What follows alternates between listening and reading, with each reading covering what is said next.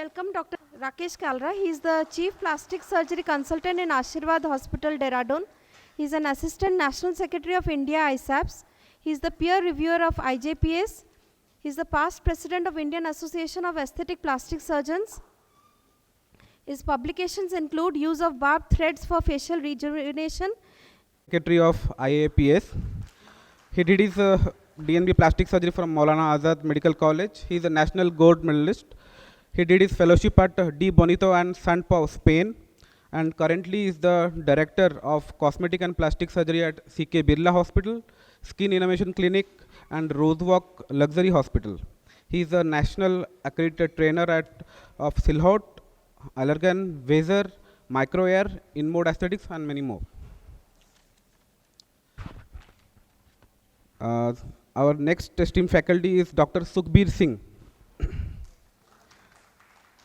He is the Senior Consultant Plastic and Cosmetic Surgeon at Resplendent, the cosmetic studio at Greater Kailash, New Delhi. He had done fellowship in aesthetic surgery at Brazil and facial aesthetics in South Korea. He is the international member of ISAPS and IAAPS and ASPS. Trainer for Allergan, Definis, InMode Aesthetics. He has more than 25 national and international publications, including a Best Paper Award on PRP. And he has published two books also, Biochemical Marks in Electrical Burn and monograph on PRP in hair rejuvenation. I next welcome Dr. Venkataraman Yamani. He is a consultant plastic surgeon, Contours Plastic Surgery Center, Hyderabad. He is an active life member of Indian Medical Association, Hyderabad, Association of Plastic Surgeons of India, Indian Association of Aesthetic Plastic Surgeons and ISAPS. He is an aesthetic surgery practitioner who aims to deliver affordable cosmetic surgery to the broader population of the nation. I welcome you all, sir, to this video workshop. And last but not the least, I would like to say something about our organizing Professor Dr. Jayan Das. He is a bouquet. He is a professor at IMS and SAM Ultimate. He established the state-of-art skin bank at SAM Hospital. He is the has the most coveted international award for the ISBI Traveling Fellowship, and had worked at Queen Elizabeth Hospital at Birmingham, UK. And his main area of interest is cosmetic surgery, and also an active member of IAPS and ISPS. So I would now request all the esteemed guests to come forward for the lamp lighting, please.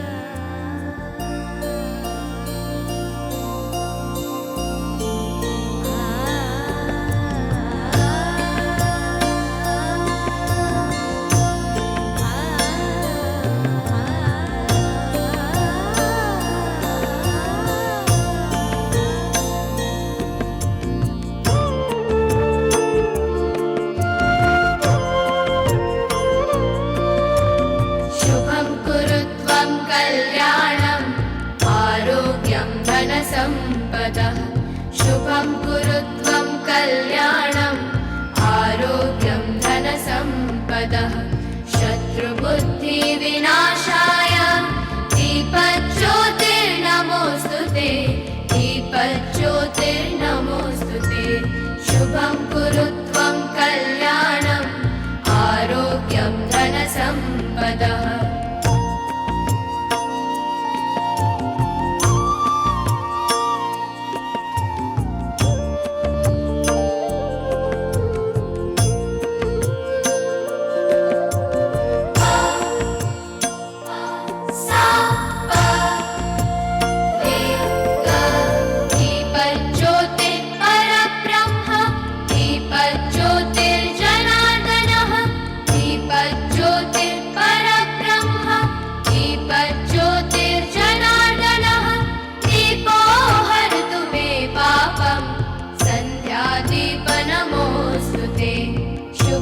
कुरु त्वं कल्याणम् आरोग्यं धनसम्पदः शुभं कुरु त्वं कल्याणम् आरोग्यं धनसम्पदः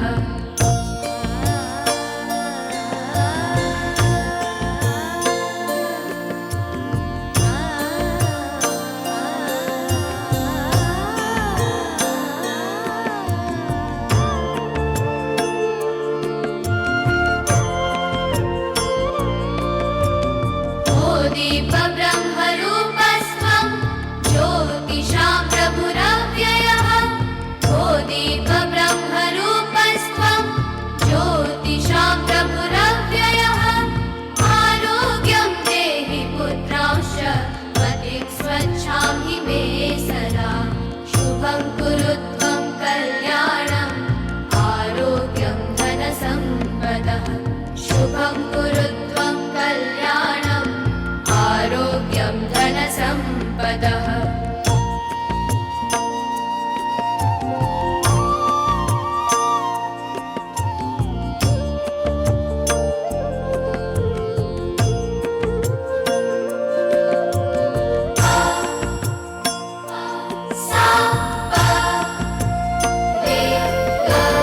द्रवेरस्तं समारभ्य यावत् सूर्योदयो भवेत् द्रवेरस्तं समारभ्य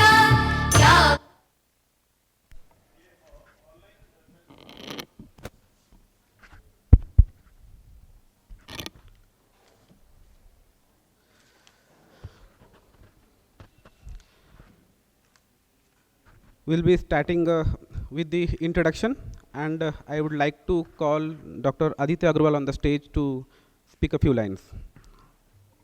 Sir, please.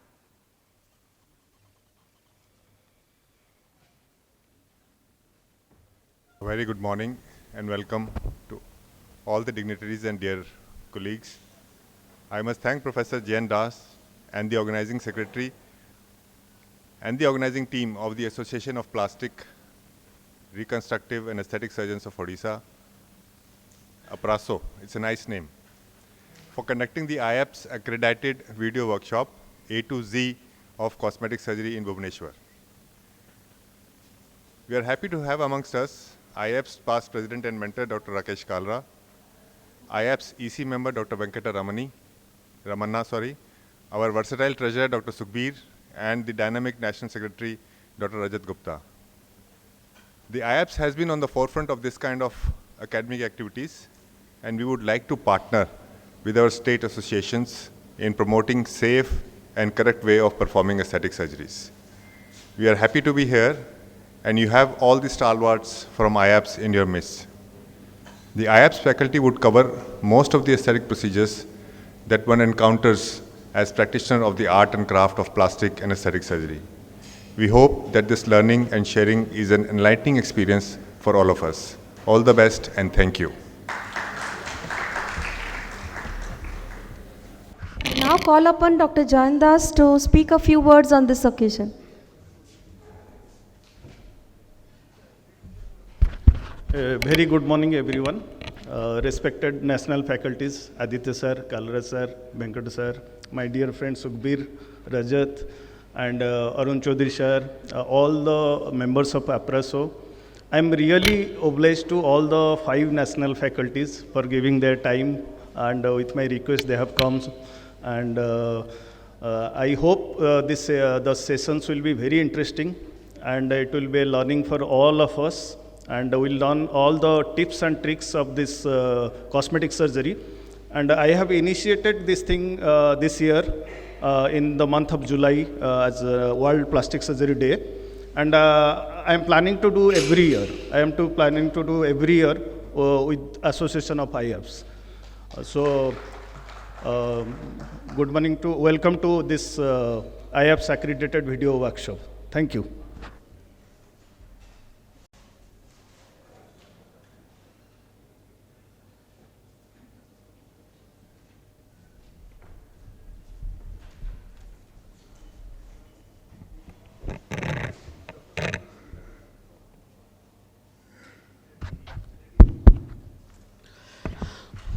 We'll start with the first session, session A.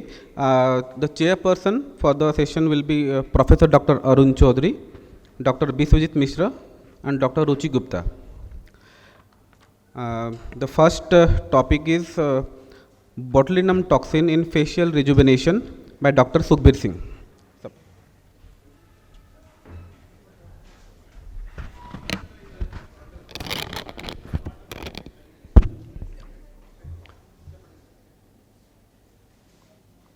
Can we have that? Yeah, very good morning, all of you. Thank you, Dr. Jayant and the entire organization for the kind invitation. So I'd like to speak on botulinum toxin facial rejuvenation. That's my talk for today. So botulinum toxin is one of the most commonest non-aesthetic, non-surgical aesthetic indication done all over the world. In fact, it was the #1 treatment which is wanted by everyone, whether it is a younger population, middle age, or an older population. It gives very gratifying results. Obviously, repetition is required. So what I've divided is, because it's a big topic, I cannot do complete justification. So what I've done is, I'll show you some anatomy from the cadaveric point of view. So I'll have my dissected cadavers, so I'll show you that. I'll go on to the assessment of a patient, how do you do the markings, and then the injection technique. So I'll just try to finish. I might overshoot the time, so sorry for that. So quickly go on. So this is the cadaver anatomy of the upper face. So these are the dissected cadavers. So request everyone, you can make videos but don't post it on social media, because cadavers are our teachers. So let's respect them and learn from them rather than trying to post on social media. Thank you. The upper face. So to start with, we have the procerus muscle in the midline. We have the oculi muscle, which is the concentric muscle. In the upper border of the orbicularis oculi, when we reflect backward, we have the roof or the retroorbicularis oculi fat pad. Once we reflect that, you can see the corrugator muscles, which are deep muscles. This is the tail and this is the head of the corrugator. You can see it subsmass and it at the level of the periosteum. Okay. Then you have the frontalis muscle, which inserts into the skin of the eyebrow. Okay. Now we will see the vessels. We have the supratrochlear, which is the middlemost vessel. So this is the supratrochlear. You can come a bit closer. So that's a supratrochlear artery and vein, and then you have the supraorbital vessels, which are lateral to the supratrochlear vessels. Now it's important to see that the vessel arises deep and then it perforates the frontalis muscle to become superficial. That is why when you do the upper face injection, you should leave the first 2 centimeters, and then when you inject above, you should inject deep on the bone, so that because the vessel is quite superficial.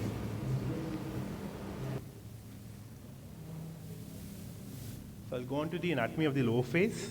Again, the cadaveric anatomy. Talking about the muscle of the lower face, the most important is the depressor anguli oris. You can see it's a broad muscle. It's broad below and it inserts into the modulus or the commissure. So it's narrow upwards and broad below. So that's the orientation of the depressor anguli oris. As you can see, this is the depressor labii inferioris. Notice the direction of the fibers is much deeper and more oblique fibers. And then you have the mentalis muscle here in the right in the center. So you have a paired mentalis on either side. Okay.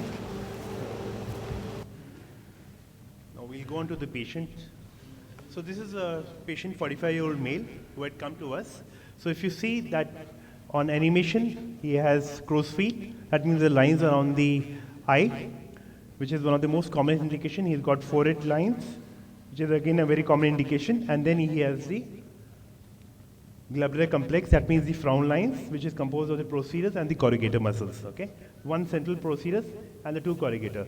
So we'll go into the assessment of the patient. So whenever you take the pictures of a patient for botulinum toxin, always take pictures in animation also. Don't just take a static picture, because static picture in toxin injection doesn't really work. You have to take pictures in animation. If you also notice that he has also got some static lines. So a lot of people ask me that if a patient has static lines, why do you do toxin? And I said one thing, that toxin, even if it is a static line, it will work on it, it will make it more softer and less visible. So always do, even if the patient has static line, you can still do a toxin, go ahead and do it. So we'll go into the assessment and the muscle anatomy. So we have a young patient who has come for botulinum toxin injection. So whenever we start the injection, idea is to understand the anatomy behind it, understand the wrinkle pattern, and then mark the muscle anatomy. Now I've already shown you in the cadaveric videos about the muscle anatomy. Same thing will repeat it on the patient. So how to assess the patient, mark the patient, and then inject the patient. So first thing is, you have to ask the patient to animate. When you ask the patient to frown, you can see the horizontal wrinkle line formed by the procerus muscle, which is the vertical muscle, starts from your root of your nose and comes up and inserts up to the skin of the glabella between the two eyebrows. Then we have the corrugator, one on each side. We have the head and the tail of the corrugator. The head is the deepest portion, which is a submass portion sitting almost onto the periosteum. And then we have tail portion, which inserts into the dermis. So as you can see that procerus is responsible for a transverse wrinkle because it is a vertical muscle, and corrugator is responsible for vertical wrinkle line because it is a transversely oriented muscle. Next we tell the patient to look up. Please raise the eyebrow. Eyebrow uthaiye. As the patient raises the eyebrow, because of the contraction of the frontalis, which is the only elevator of the eyebrows, the small muscles of the upper facial expression group are the depressors of the eyebrow. So once the patient looks up, you can see the horizontal wrinkle lines, which are typical. Now the frontalis has a different pattern in all the patient. It can have a continuous pattern, as you can see. Please raise your eyebrows again. Upar dekhiye. You can have continuous pattern, or you can have broken lines, or you can have the wrinkles extending all the way up to the hairline. Now if you can see in this patient, the hairline is much away from the wrinkle line, okay, and the patient has a short forehead. Next we will go on to the crow's feet, which is formed by the contraction of the orbicularis oculi muscle. I'll ask the patient to give a big smile, or the patient can squeeze the eyes. Both ways we can see the crow's feet. You can smile करके दिखाइए. As the patient smiles, you can see the wrinkled pattern along both the eye margins. Okay. So when we are assessing the crow's feet, basically what we are seeing is the lateral portion of the orbicularis oculi muscle contraction. Okay. So if you can see that the wrinkle pattern in this patient is, he has got the wrinkles in the crow's feet both above and below the lateral canthi. Now this is very important to assess, because if the wrinkle pattern was everything below the canthus, we would have injected everything below the canthi. As he has got pattern, which is a very typical pattern of wrinkles above and below the canthi, we will follow a curvilinear fashion of injecting, which I will be showing in all the markings. We'll go on to the markings now. Now we go on to the markings. Now the toxin markings are very simple. You just have to follow the muscle anatomy, that's all. So first is the procerus. So what I like to do is I always like to mark in the bulk of the muscle, that means near the root of the nose for the procerus, because if you inject near the glabella, it's just the very superficial fibers, the dermis fibers which you will target. But if I do it in the root of the nose, I'll target the bulk of the muscle. So I like to always inject into the bulk of the muscle. So when you are doing the corrugators, the next, it's very important you mark the orbital ring. Because in some patients, especially elderly patients, what happens is the middle and the eyebrow drifts down. So if you mark the corrugator in reference to the eyebrows, you will not mark accurately, and then the toxin can diffuse into the LPS muscle, causing latosis. So it's very important you mark the orbital margin. Take a scale, go a centimeter above and then a centimeter lateral. So the first point represents the marking for the head or the body of the corrugator, which is the most bulky part, which is a deep injection I will show you. The second point marks your tail, which has to be a very superficial injection because it inserts into the dermis. So similarly, I'll repeat the marking on the opposite side. It's about a centimeter here and then a centimeter lateral. So why do we keep a centimeter? It's very, very important because you have to understand that the toxin diffuses about 1 centimeter all around. So that 1 centimeter diffusion has always to be kept in mind whenever you mark the toxin points. Next we'll go on to the crow's feet. Crow's feet is very easy, that you mark the lateral canthi. From the lateral canthi, you mark a point about 1.5 centimeters, which usually corresponds to your orbital ring. Okay? So this point, whenever you inject toxin, you will be injecting lateral to or temporal to this point. That means your first point will be this, okay? And then what you do is you drop 230 degrees angles and you keep a centimeter gap. So if I see, this is a 1 centimeter gap. So this is my second point. Keep a centimeter gap, and this is my third point. Okay? So there are 3 points to the crow's feet. Just turn here. So I'll mark it here again. 1.5 centimeters. So I'll go temporal to it. I'll mark my point. I draw angles. And then a centimeter here and a centimeter here. So these are the 3 points I'll be using for crow's feet.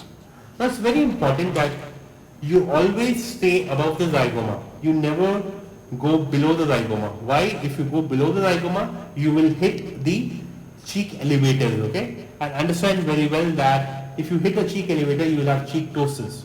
That is why you always do not try to inject or over-inject the middle portion of the orbicularis oculi, because orbicularis oculi is also an accessory cheek elevator. So do not over-inject, over-enthusiastically target all the points of wrinkles, because a lot of patients say, Doc, I have a small lines here, please take care of them. Don't try to over-inject them, don't try to go below the zygoma, you can have trouble. Okay? Now we'll go into the frontalis. Now, I think frontalis is the most challenging injection out of all the toxin injection, because frontalis pattern changes in a lot of patients. As you will become an expert injector, you will see that every patient, the pattern of frontalis is very different. Okay? So we'll see how we'll inject this patient. So first thing is, you mark the temporal crest. I'll just palpate the crest. I'll mark the temporal crest. I'll mark the temporal crest. It's a thin individual, so you can easily demarcate that. Next step will be, you will see the eyebrows, and from the eyebrows you will leave about 2 centimeters of the frontalis muscle intact. Why this has to be left is very simple, that you have to leave 2 centimeters of intact frontalis without any injection, since frontalis is only elevator of the eyebrows. If you block every bit of frontalis, the patient will have brotosis, which is the worst. There is no antidote for toxins, so please do not go too much below and over inject. Okay? Next point is, ask the patient to look straight. आँख खोलिए, सीधा देखिए. As the patient looks straight, I'll see the lateral limbus line. Okay? I'll see the lateral limbus line and I'll mark a point here. Just look straight, sir. सीधा देखिए. I'll mark the lateral limbus line and inject a point here. From the temporal crest, I'll go about 2.5 centimeters medial, and I'll mark the point. So where both the points meet, so this will be my first lateralmost point. I'll measure from here again, 2.5 centimeters. So that's my second point. The third point will be exactly in the midline, above 2 centimeters. So we have got first 3 points which are horizontal points in the same line. Okay? Now we have to mark 2 more points now. That is determined by the contraction pattern or the wrinkle pattern which the frontalis forms. Okay? So I'll tell the patient to look up again. आप eyebrow एक बार ऊपर उठाइए. Okay. Once the patient lifting, I can see that his wrinkle pattern is almost still here. Just stopping short of the hairline, okay? That's a wrinkle pattern. So I can easily go all the way up till here and mark 2 more points. Now typically I'll make sure that I'm taking into account the 1 centimeter diffusion which is going to take around, okay? So if I join all these points, if you can see, this becomes the M pattern of frontal flexion, which is the universally adapted protocol at the moment. Just relax, sir. Relax, correct? Okay. So now we have all the points. We have 5 points for the frontalis. We have got 2 points each for the corrugator and 1 for procedure, that means 5 points. We have got 3 points for the crow's feet each side, so 6 points, okay? So 6 plus 5 is 11, 11 plus 5 is 16, okay? So typically we are following the 4 units protocol. I think every point we are going to inject 4 units. So that's the 64 unit protocol which is universally adapted at the moment to give a result which will last for about 5 to 6 months. We'll go on to the injection part of reconstitution of it. 0.5 ml of 0.9% sodium chloride, that is normal saline, non-preserved, very important. Make sure it is not distilled water, either do it yourself or train your assistant well. Thank you. I think I'll skip this and we'll go on to the injection part of it. I think that's more important. Yeah. Cleaning, that means antisepsis, is very, very important.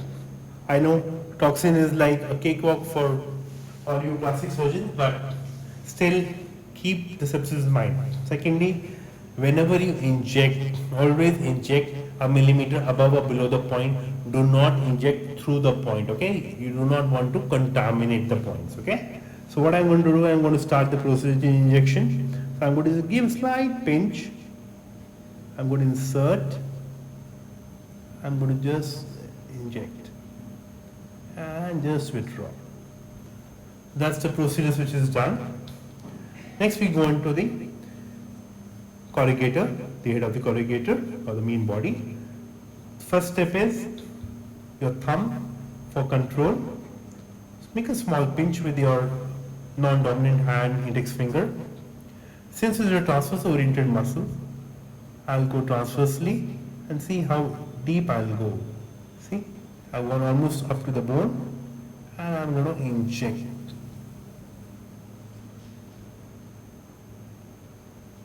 And just take it out.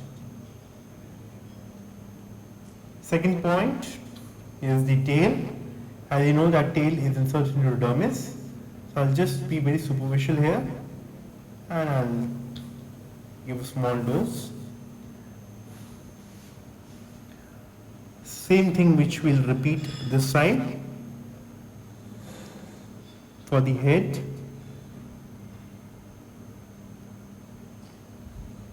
Then the tail.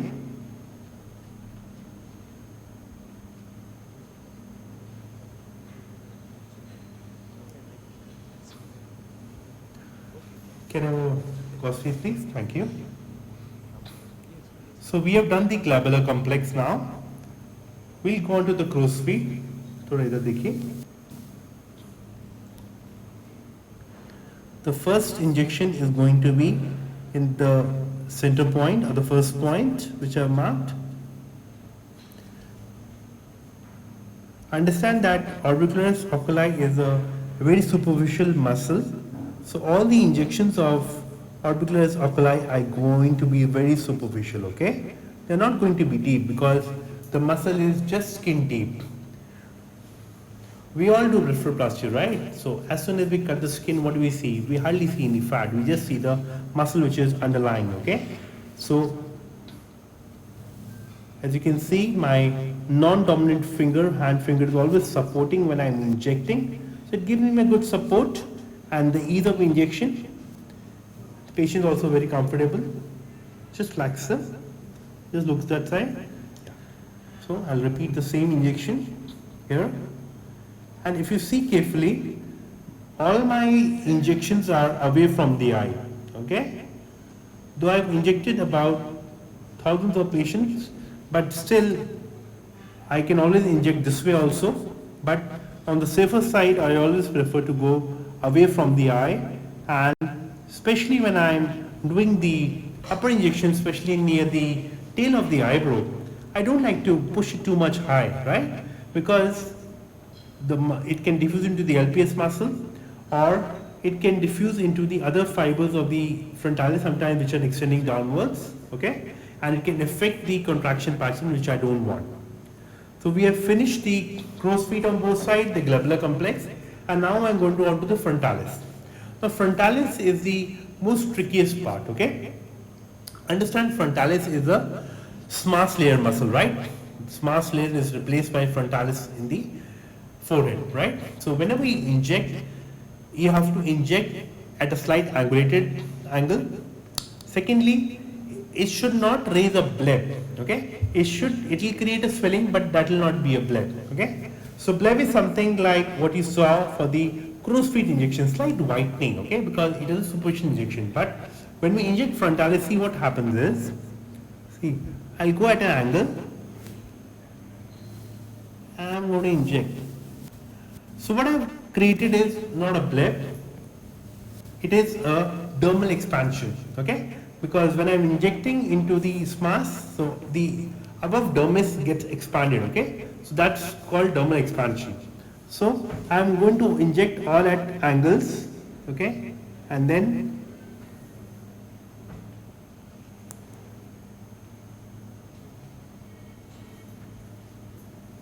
I'm going to again inject.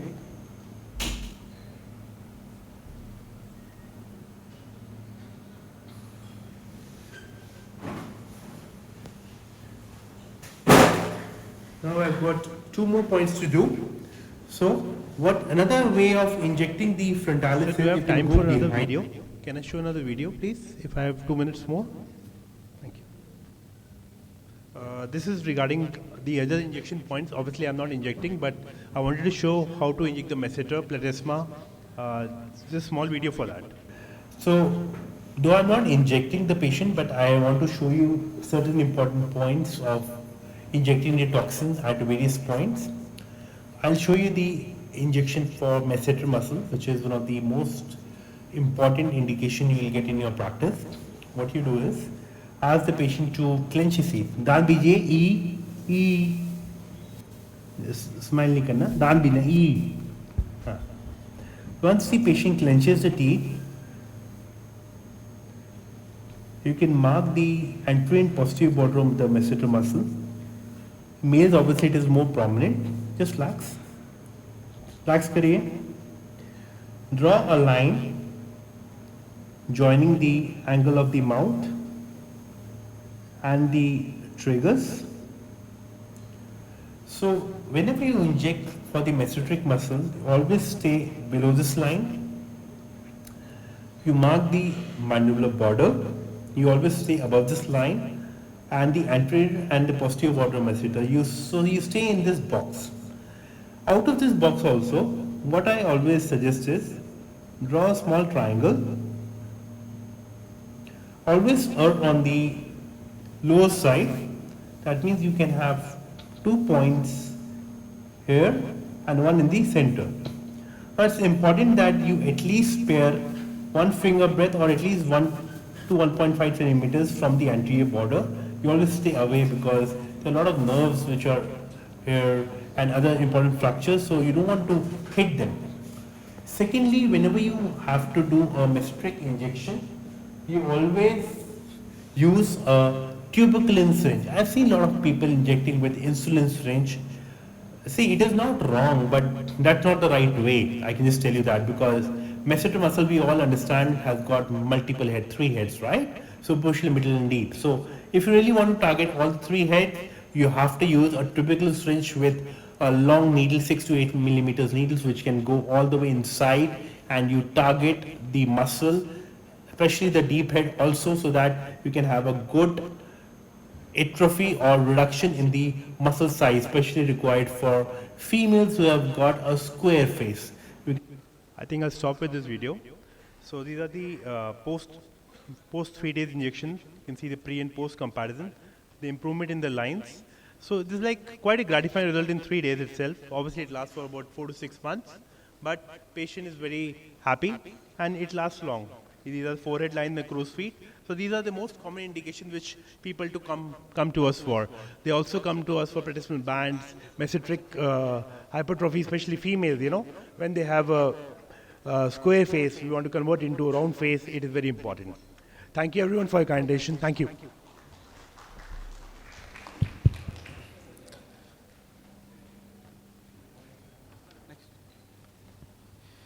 The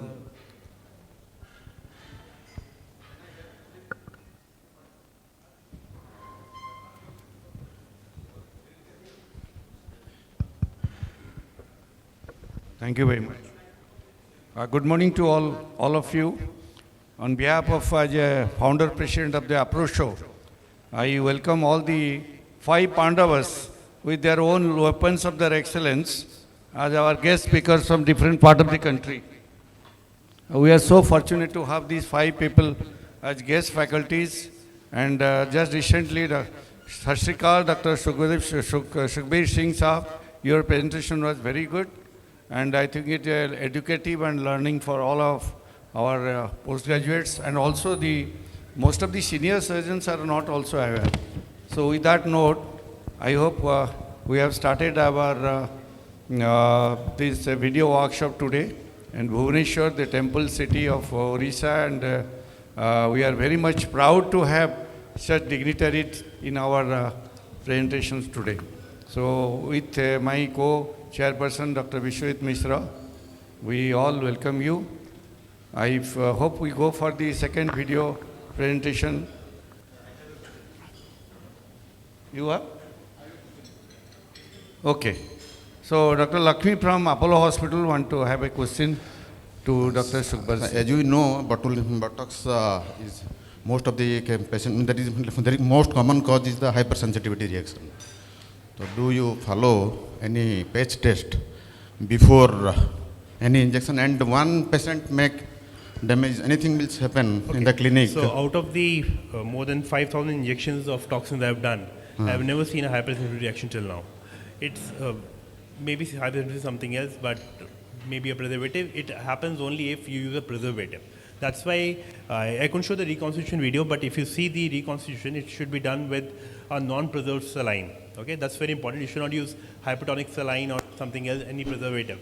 If you use that, then there are chances. Otherwise, I have in 5,000 injections, I have never seen any hypersensitivity reaction till now. But literature says should be given 1 month before the literature. Whatever the literature says, it gives. Documentation has been done, but it is the rarest of the rare hypersensitivity reactions which have occurred. Thank you, sir. Thank you. Thank you. Sir, I have one small question. Yes. What is the average dose you give for glabella and crow's feet? So typically we give about 4 units per injection per site.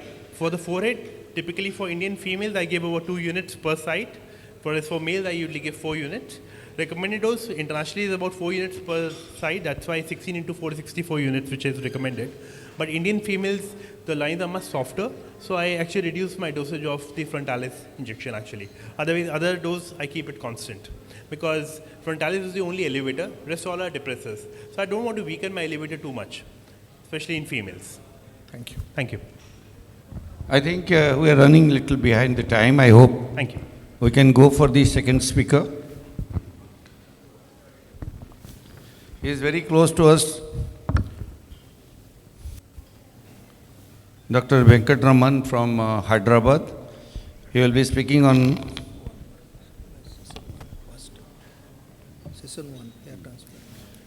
hair transplant FUT. Good Sir, it morning, is your everyone. platform. Go ahead.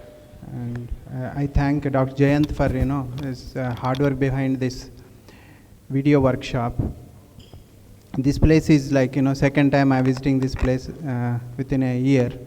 Same podium, same hotel. I'm going to talk on hair transplant surgery. Just play. It's film now.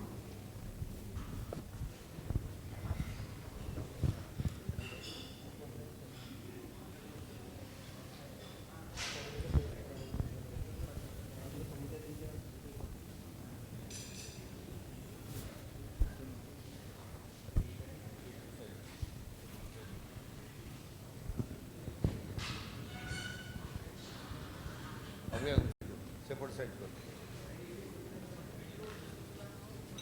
Yes, thank you.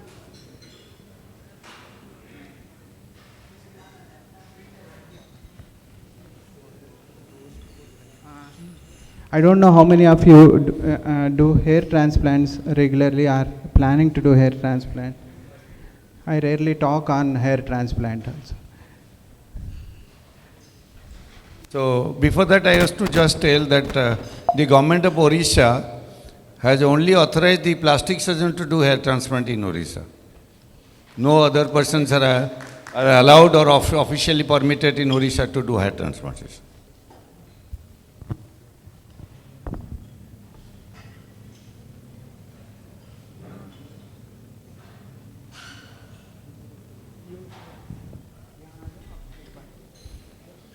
I think it has come. Yeah.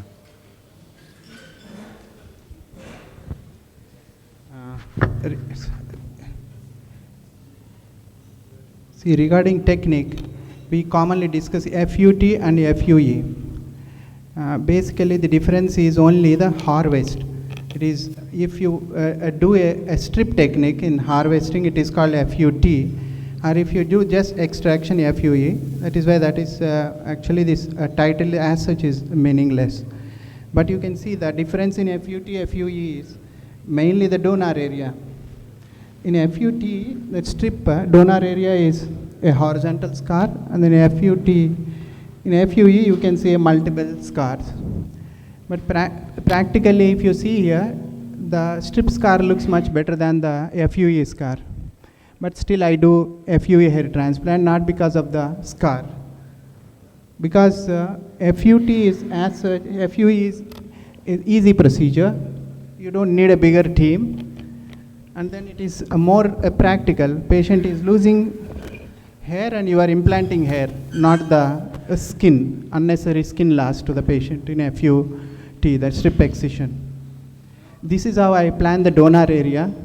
And majority of the patient nowadays we add beard roots for hair transplant, and not only in one area. We mix both beard and scalp so that you get a better texture after growing the hair. And local anesthesia is the regular one, 2% xylocaine with sensoricane, and then Kinocort added to that with little adrenaline.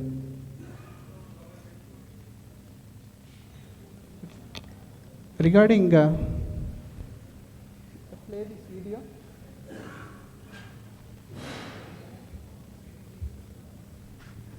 Regarding extraction, we use a punch of 3.5 mm.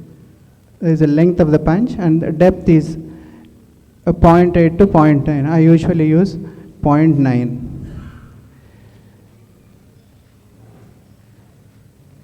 See the difference, graft versus follicle. People ask the number of follicles, number of grafts and all. You can clearly see that these are the grafts. Graft may have 1 or 2 or 3 or even up to 5 follicles.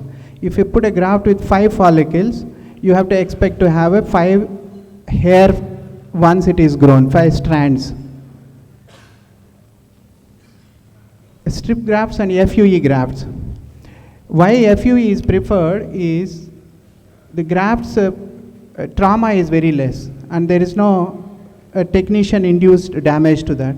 The only thing is you have to just extract with the core of a stem cell tissue around that. And during implantation also you can make them float, and you get a equal level. These are simple basic instruments which you need to do. And most important is planning. That too according to the patient's desire. And I always give a pen to the patient to mark the hairline, whatever they desire to have, explain your practicalities, and then do the procedure. Rather than we defining the hair, you need hair to this level, that line. Because these surgeries are more of surgeries related to the preference of the patient. In aesthetic surgery, always know more from the patient what they want to have. Sometimes it appears very abnormal, still you have to respect their preference. This is how I plan the density. Make a hairline, make it irregular, and in the initial years you can draw the 1 square boxes and plan in each blocks. In fair-skinned individuals, put 15-20% more than a brown or dark-skinned individual. See here, we have 30 blocks, 30 squares, 30 into 4, 40 in each square feet, total 1200 grafts were implanted. That is grafts, not follicles. And for making slits, standard, whichever loop you use, whichever you are comfortable with that, needle you are comfortable with that. Usually we use 18 gauge needle for majority of the patients. When you have a very thick skin you can use a bigger bore needle because they get contracted by the time you start implanting. And most important is you start doing the procedure, not the outsourced people or technicians. Once you as a surgeon, if you start doing the procedure, you get interest and then your quality and results are going to be better so that we can convince the patient better. This is angulation. When we're implanting, you have to respect the angulation because every person won't have the same angulation. The existing hair will give the clue regarding the angulation. Accordingly, you should put. Otherwise, the implanted hair will have one angulation and the existing will have another angulation and it looks unnatural. This is how the hairline should be designed. One has to lift the hair to see the hairline. If you put in a right angulation, the hairline won't be visible, thereby it won't appear abnormal. After growing, that you will have this type of hairline as well. And regarding implantation, you can see a technique what I do in implantation.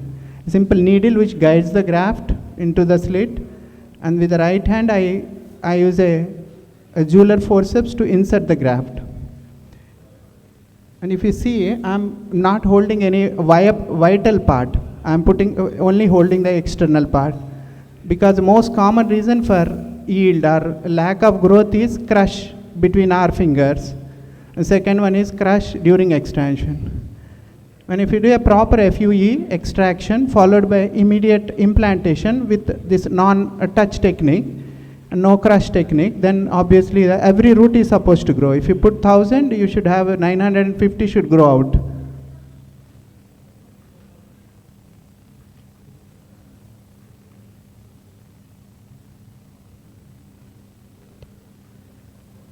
And I implant 1000 roots in 1 hour in majority of the patients. In a difficult case, maybe 900. In an easy case, 1200 per hour. So if my plan is to do a hair transplant of 1500 grafts, the total time will be 3 hours. 1.5 hour extraction, 1.5 hour implantation, 15 minutes break. That's why we should finish the whole procedure in 3 to 3.5 hours. And I stage the procedure in 2 days. When I have to do 3,000 to 3,000 grafts, we do it in 2 days, 2 4-hour session, rather than stretching more and then dividing will reduce the cold ischemia time and also a better graft survival, and mainly the fatigue to the surgeon and the patient is going to be less. Post-op care, just leave the recipient area open and then cover the donor area. Ask the patient to have a saline sprays. And role of finasteride post-operatively. I practically won't give finasteride to any of my hair transplant patients. Only older individuals, above 50, we can add a finasteride. And very young people in 22, 23 years, we can add a finasteride. Because it gives a pseudo growth. After end of 1 year, you see that your hair transplant patient will have a too much growth. See here, he has too much growth, but I haven't transplanted that well, but still he has a good growth. Reason being because finasteride may be producing the growth. Now we discuss about issues rather than pre-post pictures. You see pre-post pictures behind autos also nowadays in regarding hair transplant advertisements and all. Issues we have to discuss related to age. When do we can do an early hair transplant? Usually we should discourage till 23, 24. The idea of waiting is just to know the pattern of the loss. If you know the pattern of the loss, we can do the transplant early, even in 23, 24, if you know that he is going to have this pattern of hair loss. Here you can see that there is this man has, he is just 23, 24 years. He has a pattern already so that we could transplant early. The same boy, he has unrealistic expectations. We have discouraged him to do the hair transplant, but he wanted it. And see the hairline what he draw when we asked him to draw that. Because he has a good donor, his growth is good. But still after 5 years, 6 years, we don't know that he might lose the hair behind if there is a genetic predisposition. So we have to explain that in the long run in younger individuals.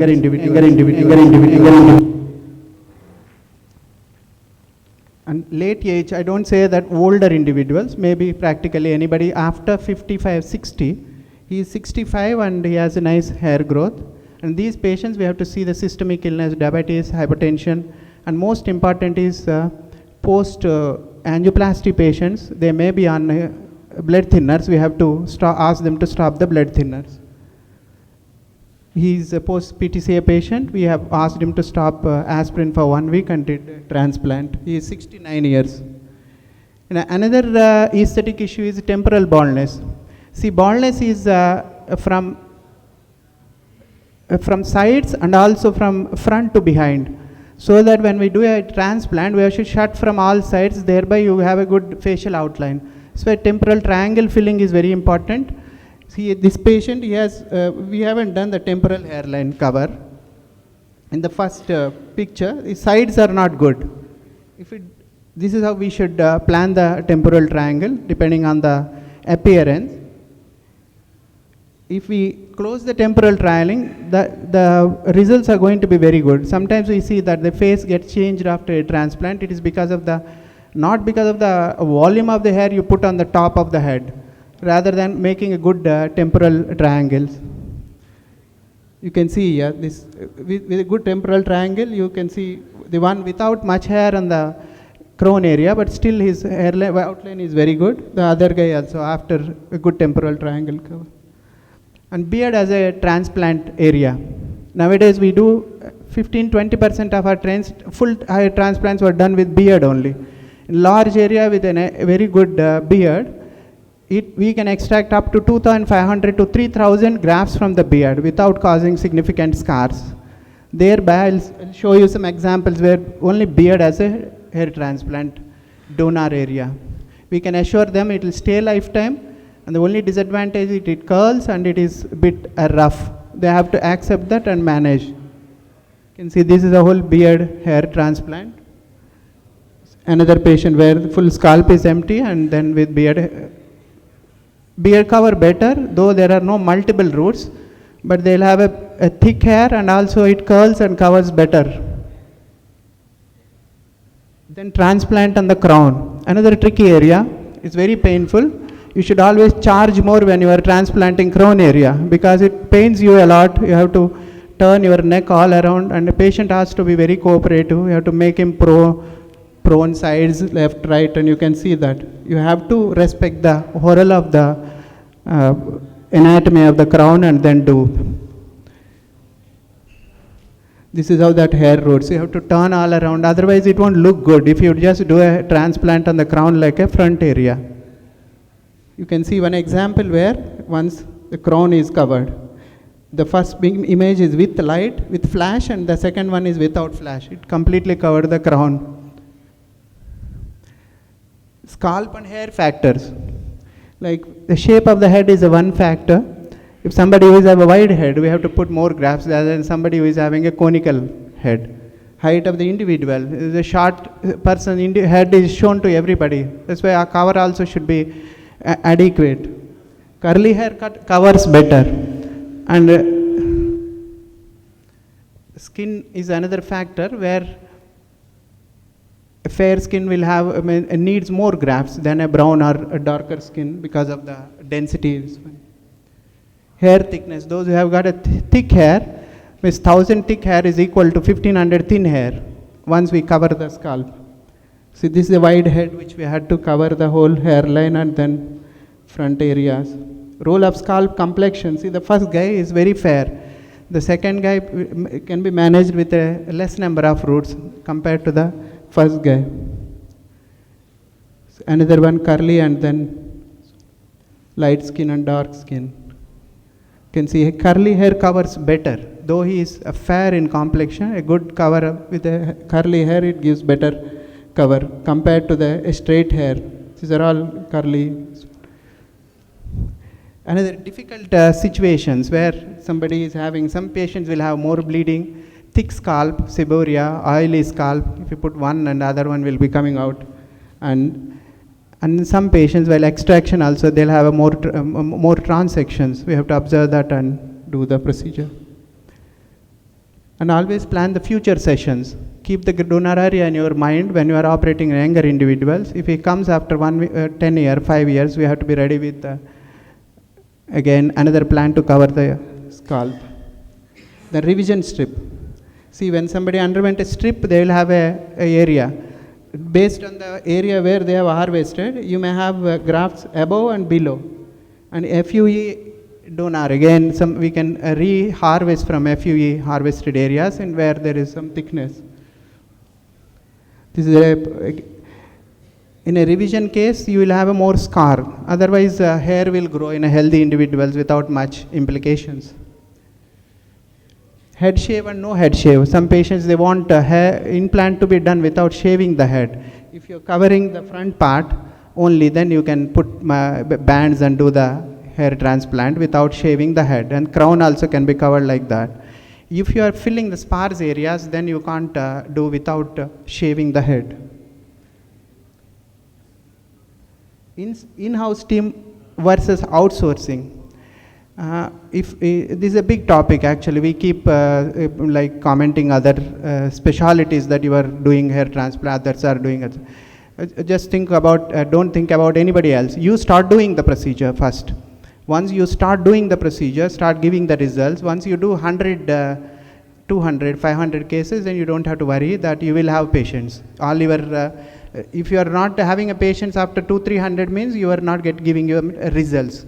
This is one surgery in aesthetic surgery which is very much satisfying to the patient and surgeon if you do with, if you give good results.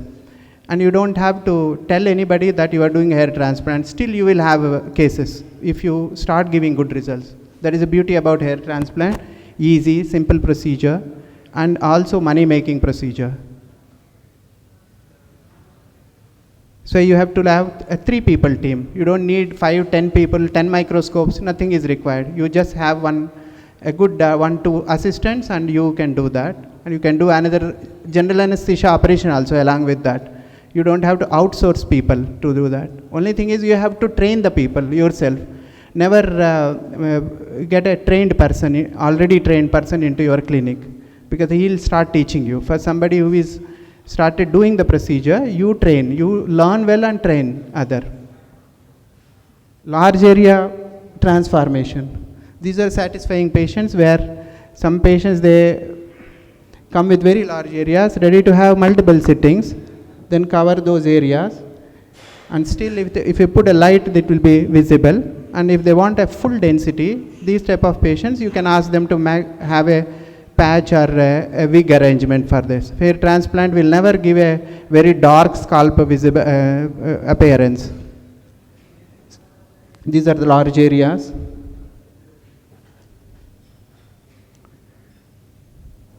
Another large area. Covering sparsely bald areas in a fair-skinned individuals. This is one situation where these are the thankless procedures. You have to do lots of work and again over time he lose his hair. Then again after 3 or 4 years you will have again and landed up in a sparse area. These patients you should explain them that after 3-4 years you may need a touch-up procedure if you have adequate grafts availability. These are the difficult situations where you, rather than the clean scalp areas. Longevity of the FUE. You keep hearing the talks that FUE grafts won't live longer, strip grafts live longer. That is not entirely true. Only thing is, if you deviate from the pure donor side when you are harvesting FUE, you will have that problem. Stick to the donor area which is behind the scalp, between the ear. See, strip will be 2 centimeter, usually max 2.5 centimeter. But if you are doing a FUE, you add 1 more centimeter above, 1 more centimeter below. Thereby you you will not be able to harvest too many roots, but the longevity will be same, and extract with a wider bore punch rather than a very narrow punch, so that more tissue get attached to the follicles. These are the two issues actually discussed. Longevity, scar is not a big factor in both. And woman hair transplant, rarely you come across some women for hair transplant.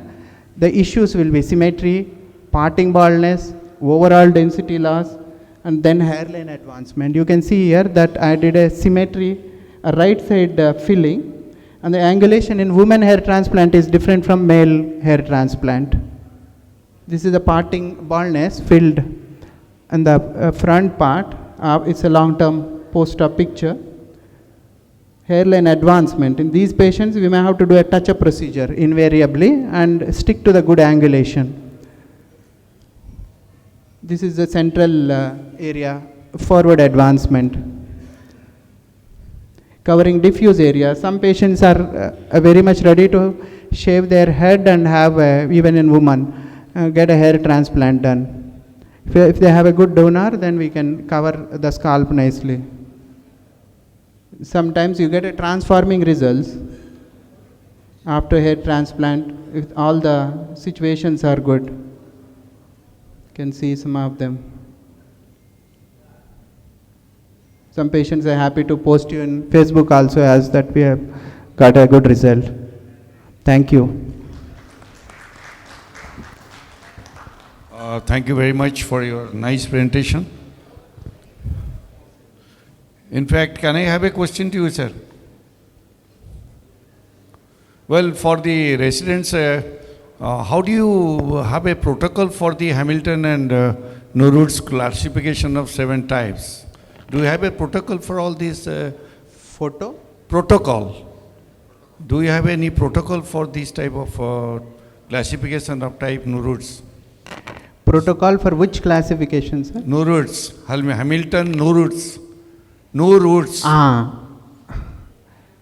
The classification, type 1, type 2, type 3.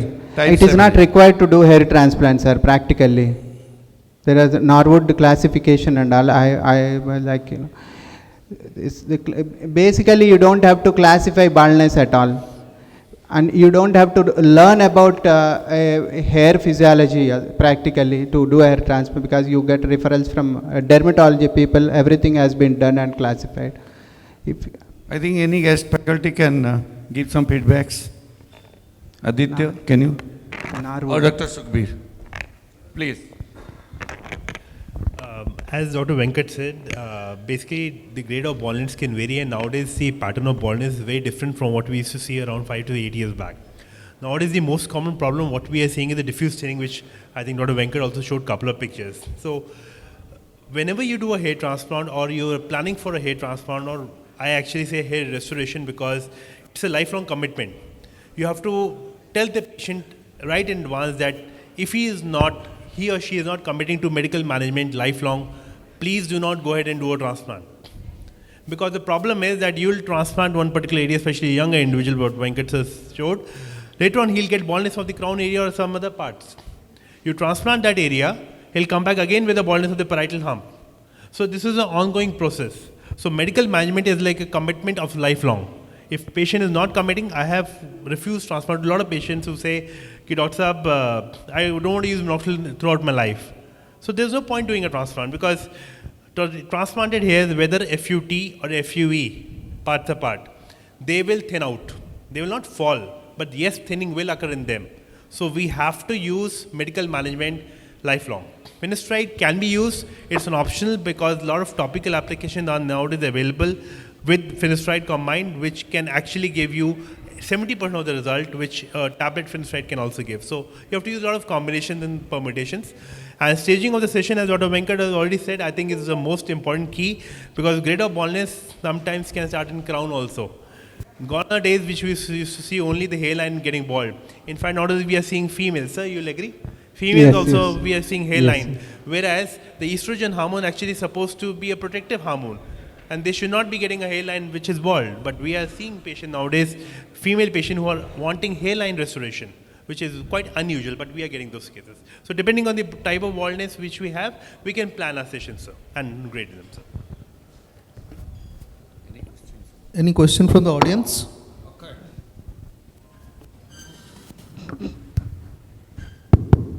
Usually a hair transplant patient has got 3 more concerns. One is natural look, other is natural orientation, and other thing is use of finasteride for duration, how long it is to be used. Regarding finasteride usage, as I have already told, I don't use finasteride for middle-aged people. Why do we use in some younger people before doing a transplant, between 20, 22, 23? They will definitely finasteride reduce the hair loss, and patient anxiety get reduced if you add finasteride in young age. And for younger generation, we can use it till they get married. And after 50, what I heard from the even patients only, doctors and all, that it is going to be helpful even in prostate disease. Using a finasteride after 55 is good only. It adds both in both aspects. And regarding angulation and other technical issues, density, naturality, that is, it's only decided by the surgeon's skill. You have to keep doing and develop the procedure. That is what I was telling. In my clinic, it is reverse. Staff extract the roots and I implant the roots. And majority of the places where surgeon will act for some time for extracting the roots and come out, and the implantation is done by 2-3 technicians sitting all around. Because if you start doing it, you realize that there is lots of variations in the scalp, angulation of the hair and all. So if you do it regularly ourselves, then quality of the thing is going to be better. And if somebody undergoes hair transplant, a person standing in front of you should not be asking that, who did your hair transplant, even if density is less. If the angulation is good and then the root exit is fine. Sir, I have 3 questions. One is, what is your experience in scarring alopecia? Second is, have you any experience in DHI, direct hair implantation, where the dermatologist people, they are promoting and they are marketing and getting more number of patients, they are promoting like DHI. And third one is, what is PRP? PRP, when to start, and during the intraoperative period or post-operative period, at what time you are starting, what is your protocol? I want to know 3 questions. First thing is scar alopecia, means in the donor area you mean. So donor area will have a scar, hair loss in this area. So if you extract more roots, obviously you are going to have a scar. And if that is what I told in the beginning. FUE scar, follicular extraction scar, is no more better than a strip scar. Strip scar is a line which is visible for few days after shaving, if it is nicely done. And I am asking about the post-burn scar or something scarring alopecia, that conditions. That you can do a hair transplant on scar. Normally, we have done for many patients in the cheek areas, in the beard areas, post-burn scars, they accept graft nicely. But a ratio, a percentage maybe compared to a healthy scalp, it is less. You can easily do hair transplant on post-burn areas if the area is soft and a old scar. They'll accept. I have done it on the beard areas. Second thing, you asked some other question. PRP. I don't give PRP after hair transplant. I don't want to change the hemodynamic alterations or pressure on the implanted area. Till 7 months, I don't give PRP. There are people who regularly give PRP after doing a hair transplant. I don't do that. I practically also, I never propose a PRP to any patient. I only ask somebody, give somebody who asks for PRP. Reason being, it is so popular. Patients only will ask for PRP nowadays. I give for those patients. I don't propose the reason being, if I start proposing and charging and doing PRP, for majority of the patient, I have to assure hair.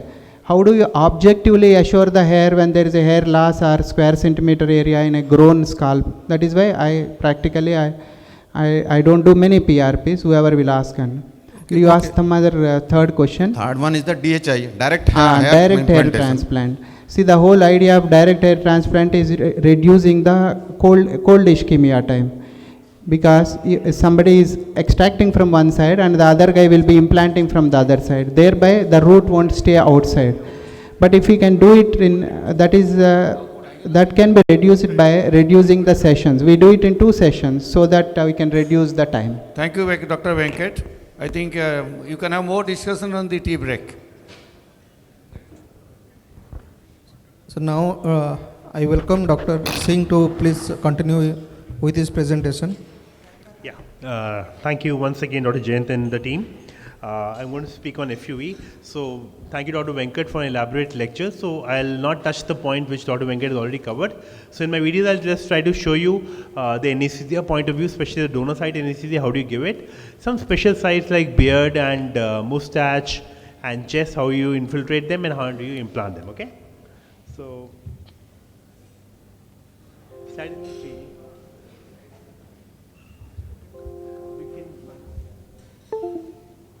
one second, just there.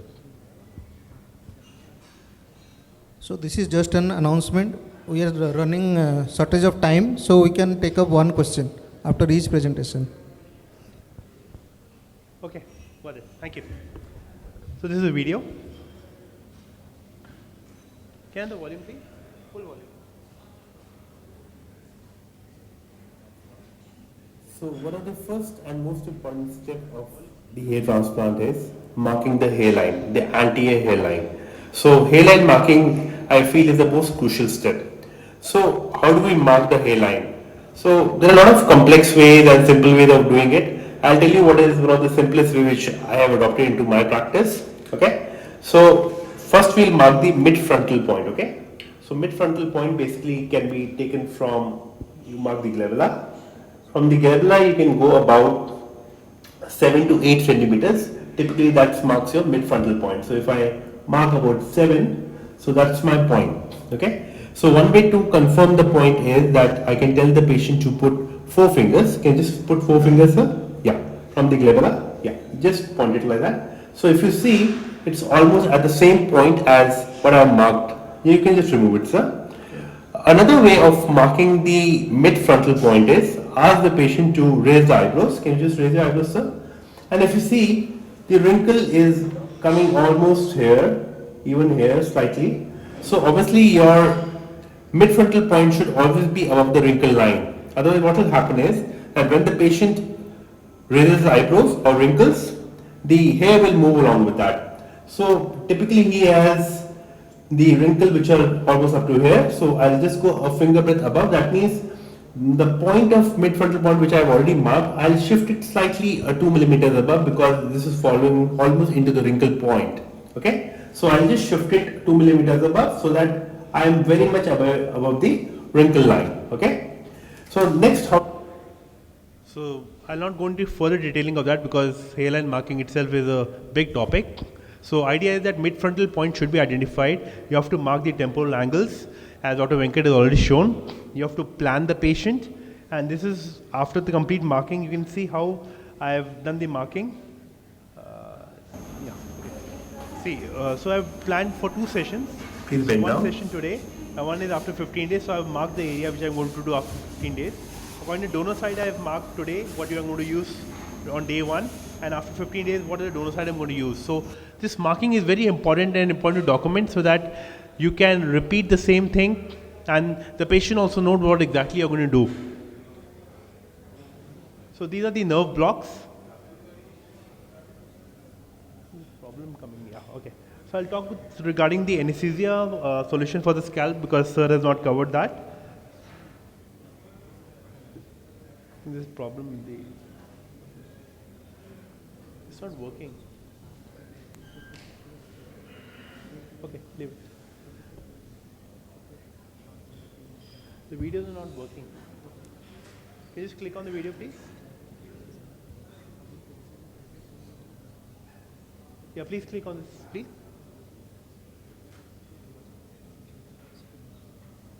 The vibrator, and we'll give a first injection. Just go back to the previous video, please. No, after this, next video. Yeah, this one, please. I think there's some issue with the. Not this one, the previous one. Yeah, this one.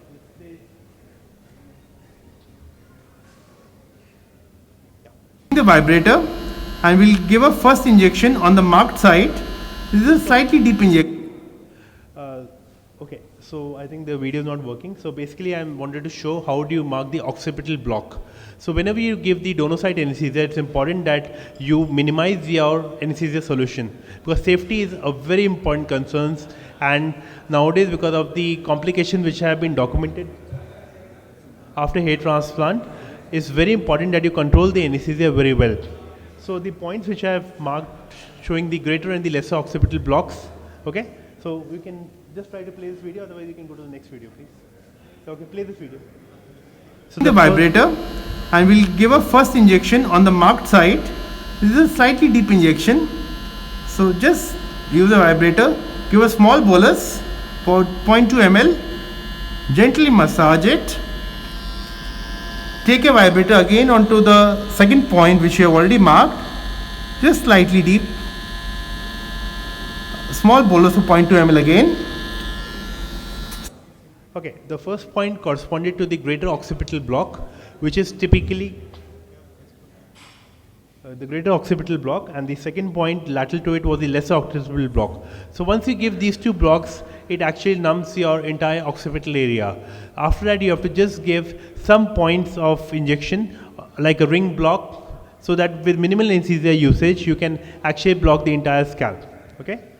So I'll go to the next.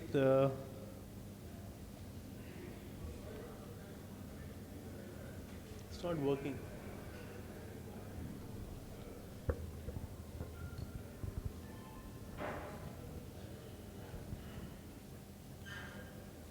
Okay, this is supraorbital and supratrochlear blocks. Okay. Can you play the video, please? We ask the patient to look straight. We mark the medial limbal line, and along the medial limbal line, we just extend a complete line, vertical line, starting from the forehead till the mentum. So this line basically indicates the three foramens, that is the supraorbital foramen, the infraorbital foramen, and the mental foramen. Once we know the location of the foramen, it's very easy to give the local anesthesia. Now the important point is, we never inject into the foramen, we always inject around the foramen. So I mean that we never inject like this. When we inject the supraorbital block, we just take the tissue, pinch it slightly, go slightly deep inside, and just give a small bolus injection of the supraorbital block. The supratrochlear notch is located about 1 finger breadth medial, or about 1.2 centimeters medial to the supraorbital notch. So just take the pinch of the tissue, gently go inside and give a small bolus. Similarly, you repeat the injections on the opposite side.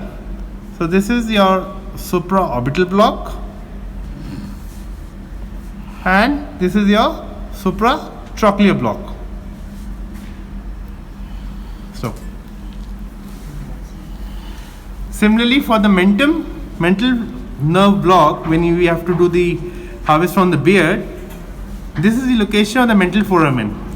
Now the mental foramen can also be located by a simple easy task, that we take the lower lip margin and the mandibular border, the midpoint of them, and just medial to it usually marks the mental foramen border. So again, the idea is not to go inside the foramen, idea is to go around the foramen. So you gently go inside and give a bolus injection. So this will cause numbing all around the mandibular border, and then we can give a ring block and then do the beard harvesting technique. Okay, so after you give the mental block, you can give a small ring block also along the margin which I have already drawn. So once you give that, there is adequate anesthesia for the beard. Again, we are staying in a very minimal dosage and a safety margin. Okay. Okay. So this for chest. Can you just play the video, sir?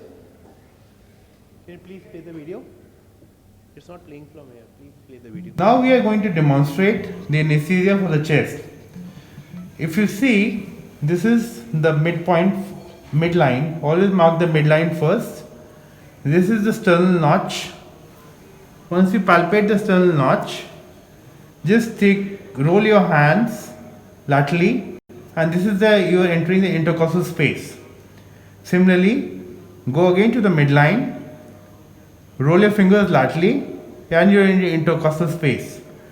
Now it's important to understand that the intercostal nerve block is actually given from the posterior aspect, that is patient in a lateral position or a prone position or a sitting position. But as we are harvesting only from the chest area, we like to give blocks of the intercostal area. So we have to be not in the subcostal. This is the subcostal area, that means the lower border of the rib. But as the intercostal nerves comes anteriorly, it remains in the intercostal space rather than the subcostal space. So we have to inject within the intercostal space. Can I have the next video, please? Okay, just click on the video.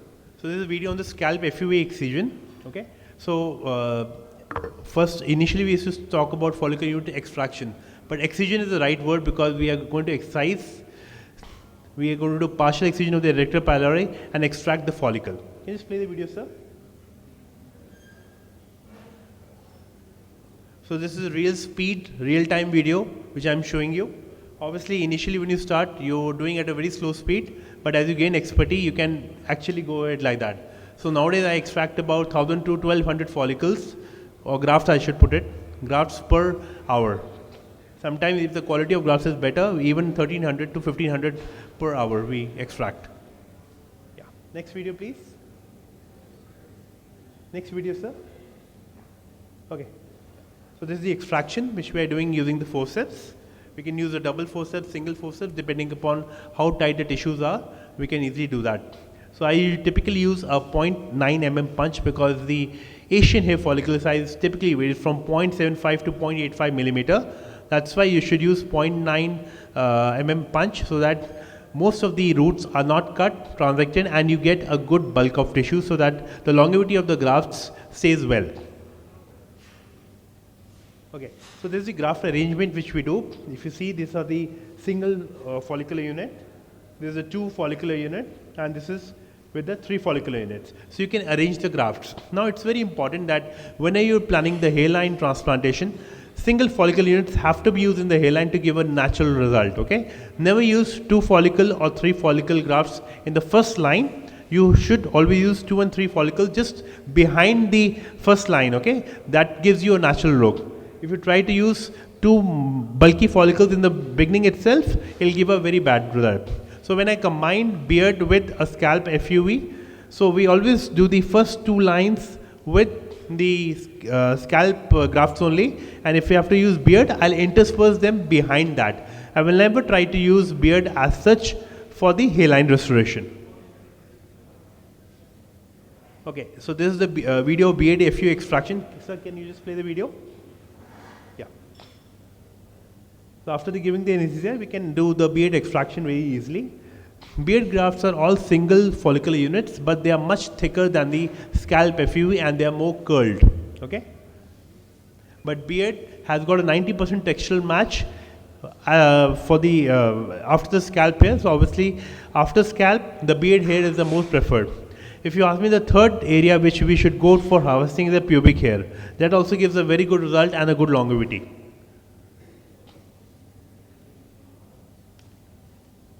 Okay, so these are the beard FUV. You can see they're all single follicular unit, but they are all curled and they're much thicker than the scalp FUV grafts. Okay. So this is the implantation video. Can you just play, sir? Okay. On the left side, you can see the beard transplantation going on. One point to note is that whenever you do a beard transplant, your assistant has to stretch the area. Okay. There are 2 forces which are pulling the skin. They're stretching the skin so that the person can transplant easily. If you do not stretch it, it becomes very difficult to do a beard transplant. Trust me. Okay. This is the second video. Can you play the second video, sir? Yeah. So this is a typical transplant which sir showed. The only difference is this is a double forceps, no root to touch technique, in which I use two forces. One is the angled forces, which increases the diameter of the punch I've already made, and the other forces which holds the root and implants. Okay. So again, this is no root to touch technique. Very quick way, you can do whichever technique. There are a lot of ways to do it. One is with the needles, like a stick in place, called stick in place. This is called the double forceps implantation. So you can adapt anything. You can even use implanters, which are nowadays very much in place.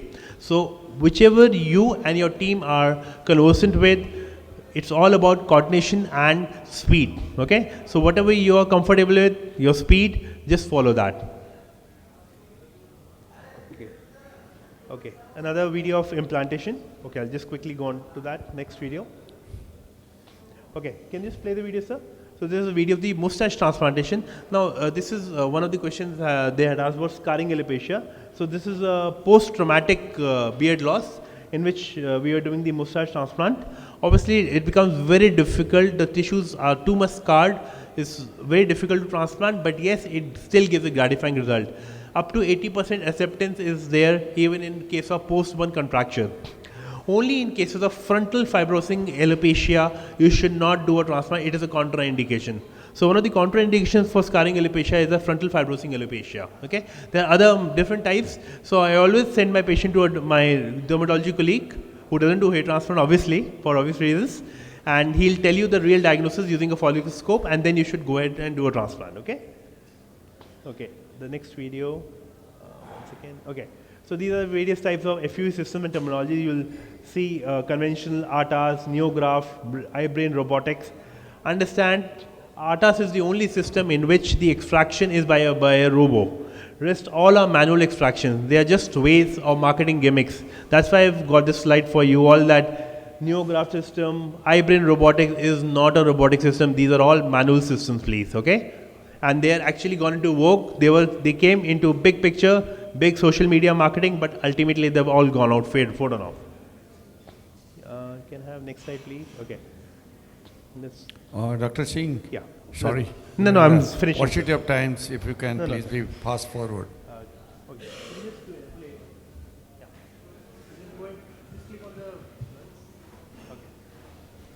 Thank you so much, sir. Any questions? Most welcome. Thank you. Thank you. I think we have the question at the last part, or maybe in the tea break. We have two speakers more left. Yeah, no problem.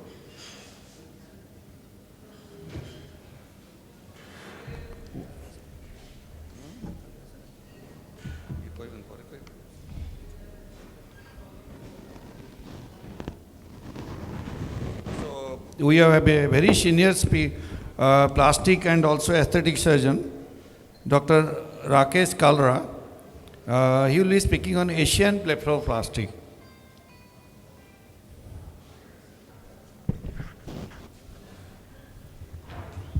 यहाँ से connect वहाँ से करोगे तुम्हारी तार कहाँ जा रही है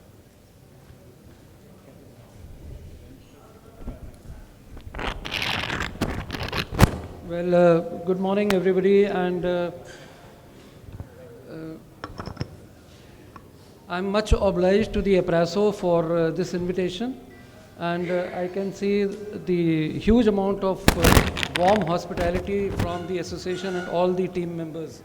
So thank you very much for all that, and let me speak about the oriental eyelid blepharoplasty.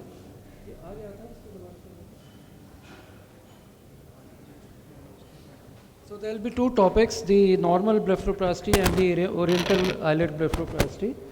And I come from an area in Uttarakhand where there are a lot of Nepalis and Tibetan population, so I get a fair amount of these patients. The oriental eyelids, they look as beautiful as the occidental or the western eyelids, yet somehow the people in that area, you know, they want, or the orientals always want their eyelids to look different and to look more like the western eyelids. So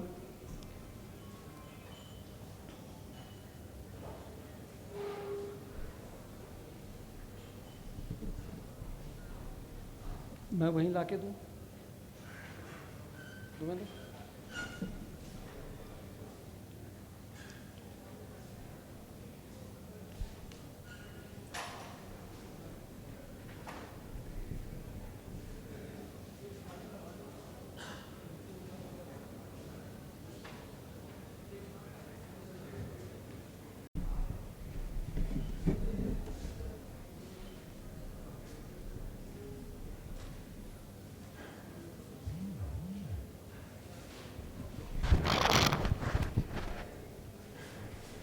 Sorry for the inconvenience.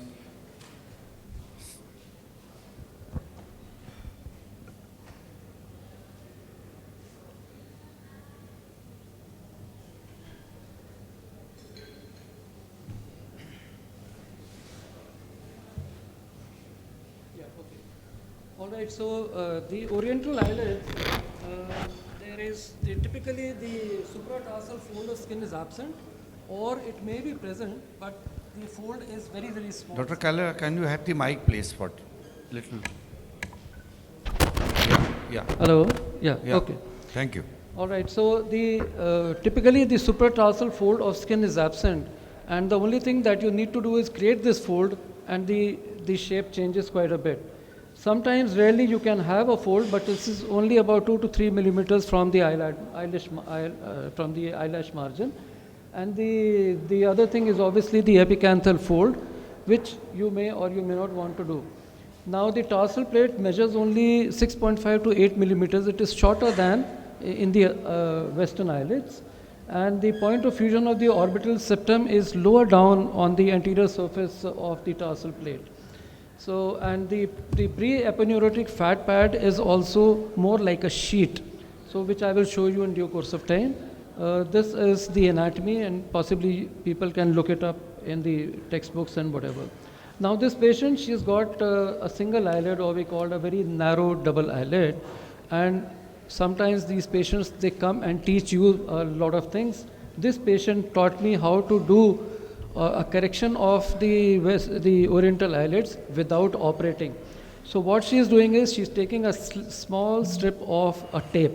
She was using the milky white colored normal tapes, but then I handed her over a transparent tape, and what they do is they make a strip which is equal to the tarsal fold and to the width of the tarsal plate, and they put it on the upper eyelids like this, and lo and behold, you know, she becomes a person with a normal tarsal fold. So this is something that can be done. So this is the comparison with and without the tape, and this obviously I went ahead and did her surgery, so this is how she looks after the surgery. There are some glues also which are available, not maybe in India but in the oriental countries itself, where they put the glue and the fold appears. So now the surgical steps to the procedure. Make sure that the patient can take the surgery, that she is not on any aspirins and anti-inflammatories and anticoagulants, no hypertension, stuff like that. All right. So have the eyelids closed, and then you notice that you will actually mark the supratarsal fold where you want it to be. At the center point in the eyelid, it has to be 8 millimeters from the eyelash margin. And so you make a curved line, and then you pinch the skin just sufficient that you think you can excise. So and you do this by holding it with a non-tooth forceps. And then you mark the upper point as well, and then make the parallel line to that in the shape of an eye itself, you know, so it's a fusiform sort of a elliptical incision that you have to finally make. It is safe to leave about 20 millimeters of the lamellar skin, you know, something between the eyelash margin to the lower border of the eyebrow. This much has to be at least 20 millimeters. Anything in excess can be removed, but then depending on how much you really need to remove, you can safely remove there. So now you have this, you also make sure that once the patient opens the eyes, then the lower margin and the upper margin are sort of the marked lines, they are sort of meeting each other, so that you know that this amount of skin can easily be taken off. Give a local anesthetic. Try to avoid any visible veins on the eyelid while you are giving the injection. Give the incision, which is just skin deep, and then you remove the strip of the skin.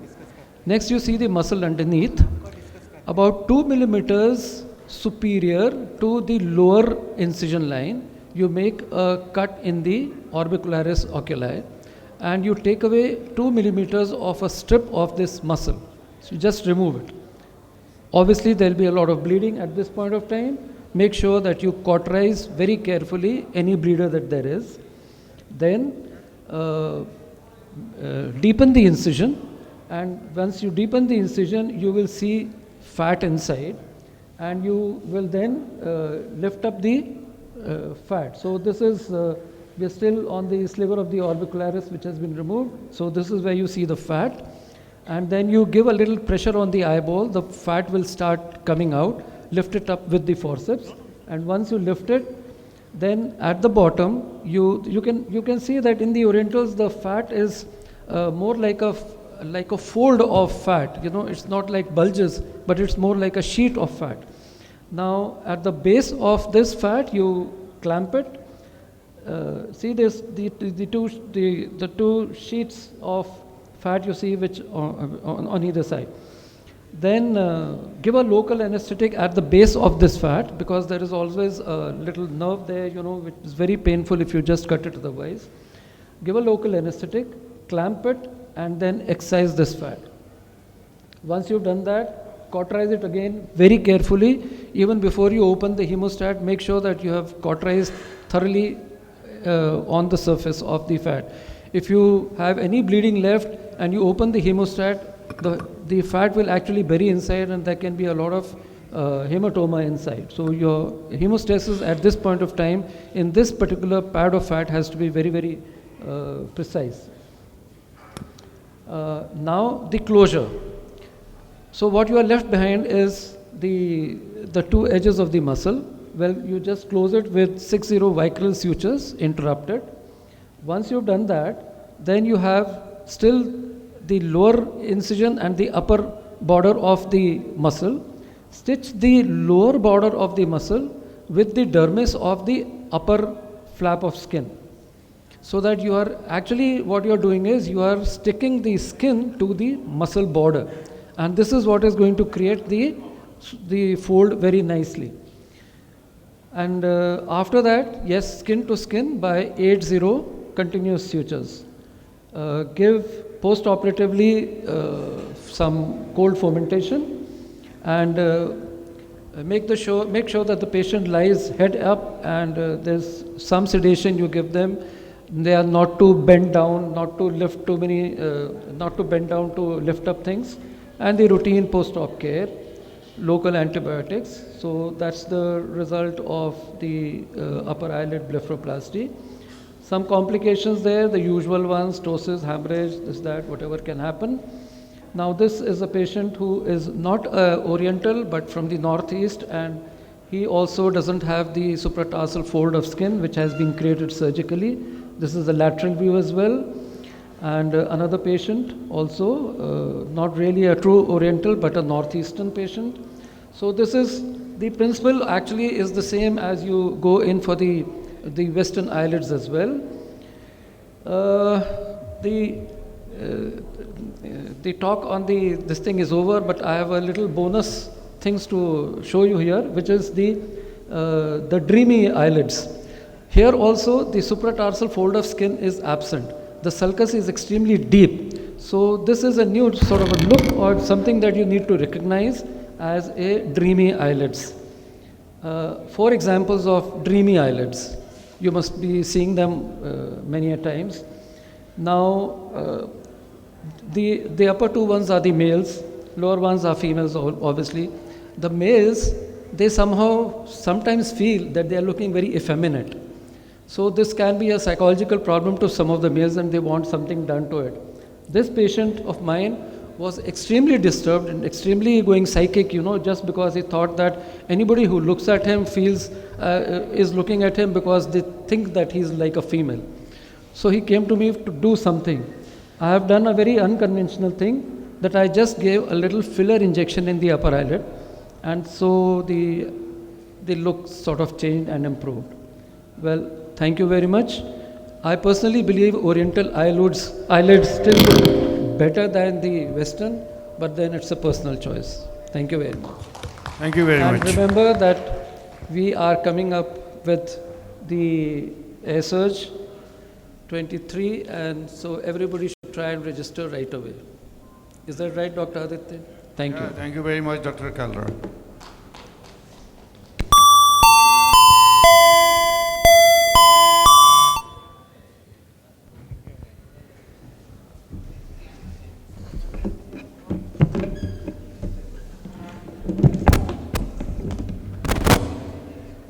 And now I call upon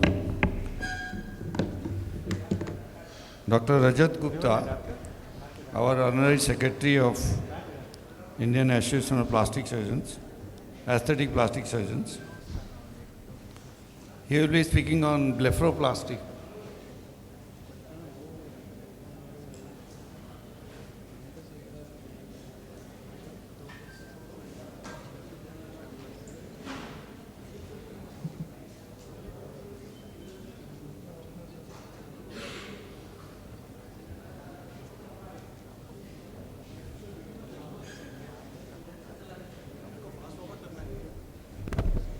Are you ready, sir? There is some connection issue. Let me sort it.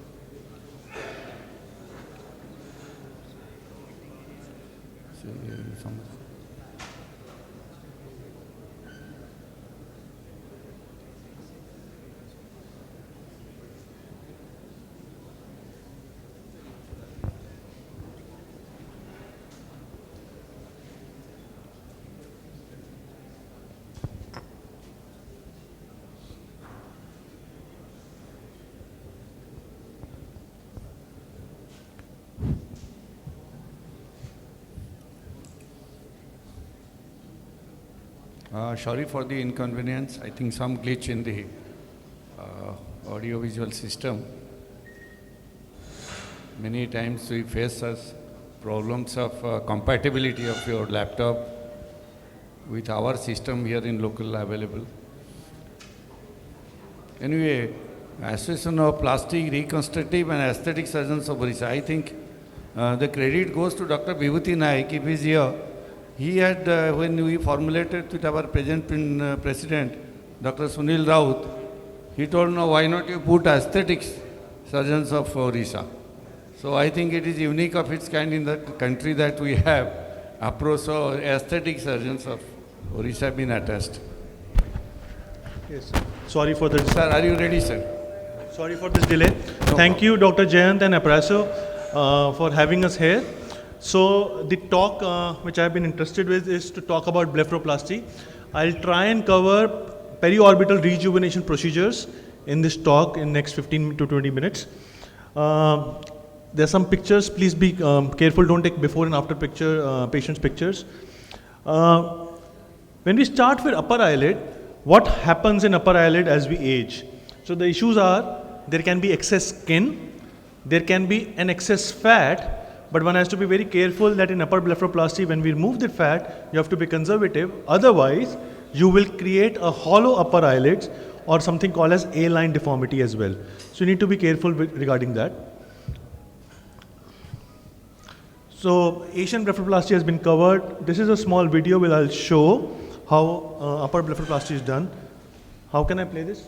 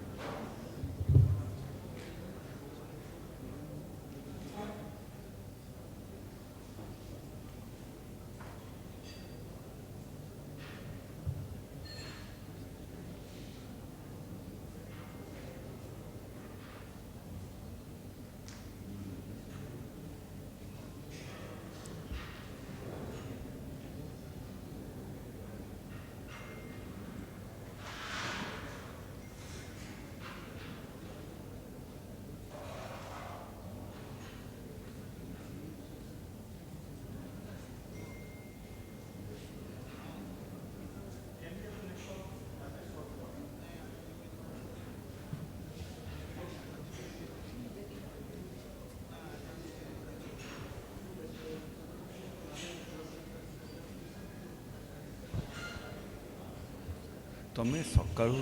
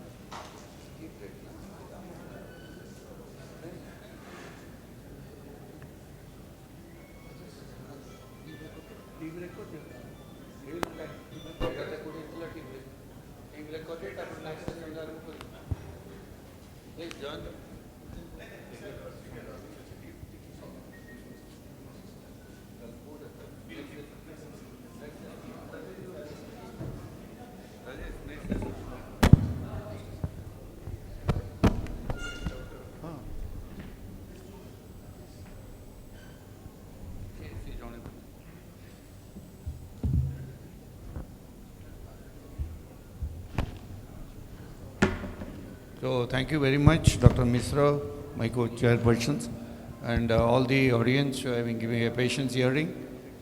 And to starting with, this session was very good, and I thank all of you for your patience hearing.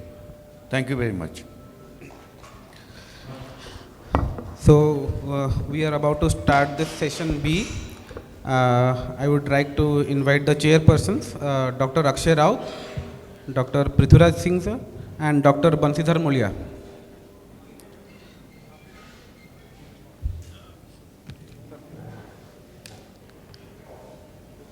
So the first topic of the session B will be facial rejuvenation with fillers by Dr. Sukhbir Singh.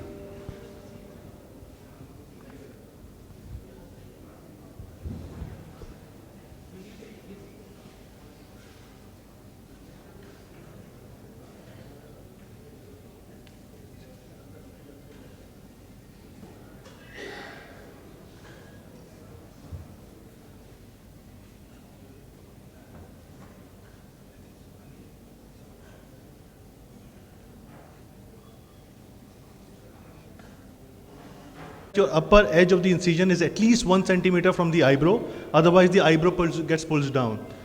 So before I start the surgery, I will infiltrate with lignocaine with ADR so that the surgery is kept as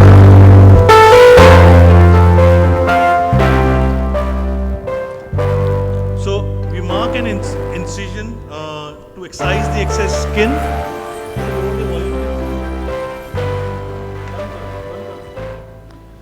Now once we excise the skin, you can do it with a cautery, you can do it with a knife, or even with a laser, CO2 laser.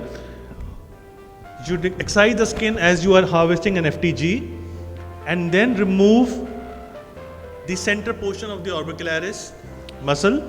Do not remove too much of the muscle, just a bit in almost half of the total exposed muscle. And once you do that, then you expose the septum. And then you open the septum, and then you see the fat compartments. This is the septum which is being opened. And you can see this is the fat compartment. Just squeeze out gently. What the structure which you see below is whitish structure is levator aponeurosis.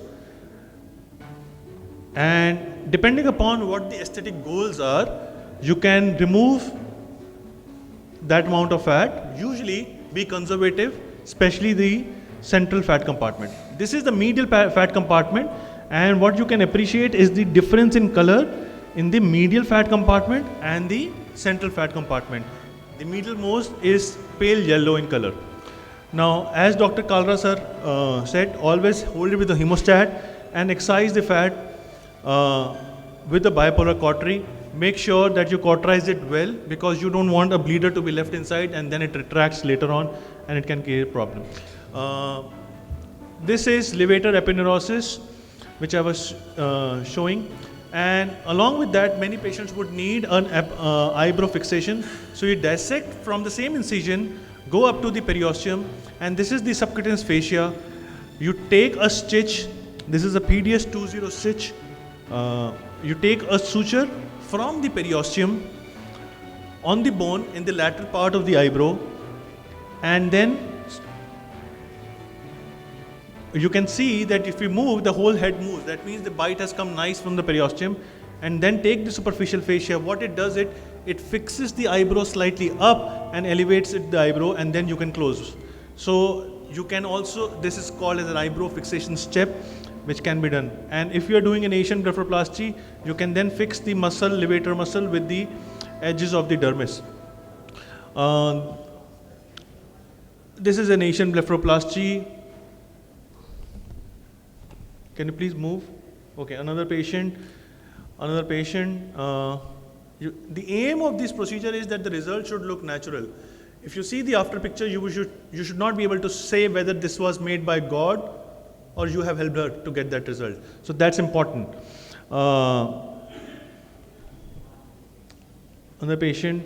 This is classical upper blepharoplasty. Of course, we also did lower blepharoplasty for him. We'll show that video as well. Another patient.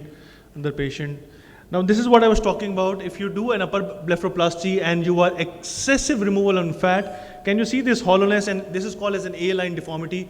Do not remove too much of fat in the upper eyelid. This is something very, very important. I've done these mistakes, and I had to go in and put some filler or fat later on to correct such A-line deformities. This is what, when we put some fat, this is how it can be corrected. Now coming to the lower eyelid. The lower eyelid can have different issues. The issues can be, it starts with having a tear trough or hollowness beneath the eye bags. There can be excess fat or an eye bag, and then there can be an excess skin and a droopy eyelid. So depending upon what each individual patient needs, whether they just need a tear trough correction or a fat removal or an excess skin removal, you have to tailor your technique accordingly. And for tear trough, we can do either fillers or fat. It's a beautiful procedure. Not only camouflages the eye bags, it can actually also fill the soup up, relaxes the muscle, relaxes the ligament, and also can correct mild eye bags. So you see mild eye bags, tear trough with fillers, mild eye bags with tear troughs, nicely corrected by fillers, tear troughs, fat grafting. A decent amount of eye bags with tear troughs can also be corrected really well just by fat grafting, no blepharoplasty. Another patient, just by fat grafting, no blepharoplasty in this. Mild eye bags, excessive pull of the muscle can be corrected. However, if you have slightly more eye bags, then you will have to remove the fat or the skin if you have excess skin. You also have to assess the skin tone. If the patient has weak skin tone, can cause ectropion, then you have to do a canthoplasty or a pexy. And of course, tear trough management. Now, lower blepharoplasty can be done by two methods, transconjunctival or subciliary. I prefer transconjunctival in cases when the patient does not need a canthoplasty. In my books, subciliary, you have to do it only if the patient needs a canthoplasty or adjoining a mid-face lift in which you go through the same incision. All cases can be very well corrected by transconjunctival approach. The advantage of transconjunctival approach is it's a very direct approach. You do not dissect the interface between the skin and the muscle. And the advantage it gives is you have much lesser swelling and bruising. So it's a very good approach. Sometimes we plastic surgeons are not trained at it, but once you train it, it is very fast. It takes around 3 minutes of surgery time each side. So I'll show you a video. Can you please play a video? You can see mild to moderate eye bags in this patient. And so transconj can be done either a preseptal or post-septal approach. I prefer a post-septal approach, which is around 6 millimeters beneath the tarsal plate. You make an incision. Now, this surgery is being done on a local anesthesia. So what I'm showing you is the edge of the tarsal plate, and I mark this incision just to show you which will be the preseptal approach, and the lower incision are the post-septal approach. So you go 6 to 8 millimeters beneath, And I do not give one big incision, I give 3 prick incisions by colloidal tip of cautery so that I directly go into the fat pad and remove the fat pads. This video which I'm showing you is almost real time, there is no fast forward, and the surgery takes 3.5 minutes each side. And you just make the prick with the colloidal tip, go inside, your direction of the scissors should be important, and just open up and the fat just pops out. It's as easy.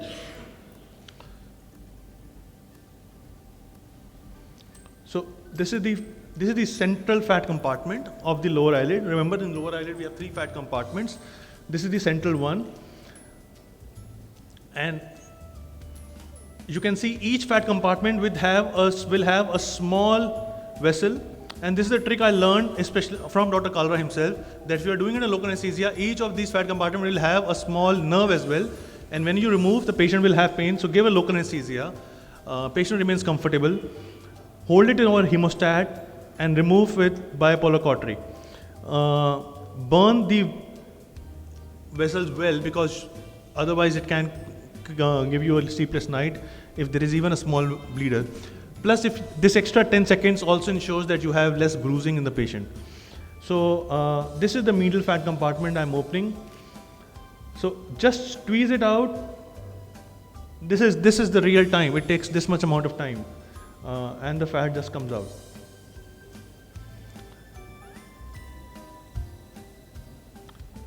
Again, same step, local anesthesia, over the hemostat, remove. Now going to the lateral compartment, again, same steps with the colloidal tip, just make a small nick and the fat comes out. Now each of these incisions are so small and done in the conjunctiva or mucosa, you don't need to stitch them. If you give a one big incision, there are 2 risks. One, you have to stitch them. Even if you use a buried vicryl suture, that suture can irritate the eye and the patient has foreign body sensation. Second, there are chances that you can injure the inferior oblique muscle, which comes between the medial and the central fat compartments. 3 incisions are very easy. So going to the opposite eyelid and repeating the same steps. I'll just jump this because it's repeated. Now I'll show you a video of subciliary approach as well. Can you please play the video? Okay, so give extra 15 to 20 seconds in this step so that you do not cut the eyelash. Now this is very important. Eyelashes grow very slowly. If you cut the eyelash, that patient looks awkward for next few months to a year. So give yourself extra time.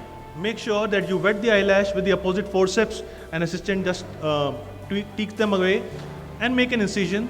Now I like to make an incision between the skin and the muscle, dissect up to 2 millimeters and then go deep to the muscle, rather than straight away take a incision and go deep to the muscle. There is basically this is a stair-step approach.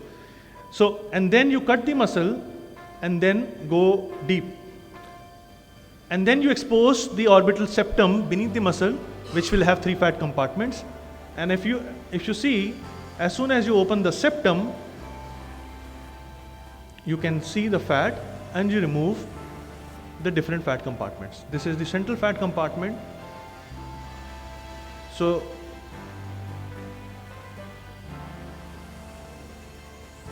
now always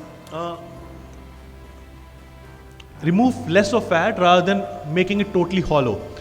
If you think once you have removed a decent amount of fat and the rest of the amount of fat is left and you are thinking whether to remove it or not, I'll tell you a trick. Burn that fat with a bipolar forceps. Now what will happen is this bipolar forceps burning of fat will shrink that fat, but it will still be there. So some tissue is there, it will not leave the eyes looking hollow. So that's important. Do not make the eyes look hollow. Remove the fat, but only just amount. And the rest of the fat you can just burn with the cautery. So this is the medial fat compartment and then the lateral fat compartment. Now in this patient, as I said, I prefer subciliary approach whenever I need to do a canthopexy or canthoplasty. We will also be doing a canthopexy. So once we have removed, this is the septum, you can see which is you can close it with vicryl sutures so that you restore the anatomy. And now for the mid-face lift, we do a subperiosteal dissection and dissect till the piriform fossa subperiosteally. If you go subperiosteally, you are safe. There is no vessel there, there is no nerve there. You're safe, you go and dissect and lift everything up. And this is, I'm creating an orbicularis pennant for a lateral canthopexy. Once we have created the pennant, you have to deliver it in the upper eyelid incision after dissecting it till the Wittnau's tubercle from the upper eyelid. And then with the railroading step, you take that orbicularis pennant.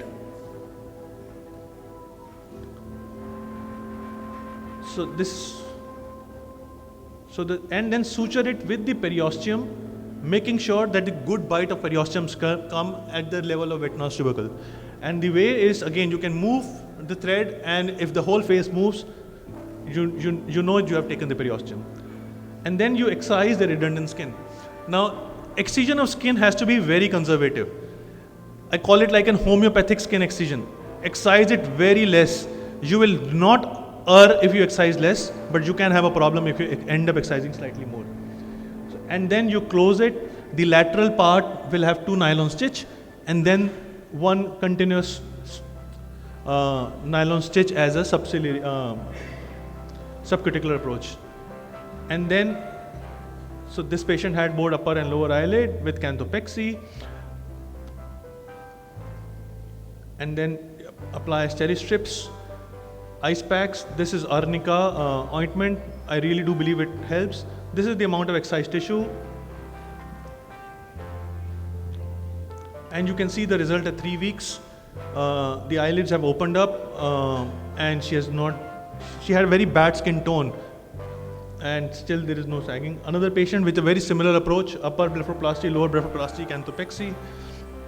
He also had a canthoplasty. And and then you also do fat transfer to tear trough. Know your anatomy, that you have to restore the fat in the deep fat compartments, that is the SOOF, medial lateral SOOF, and the deep middle cheek fat. Do not inject superficially, because if you inject superficially, you cause aging and uneven distribution of the fat, which does not look good. You can use nano fat at the same time to be injected superficially though, to improve the skin texture. So this is, we all do fat grafting. I go from the lateral part and go with a 1.2 mm cannula, make sure that you are deep. So the trick is, you should feel the cannula tip but not see it. If you see it, you are superficial. If you feel it and don't see it, that means you are deep on the bone. And put the fat in the deep middle cheek pad fat and the SOOF. The lateral part sometimes get left, so make sure you correct the lateral part as well. So an eyelid like this can become like this, and you can see the impact it creates. Lower blepharoplasty, transconjunctival approach with fat transfer. Another patient, lower blepharoplasty with fat transfer, transconjunctival approach with fat transfer. Upper and lower blepharoplasty, transconjunctival approach again. Now all patients I'm showing transconjunctival, you will appreciate they are young. They may not need a skin removal, or they may not need a canthoplasty. Lower blepharoplasty, transconjunctival, along with upper blepharoplasty, fat transfer. Lower blepharoplasty with fat grafting to tear troughs. Upper and lower blepharoplasty both with fat grafting to full face. Lower blepharoplasty, transconjunctival fat grafting to tear trough and mid-face. Upper and lower blepharoplasty both. She wanted that dreamy eye look which Dr. Kalra sir showed. Upper and lower blepharoplasty, subciliary approach. Now you can see these are subciliary approach patients because they needed a canthoplasty and a canthopexy. Thank you.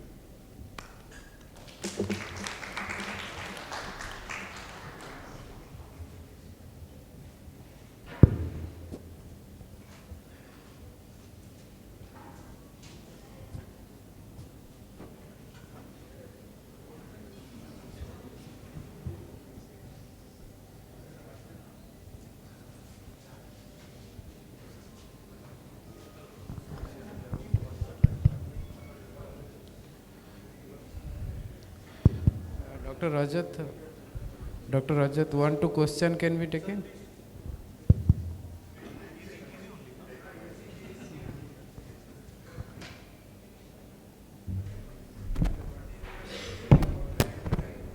What is the? Endotyne. My experience with endotyne is that every time I've tried to place an order, I have not even to get from the distributor, so I've not been able to use it. But I've discussed with a lot of people who do endotyne. One of them is Dr. Bhangu sir, who is teacher of teachers. He says that it's very expensive for the amount of result it gives and as far as the longevity. So that's the only experience I have, a discussion and never used it. And second question is how you decide how much fat has to be removed in lower lid blepharoplasty? So one is just experience. You have to commit some mistakes and then learn. That's the most common way we all have learned. But as I said, whenever you are in doubt, exercise less. I learned this trick from this, we all must know him, Dr. V.D. Singh from Chandigarh, and he told me once, whenever you think that you need to remove more or less, you are confused, don't remove it, just burn it with the cautery force, bipolar cautery. Now when you burn the fat with the bipolar cautery, it shrinks suddenly, but it still is there. It is not empty. So it will not give you a hollow look, but it will shrink, and that's what you want.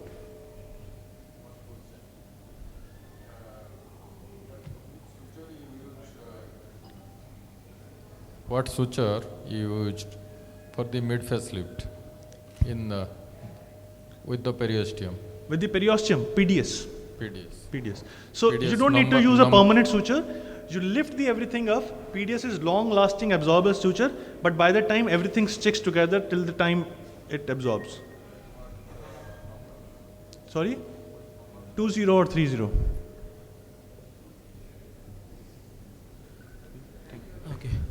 Thank you, sir. Session B, first topic is facial rejuvenation with fillers. May I request Dr. Sukhbir Singh to start the proceeding.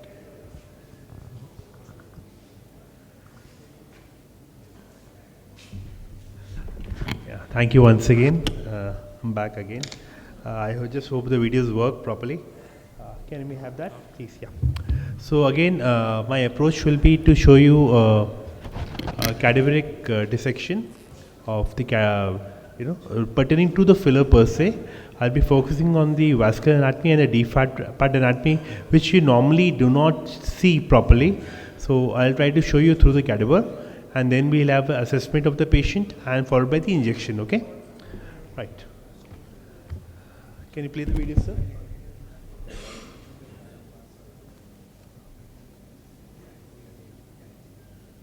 Volume.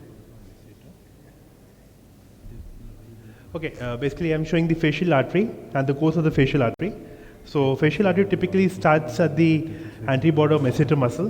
So when it starts, it's very deep, then it goes below the DO muscle. Down. Then it is dividing into the first branch. That the volume will be there. So it is going below the DO muscle. Once it goes below the DO muscle, it gives the first branch, the inferior labial artery or the horizontal mental labial artery. Then it ascends upwards, traversing from the periosteum, submuscular, it's still in the submuscular plane, and it is giving the second branch or the superior labial artery.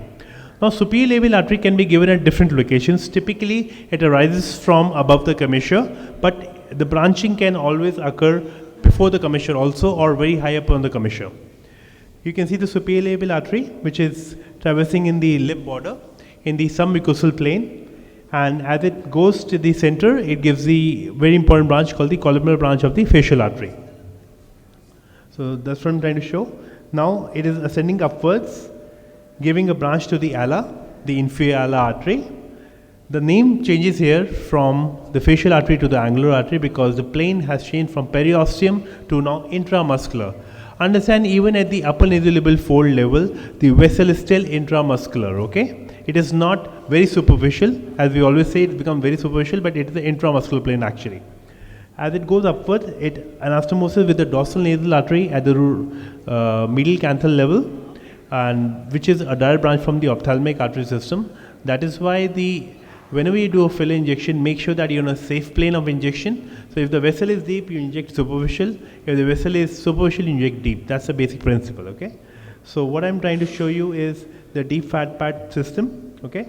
I'm trying to show you is the infraorbital foramen location and the infraorbital vessels which are in the deeper location, okay? So what structure I'm holding at the moment is the deep cheek medial fat pad. It's the deepest fat pad in the medial cheek region. Below that we have the maxilla and we have the infraorbital foramen, which you can see. Okay. Yeah, can you play the next video please? Okay, so this is one of the variations of the facial artery. So luckily we sometimes get to do more cadavers. So this was one of the variation in which there is no angular artery as such. The entire angular artery is replaced by the inferior alar artery here and the lateral lateral nasal artery. So you can see the facial artery giving branches. So the first branch has already been given, which is the inferior labial artery. It is still below the DO muscle. As it is ascending upwards, it will give rise to the superior labial artery. Now here the superior labial artery has been given, see, very, very high up on the commissure, okay? It's more than 2 centimeters. It's usually not so high, but it can be given so high. So this is superior labial artery running in the dry and wet border of the upper lip. In the midline of the upper lip, it will give rise to the columnar branch. So I'm just trying to pull and show that how the superior labial artery is running. Okay.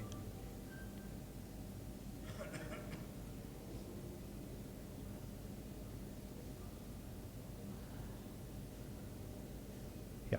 Now it is given a very significant inferior alar branch. If you remember the last video, it is a very small branch, but this is a very prominent inferior alar branch which has been given here. And after this, there will be the only lateral nasal artery, and there is no angular artery in this specimen at all. Yeah, so this is the lateral nasal artery which is being given, and as you see, there is no angular artery, okay? Okay, we'll go on to superficial temporal artery anatomy now. Just play the video, sir. Just play the video. Yeah. So superficial temporal artery typically is a very, it's an end artery. It's the end artery of the external carotid system. It is usually given deep in the parotid gland. Now there are two main branches you have to understand. It divides above the zygomatic arch into two branches. The frontal branch, which is very significant when we do filler injections, and the posterior branch, which I am holding at the moment, the occipital or the posterior branch of the superficial temporal artery. Below the zygomatic arch, there is a very significant vessel called the transverse facial artery, which I will be showing you. So I am just trying to pull and show you the vessel. So transverse facial artery is a deep vessel. It typically arises in the parotid gland itself. It runs transversely along the lower border of zygomatic arch. Now the significance of this vessel is that it can anastomose with multiple branches, okay, as I will show you in this specimen. It can anastomose with your zygomaticofacial artery, which arises from the zygomaticofacial, comes out from the zygomaticofacial foramen, which is typically the zygomatic eminence if you see in the cadaver, or if you can see in the bony structure also, skull. Or it can anastomose as wide as the infraorbital artery. So understand the vessel started in the preauricular area and it has come all the way till the middle cheek area. So any problem in the transverse facial artery, if you inject too deep, when you're doing the zygomatic arch area or the preauricular area, the filler can actually migrate all the way going to the middle cheek and can further migrate. Okay, so that's why the plane of injection is the most important. Okay, we'll go on to the ligament fat pad anatomy. Can you just play the video, sir? So this is the skin subcutaneous tissue, and what I'm trying to show you is the mesenterocutaneous ligaments. Once we pull on them, and then if you see this white structure aside that is nothing but this branch of the facial nerve. The structure which I am holding above is the zygomaticocutaneous ligament, which is the strongest ligament of the face. The area where the zygomaticocutaneous ligament, it typically meets your mesenterocutaneous ligament. This is called the McGregor's patch. Okay, that's an old terminology which we surgeons had started. So typically there is a vessel which is always there. So whenever you're doing a facelift and you cut that structure, always cauterize that structure, okay? Otherwise it will bleed a lot. Next I'm trying to show you is the SOOF, which is nothing but the suborbicularis oculi fat pad, which is below the orbicularis oculi muscle. Below this, we have the deep cheek middle fat pad. The structure which I am holding now in the forceps is nothing but the facial vein. Now, facial vein has a very important significance whenever we do filler injections, because facial vein divides the middle cheek into multiple parts. I'll not go into too much details of it, but understand the deep piriform space is located middle to that, and the lateral cheek fat pad is located lateral to that. So you might require correction of both the areas or just one area depending upon the assessment of the patient. Okay. So I'll go on to another video. Okay. So you just go on to the case study right away. So this is a typical patient. She's a 55-year-old lady who has come to us. She's never had fillers. I advised her for blepharoplasty. She was not willing for any surgical procedure whatsoever. She said, I want to just go ahead with fillers because one of her friends had got done. Anyway, so if you start examining the patient, always examine from up to down or down to up. It's your choice. I personally like to examine the patient from up to down. So always typically take the 3/4 view, the frontal view and the lateral views. So if you see the frontal view, we can see the tail of the eyebrow sinking into the temple. That means her eyebrow are drooping down, which is an actual sign of aging. She has got temporal hollowness, which you can actually make out. Then if you see on the side quarter view, you can see that there is a definite hollowness in the middle cheek area. That means there is a loss of the deep support, which I was talking about, the deep cheek middle fat pad. Also, if you see carefully, the middle soof. So the middle soof is also very deficient in this area. Lateral soof is still better because you can see a prominence. The zygomatic eminence is quite prominent. So I don't want to augment too much of that, but middle soof definitely I'll correct in this patient, okay? Understand the nasolabial fold is such not a problem. The problem is higher up. So if you do not correct the fat pads, you're going to inject only in the fold, you're going to land up in more problem. I'm going to show you, I have not at all injected her in her nasolabial fold, and you can see a significant improvement of the fold right side. Okay, she has a very short chin, macrognathia.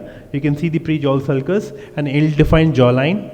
I mean, there's so many things we can just keep discussing that, but I'll just try to focus on the main points. Okay, so I'll just go on to the markings now. Can you play the video, sir? Yeah, just please play the video. So first step is always mark the lid cheek junction. The way you mark is ask the patient to bend slightly and eyes up so that you can see the clear demarcation, and always inject below that. Never try to go above that, because if you inject above that, you're going to go in a different plane and you're going to spoil you're going to create a blue light effect, and the filler will become more superficial, very difficult to correct. This position I like the most because you can actually mark the extent of the soof and the deep cheek middle fat pad you're going to correct. Next I'm going to mark is the temporal crest, because I have to do the temple injections because of correction of temporal hollowness. What I'm trying to palpate is the superficial branch of the frontal branch of the superficial temporal artery. I have marked it, so I have marked my point below that. Always the location of the vessel can vary, so depending upon the location, mark it. Professor Arthur Swift has defined the point called the Arthur Swift point or Swift point, which is typically 1 centimeter above and lateral to the superficial temporal crest. But we have done a lot of cadaver dissection and found that it is always not a constant point. So always palpate your vessel. The vessel can actually sometimes run on the Swift point, so it can vary up and down. So always palpate your vessels. It can be easily palpated. Once you palpate it, give some time, 10 to 15 seconds, you mark it, and then mark the point away from that, okay? I'll go into further markings of it. Can you play the video, sir? Please play the video. Now this is, I think, the most important thing, the zygomatic arch marking. I've seen so many people doing it wrong because you mark it too wide or too narrow. Understand the arch is broad in the front, and as it goes more laterally, it becomes thinned out. That is why the lateralmost injection of the arch is very, very difficult. So always palpate your bone very well. Always inject on the bone in the zygomatic arch area. If you do not inject on the bone, you can actually injure structures. Suppose I'm doing the zygomatic arch, and if I just miss the bone and go down and inject, I can inject the transverse facial artery. So that's how the complication can come. So inject only when you're sure you're injecting on the bone. Next was the pre-peritoneal marking, which I have marked. Then I'm marking the chin area. I'm going to mark the pre-jaw sulcus to improve the pre-jaw sulcus. Okay. So low phase injections, I typically use cannula, even the pre-peritoneal injection, which I'll show you in my injection technique. And this was the pre-parotid injection. I feel this is one of the most important control injections you should always learn. Learn to inject with the cannula. If you do not inject with cannula, your chance of bruising and causing injury to the various structures or the parotid gland is very, very high. Okay, the same marking that I've repeated on the opposite side. I'll not waste time on that. Okay, we'll go on to directly the temple injections. You can play the video, please. Mark your temporal crest. I've already marked my point. I'm just supporting the eyebrow. See, I'm making sure that I'm on the bone. Once I've hit the bone, I will aspirate. Very, very important. Understand temple area is a high vascular zone. Take your time. Count in your mind 1 to 7 on Monday to Sunday. It's your personal choice, but make it very slow and then inject. Understand that you have to see the bubble. Once you see the bubble, then only inject. Do not inject before you see the bubble. Okay? Okay, we go to the next one. Can you play the video, sir? This is the zygomatic arch video. Again, you see I'm hitting the bone, aspirating and then injecting. Understand, a lot of people will discuss why aspirate if you're on the bone. It's very safe, we know anatomy wise. I agree on that, but anatomy changes every time, trust me. Even if you're on the bone, aspirate, it's your personal choice. If you want to take a risk, it's your choice, but I've been an injector for so many years. My telling you is that you should aspirate every point. Trust me, it will really help you out, okay? So we have done 3 points for the arch. Okay, next is the pre-auricular injection. So how we do it, we just make a small puncture. My assistant gives me the cannula. Make sure that you enter the hole immediately. Do not contaminate your cannula. Make sure that it doesn't touch the structure outside. Though you've cleaned it, prepped it well, but still make sure that it enters the hole right away.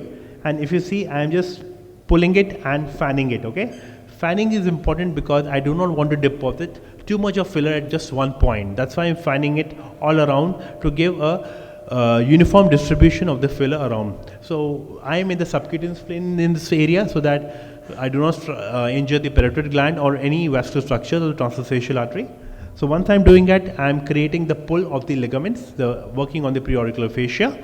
So this is helping me to lift the face and create a slimming of the face, okay? This is the deep cheek medial fat pad and the SOOF injection, very, very important. So do not treat the nasolabial fold unless you have done this.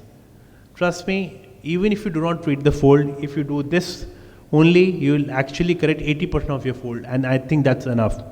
In fact, if I speak to the injectors, if you speak to any of the senior injectors recently, they'll tell you that they have stopped injecting the nasolabial fold because the nasolabial fold, that is the first point of the NL, and the nose are the forbidden areas. The chance of complication is more than 90% even if you know that you're 100% safe. So what I've done is I've done the deep, can you just play the video again, sir? This one? No, the previous one, please. Yeah, just play it again. Yeah. So just I want to show the direction. When you're doing the deep cheek fat pad, you're basically going down the road, okay? So my cannula direction is downwards, okay? And I'm not able to see the tip, but I'm able to palpate it, okay, with my finger, which I'm doing. Now, if you see, I've changed the direction and the depth. So I've gone from deepest to deep, okay? So my direction is now upwards. I'm correcting the medial SOOF, but I'm staying below the lid cheek junction marking. That's very important. I'm not trying to go above it because I don't want to deposit my filler in the wrong area. Okay, can I have the video? This is chin point. So I'm just giving a single point injection, aspirating and injecting it, okay? So I just give a bolus injection here at the chin. Usually for males, I give 2 points, one on either side of the midline to give a more squarish face. For females, 1 point is usually more than enough. Next, sir. Yeah, these are the jaw angle injection points. So typically I give about 3 points for the jaw angle because we all know that the jaw angle is a curved angle, it's not a straight angle. So a lot of people used to give earlier a lot of boluses at 1 point, about 0.5 ml. So nowadays I distribute the bolus at multiple points. So usually I give 3 injections, one in the center, one above and one below. So that gives a uniform distribution and gives a good stretch of the overall skin to give a good jawline definition. Okay. Next is the jawline definition with improvement of prejawal sulcus. So I'll be addressing both the points with the cannula itself. We all know that the facial vessels are quite deep here, so I'll be injecting in the subcutaneous plane using the cannula itself, okay? Again, it'll be an antegrade technique, very small micro boluses I'm injecting. I'm not trying to give a big volume. If you can see, just at the end of completion of the right side compared with the left side, if you see the entire right side is pulled up, the nasolabial fold has improved significantly. The jawline has started improving on one side. And even the fat bag on the right side is much lesser as compared to the left side, which is the untreated side at the moment. So this is immediate post, pre and post. This is another patient, pre and post, young patient. So what I've done extra in this patient is, she needed slight arching of the eyebrow. So what I did was, I've injected at this point, okay? So this point is the point of the roof, which is the retroorbicularis oculi fat pad, okay? Understand these are all deep fat pads. Obviously, these injections require a lot of expertise, but yes, you can easily learn them because you're all plastic surgeons, you know the anatomy. So stay always lateral to the supraorbital vessel area. So you can palpate the supraorbital notch, go lateral to it and inject. So typically take the middle 2/3 and lateral 1/3 junction, inject that area. That is pretty safe area. Inject on the bone a small bolus of 0.1 ml. You can see the beautiful arch she has developed. She wanted that slight triangle arch, you know. So that gives a good definition. Even 0.1 ml makes a lot of difference on that area. Okay. So this is a side view of the same patient. So I've done a lot of work on that. I've done chin, I've done the jawline, I've done the middle soof, the preauricular injections, a lot of injections. So it's given an overall look to her. So this is pre and post immediate treatment. Again, a young girl, she wanted her tear trough correction. If you see, such a young patient can also have the middle soof being deficient. So in this, the deep support was okay, the deep cheek fat pad was okay, but the middle soof, which you see in the center, the depression, that needs to be corrected. So obviously every patient is different. Identify the problem and then treat accordingly, okay? So just don't run after the fold, run after the cause of the fold. That's very important. I think, let me stop at this level because time is running and I think I've covered most of the points. Thank you so much.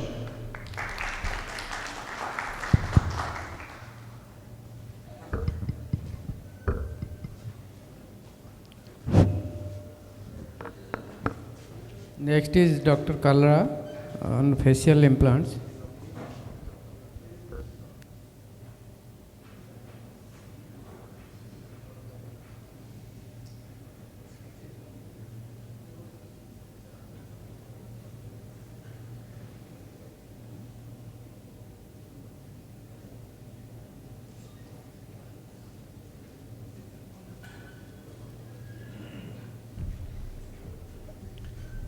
So we move on to the facial implants in my practice, and I'll be talking about the solid implants.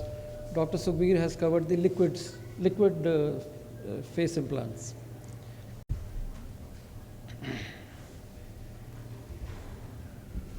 All right, so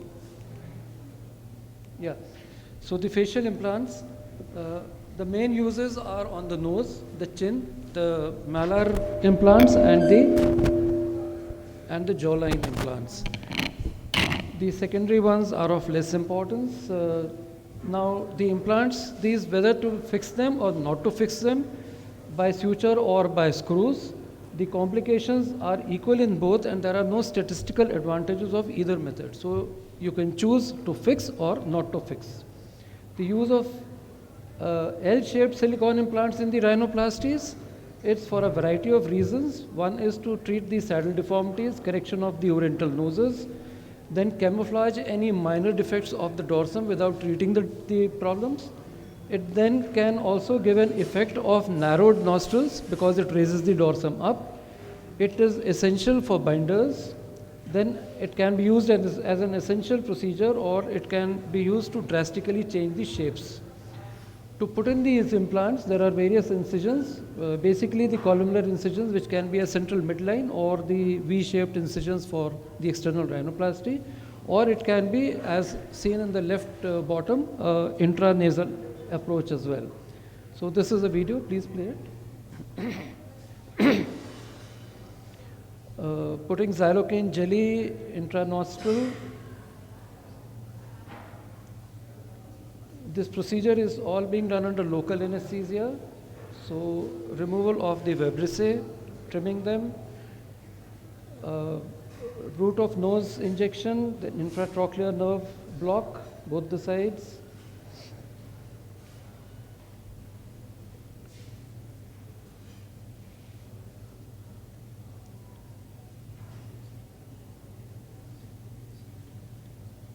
Then the injection along the incision line, going up to the tip of the nose. Then marking the central midline.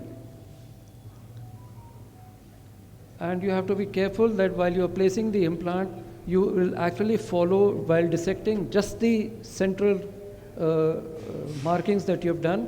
If you deviate even slightly at any moment of time, then your implant can go crooked. So now that's the midline incision, central in the columella. And then you use a hemostat to expand the incision slightly, go upwards, expand it, go right up to the tip of the nose and keep expanding. So you create a space there, and then the hemostat goes downwards and you reach up to the anterior nasal spine. This is the respiratory that is used to go up and then along the central midline right up to the root of the nose. So you create a space both above and down. Now that's the L-shaped silicone implant, and this is this case is of a short nose, so you have to be able to put just the right amount of the implant. The vertical limb has to be managed right on the table itself. So this is putting the implant inside. The tip reaches the tip, it slips in. Now you use the elevator above the implant and also below the implant to make sure that the implant is not really curled on itself. It can actually. So now this is trimming the columnar strut because in the short nose you should be just putting in exactly the amount of the vertical limb which is required. If it is too much, if it is too tall, then it can actually start extruding out in the later period. So once again, making sure that there is no curling of the implant on the dorsum of the nose, and you pass this both below and above the implant, because it can actually curl either upwards or it can curl downwards, both sides. So you make it straight, and then the closure. All right, so that's it. So these are some of the results of a saddle nose deformity, very typical saddle nose deformity here. Now this is camouflaging the several deformities because of a trauma on the nose. The patient just wanted a very simple surgery, and I just did a silicone implant, nothing else. And this is where you see broad nostrils, and if you put in just an L-shaped implant, even the nostrils can narrow down and it can give a more tall looking nose. This is in a Binder's syndrome, and this is another oriental look which has been converted. And this very unconventionally, it has also been used in a negroid face where the nostrils were very wide and the columella was plunging, the tip was plunging. And so once you put the implant in, it can actually drastically change the shape of the person, both from the front view as well as from the bottom view, as you can see. She was very pleased about it. Some complications which can occur are the extrusion, as you can see in this patient. It's a bad extrusion there. It obviously needs to be just taken out. Another where you can see that the implant was a little tall, so it has just buckled slightly, not looking good at all. Another patient, a Tibetan, no very severe complication, but just that the size of the implant put in was slightly less than what was really required. The lessons to learn from the use of an L-shaped silicone implant are that not all noses shall look alike after the use of a standard shaped silicone implant. So don't think that every nose or every face will fall into just one mold of a nose. They can actually look different as well. And in a flat nose, if a slightly oversized implant is used, then it can actually cause protrusion and they can all land up in an extrusion. Now, chin augmentation, how to choose the type of the implant. There are two types of implants which are available, the one on the left and the one on the right. Earlier, only the ones on the left were available, but now, obviously, the extended implants are available. The extended implants are much better because on the side, it doesn't give a step deformity as it happens in the left one. But then somehow, all the extended implants, they have a smaller width as compared to these shorter implants. So you can get more protrusion by the left-sided implants, less protrusion because of the right ones. But the right ones are better because the extension is tapering to either side and it doesn't give a step deformity. There is a Whittleman's pre-jowl chin implant also, where right in the center it is very thin and narrow. That's where it is not causing a protrusion, but on the sides it is used to take care of the jowls.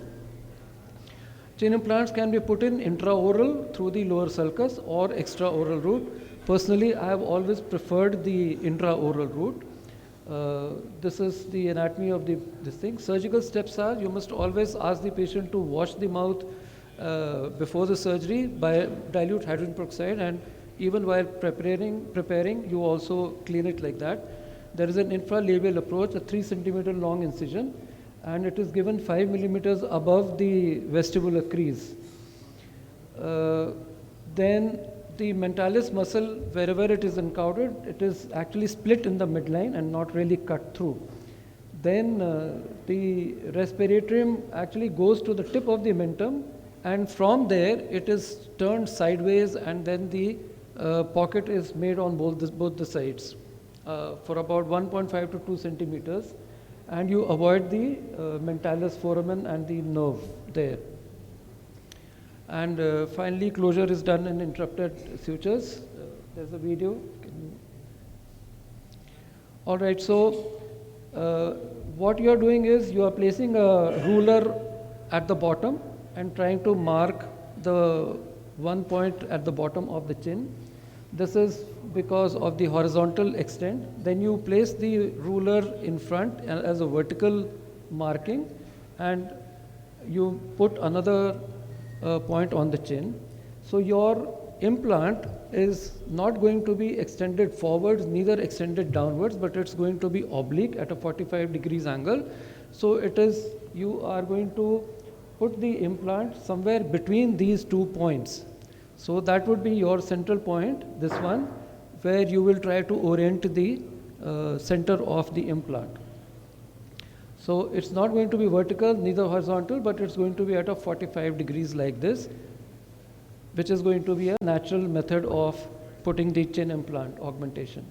So that's the incision. It's about 3 centimeters from the canine to canine, and then you get deeper. You have always left a little cuff of the mucosa on one side, on the gingiva itself. That is extremely important for the future closure of the incision line.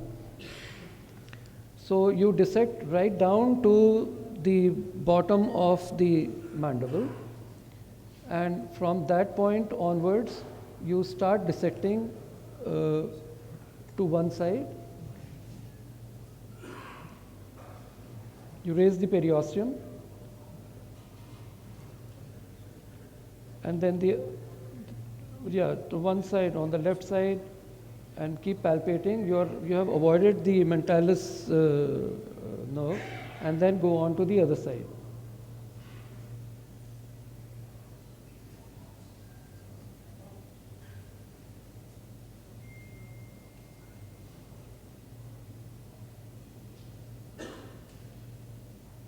Now you take the chin implant and you take a suture through, there are 3 holes in it. So take a suture through the central hole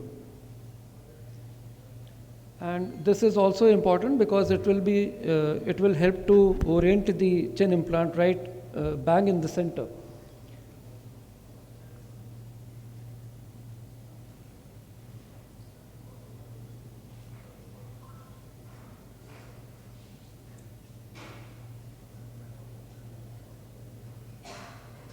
So you insert one limb onto the left side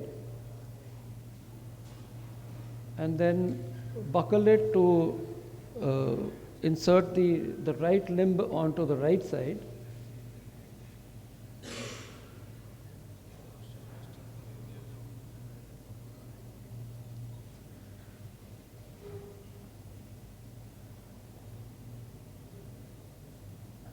So that's the center, and you already have a suture on the chin implant itself.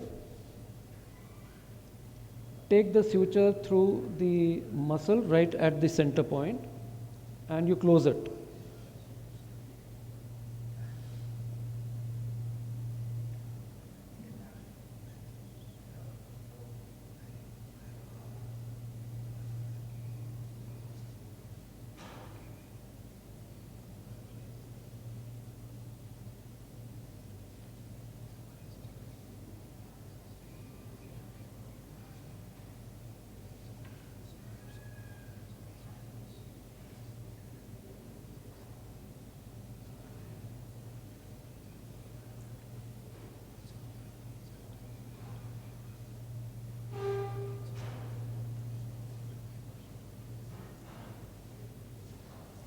Obviously, some steps missing in this edited videos are the hemostasis, ensure that it is there all along.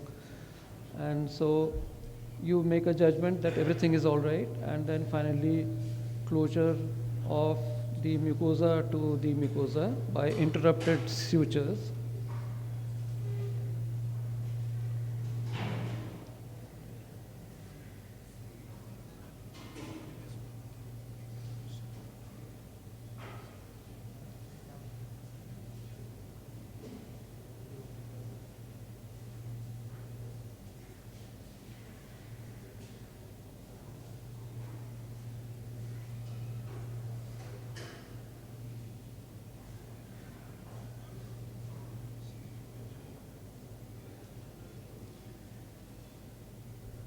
This is actually a 5 by 8 40 vicral suture which is used.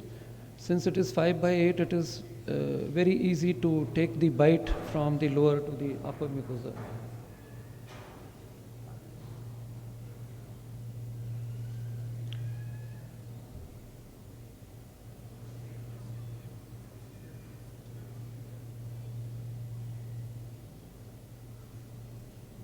All right. Okay, so some results best appreciated from the side view, but even from the front view you can appreciate this patient used to wear a beard just to camouflage his small chin. This is what his small chin looks like from the front, and this is what it looks like from the front also. Much improved. This lady also has got several other procedures done, but a chin implant really adds to the beauty, a little long nose. Another patient, how she has taken her own picture on the left side, I'm not sure, but she's got a selfie with using filters, I'm sure, yes. And another patient, a small chin and how good she is looking and improved. She used to be my secretary earlier. All right. So now we move on to the cheek augmentation. Two sorts of implants are available. Can be simply round implants or they can be anatomical implants. You actually need to make just enough of a pocket to slip the implant inside, and it is not necessary to fix them once again. So this is incision in the sulcus, slightly taking a cuff of about 5 millimeters, and then that's where the subperiosteal pocket is made and the implant is fixed, put inside. Now this is the result of a cheek augmentation.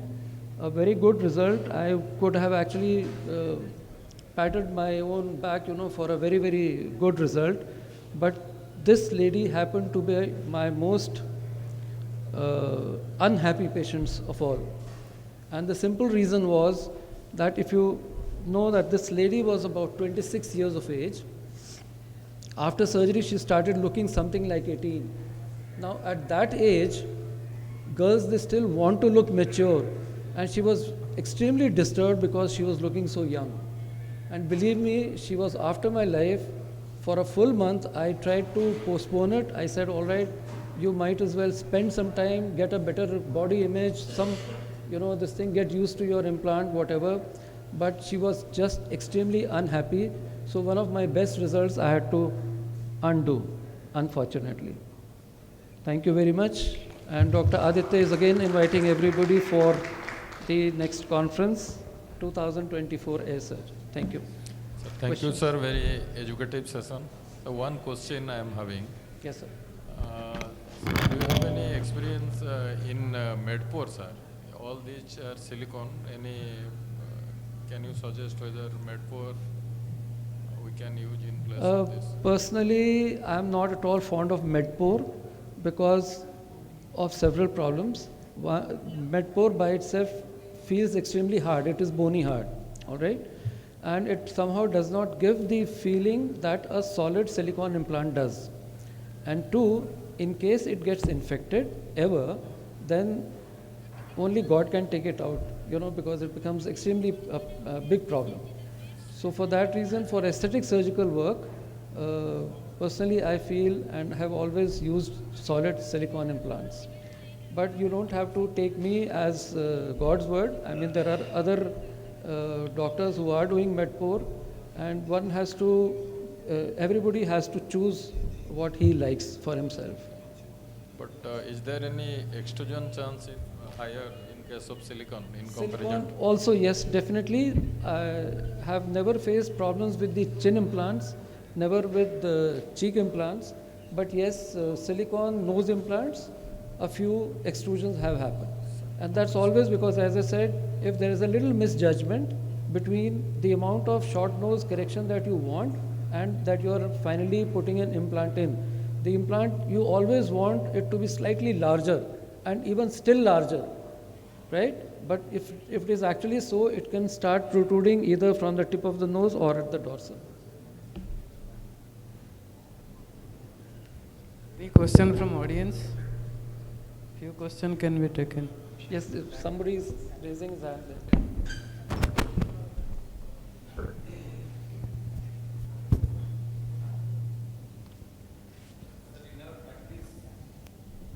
Sir, I am Dr. Ashish Patnaik. In our practice, we see the extrusion rate is more in case of L-shaped silicone implants rather than only dorsal. So when there is requirement of L-shaped, we are practicing the cartilage. So what is your view?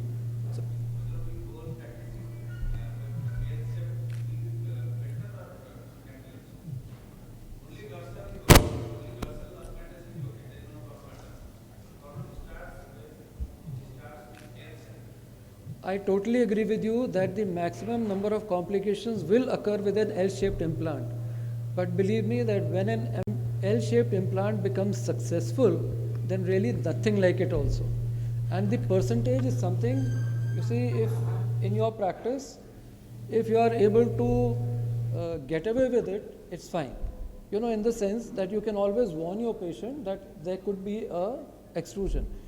And something else that I have noticed, in a short nose, once the implant has been put inside and it has actually, there was a need to remove it. Once it has been removed, somehow the shape, maybe because of the capsule that formed inside, was as if the implant is still inside.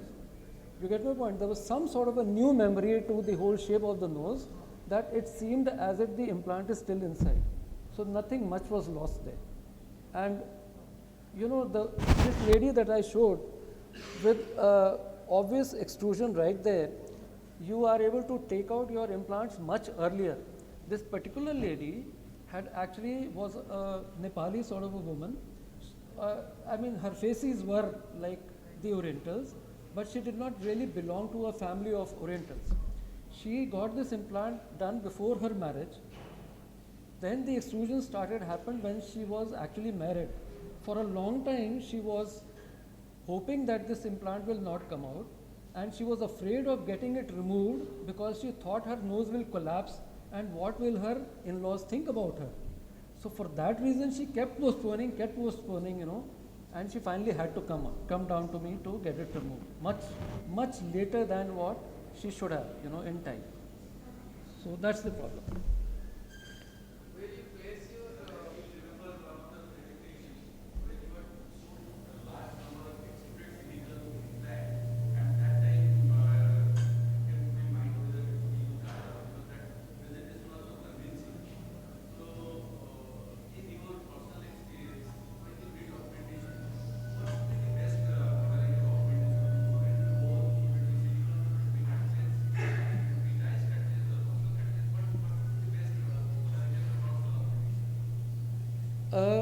A diced cartilage is extremely good.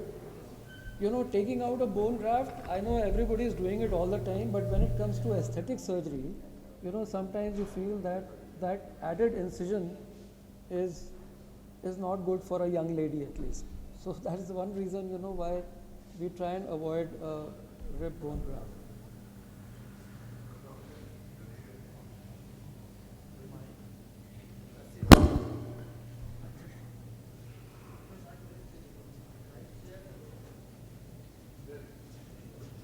And by the way, these days even liquid implants are doing extremely good, both for augmentation of the chin as well as augmentation of the nose. So those can be used. Yes. Hello. Yes. We have tried with the cartilages also, yes. And we have also tried with the salad. Now the question is which is better? I think what is best for the patient, that will be best. I am telling you, we have done about in the government hospital 15 cases of these veil implants. And till now they have not turned out. They are doing. Even one patient came from Mumbai to get operated in the SCP pattern. In Katak, we have done it. So the reason is, again the question is your pre-planning and consensus with the patient. So if you have come to a good conclusion or consensus with the patient, the method is not important, but whether you are getting that is more important. So I don't think this is stylistic is better than cartilage or cartilage is better than bones. So these are all the things. I am talking of my experience with our institute experience for 30 years. So Actually, you have told, sir, it is up to you how you pre-plan and get the thing. The only problem is we are not sure where the implant comes from, quality of the implant, all that matters. Because we have only 2-3 people in Delhi and over 2 in Mumbai, only they supply the implant. I know the number of people who are doing L-shaped implants is going down, the silicone ones. Somehow, a lot of my friends know that I have been doing it, and to quite a great extent. I think that's the reason why I even get called to the dais to talk about it. So the thing is that having done a large number of these L-shaped implants, I am really happy with that. There are, yes, 2 or 3, I'm not really sure, I can't really count, but there would not be more than 2 or 3% patients who do have problems, and I need to take it out. But then if it is taken out in time, then it's quite all right, doesn't matter. Thank you, sir.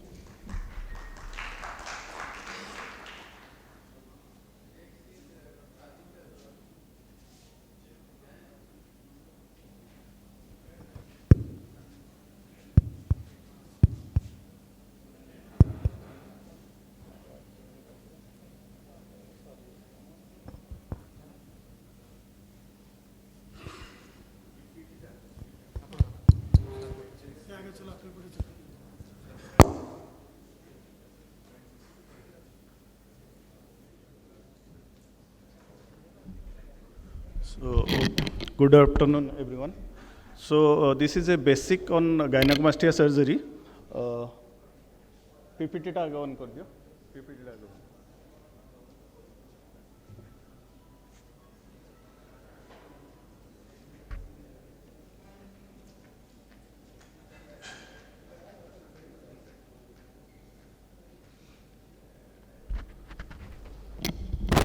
So we all are doing gynecomastia. The basic thing I will cover, then Aditya sir will cover the advanced thing. We'll discuss first the basic points, then I'll show the video. Next.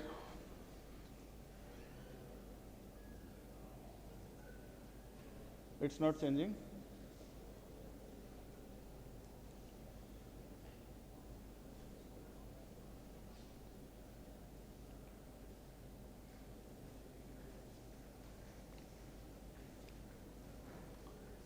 So, gynecomastia, it is more of a psychosocial stigma than a disease.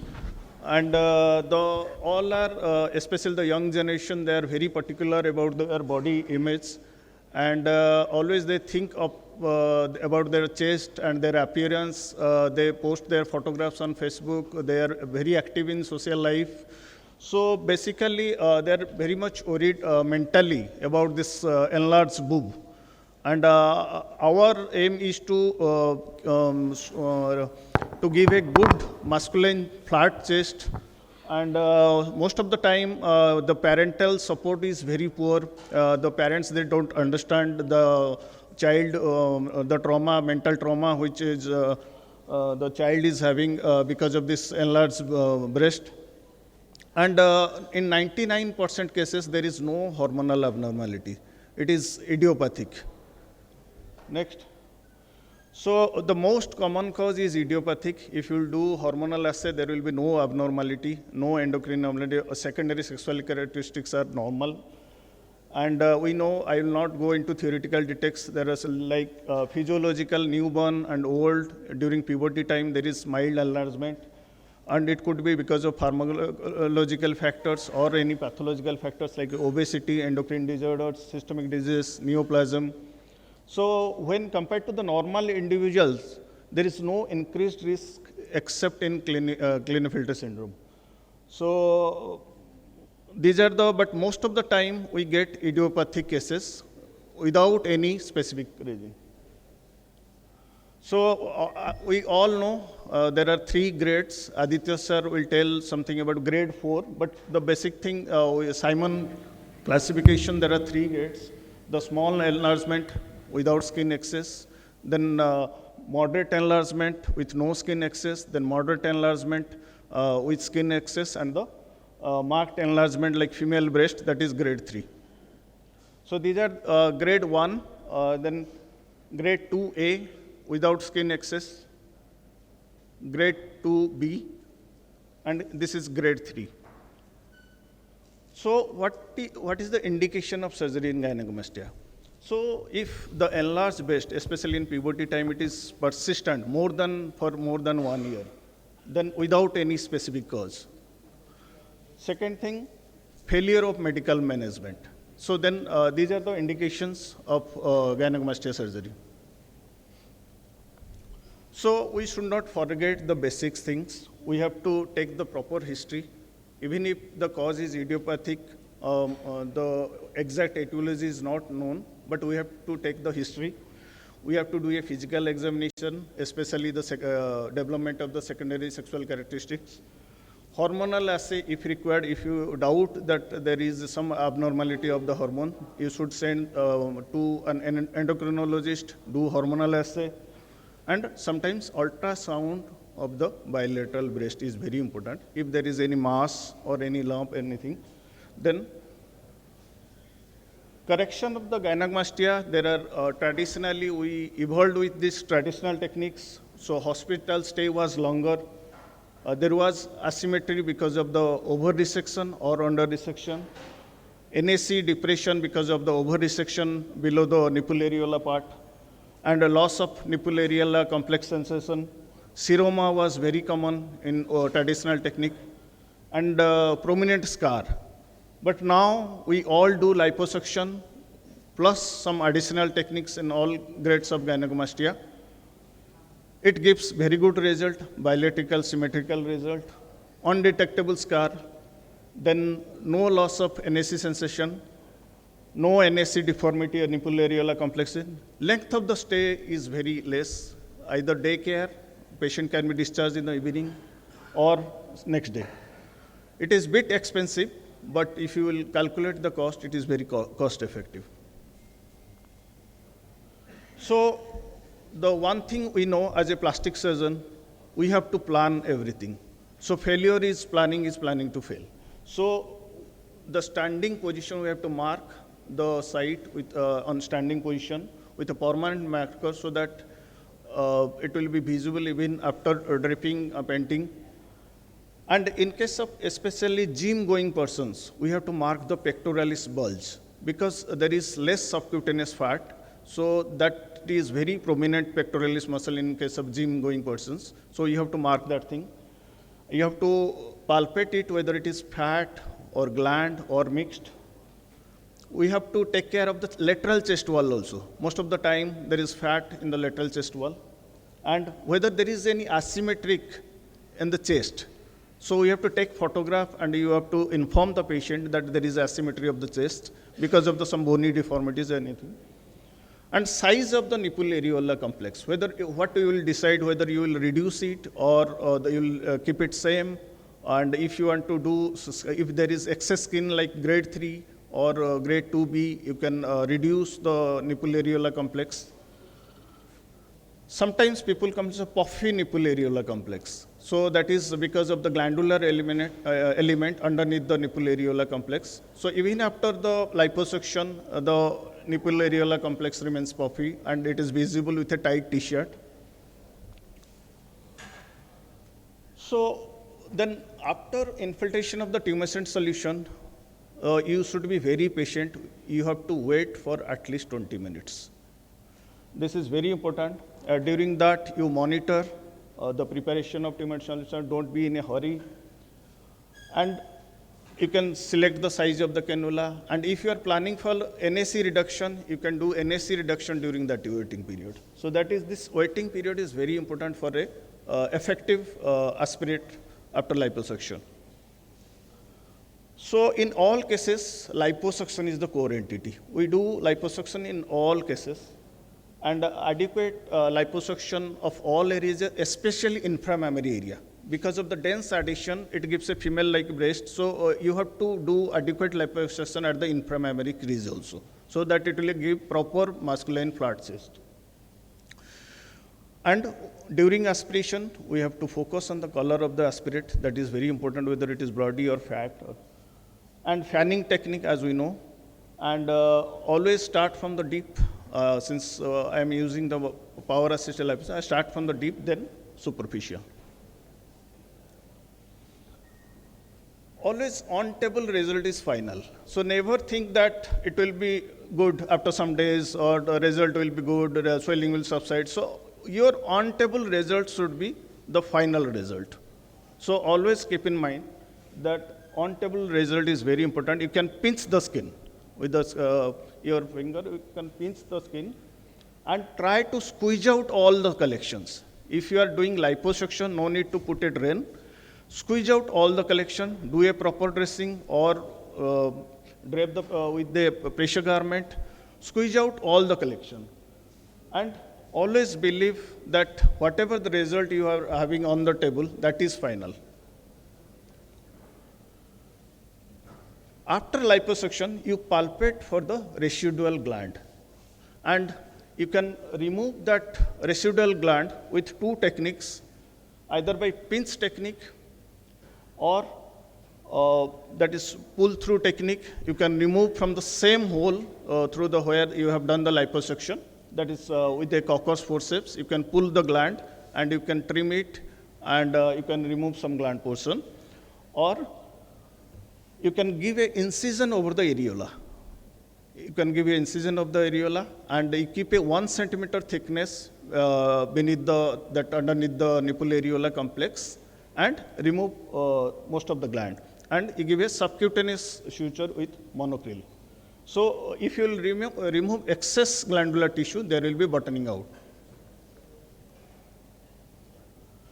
So NAC reduction is required when there is excess skin or the areola is very large.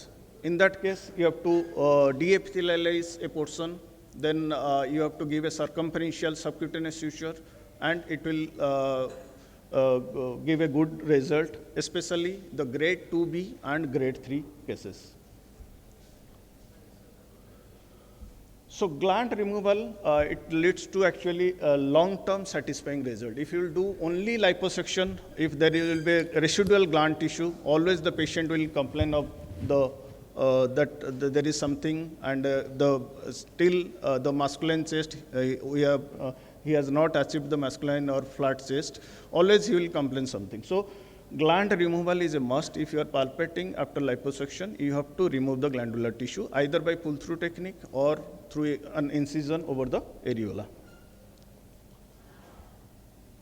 So whenever I do liposuction only, I don't put a drain. I keep the port site open for drainage of the whatever the collection. But if I am removing the gland, if I am excising the gland, then I always put a drain. Because I am afraid of seroma, so I always put a drain. I keep it for 2 days or 3 days, then I remove it. And pressure garment is a must. After the first dressing, patient should wear pressure garment continuously. He will take it out only during shower, but most of the 24/7 for 2 months or 3 months, he has to wear the pressure garment. It will prevent seroma. So final result should be symmetrical and uniform. It is very important.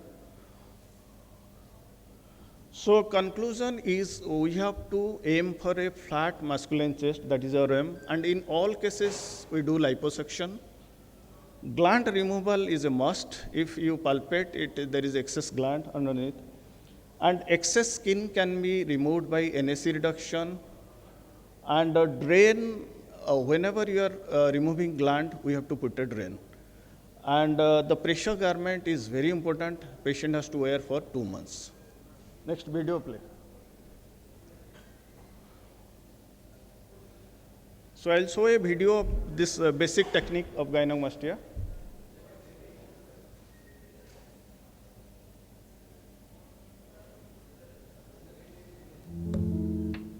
So this is the marking, standing position.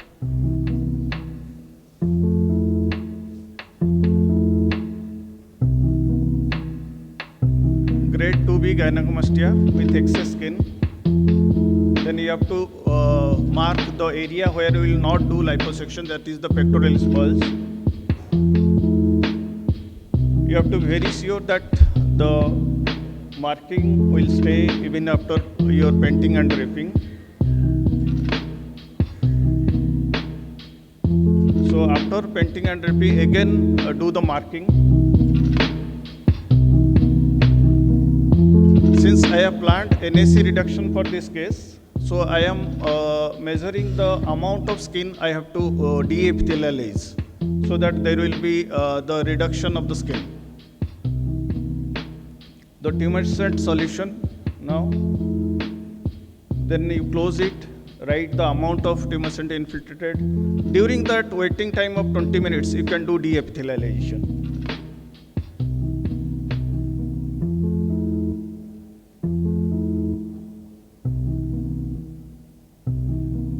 So during that waiting time, de-epithelialization is done.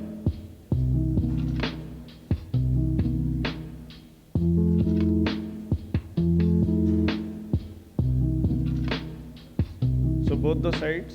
Now the liposuction from the right side.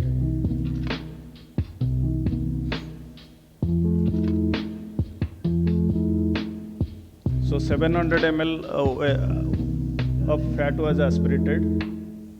See, you can pinch the skin. With this cannula, you can see it is almost done.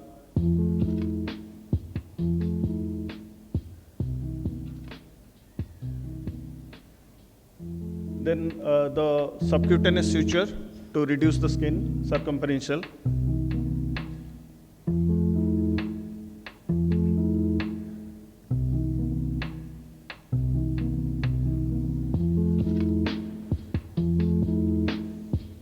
Then you have to squeeze out all the collection. Here I have not removed any gland tissue, so I will not put a drain. So straight away I am doing the dressing. and I have kept the hole open for. Then this is a Gamgee roller pad.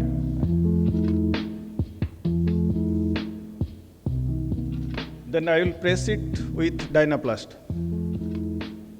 for a tight dressing. After 2 days, I will remove the dressing and the patient will wear a pressure garment.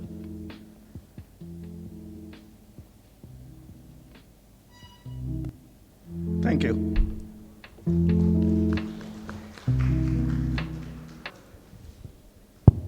A nice presentation. A few questions can be taken from audience. Thank you, sir. An excellent presentation. What I want to hear from you is, would you prefer a periareolar scar rather than a scar on the visible part of the lateral chest wall? Because for many patients, it's a giveaway. When you see a scar close to the breast in male, that is a telltale sign that something has been done to the chest. And also the fact that you have a circumferential periareolar scar as well. Periareolar scar, right. So, any thoughts on that?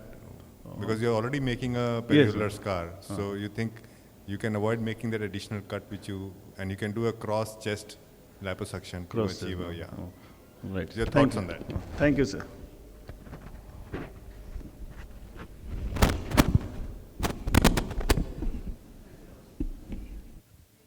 Discussion Gynecomastia Grade 4 by Dr. Aditya Agarwal, sir. 1 minute.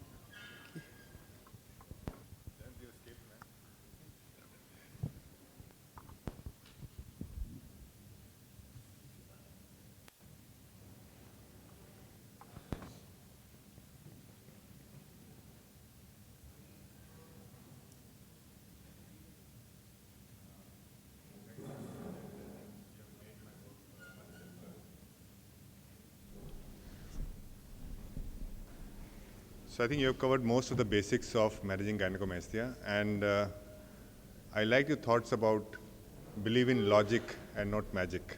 That's actually quite true, because you have to believe what you see and not expect things to change over a period of time.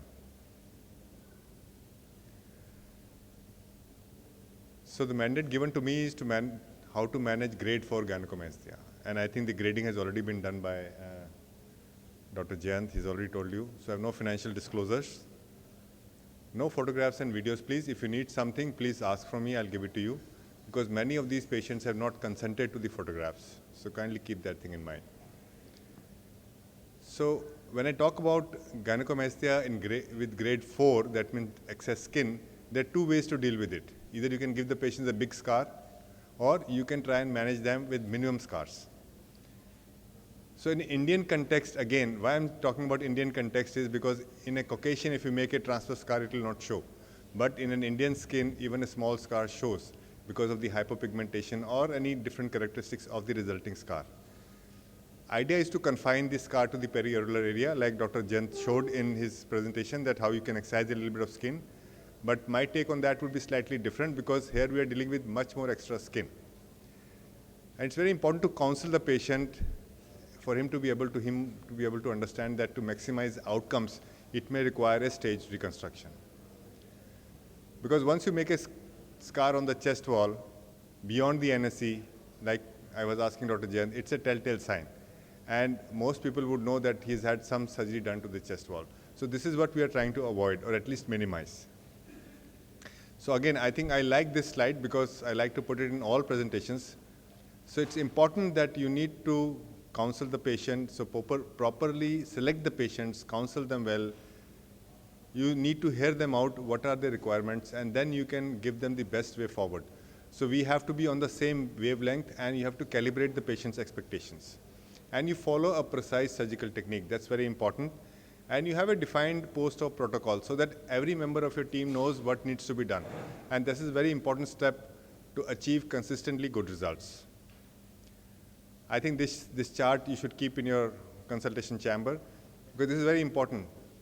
No matter what kind of patient you're dealing with, this covers all bases, including a balanced diet, trying to stay physically fit. That does not mean that you necessarily need to be very thin. Should have a stable weight, and ideally a non-smoker. Because with an excess skin, the chances are that you may end up in a lot of problems and skin necrosis if you're not careful.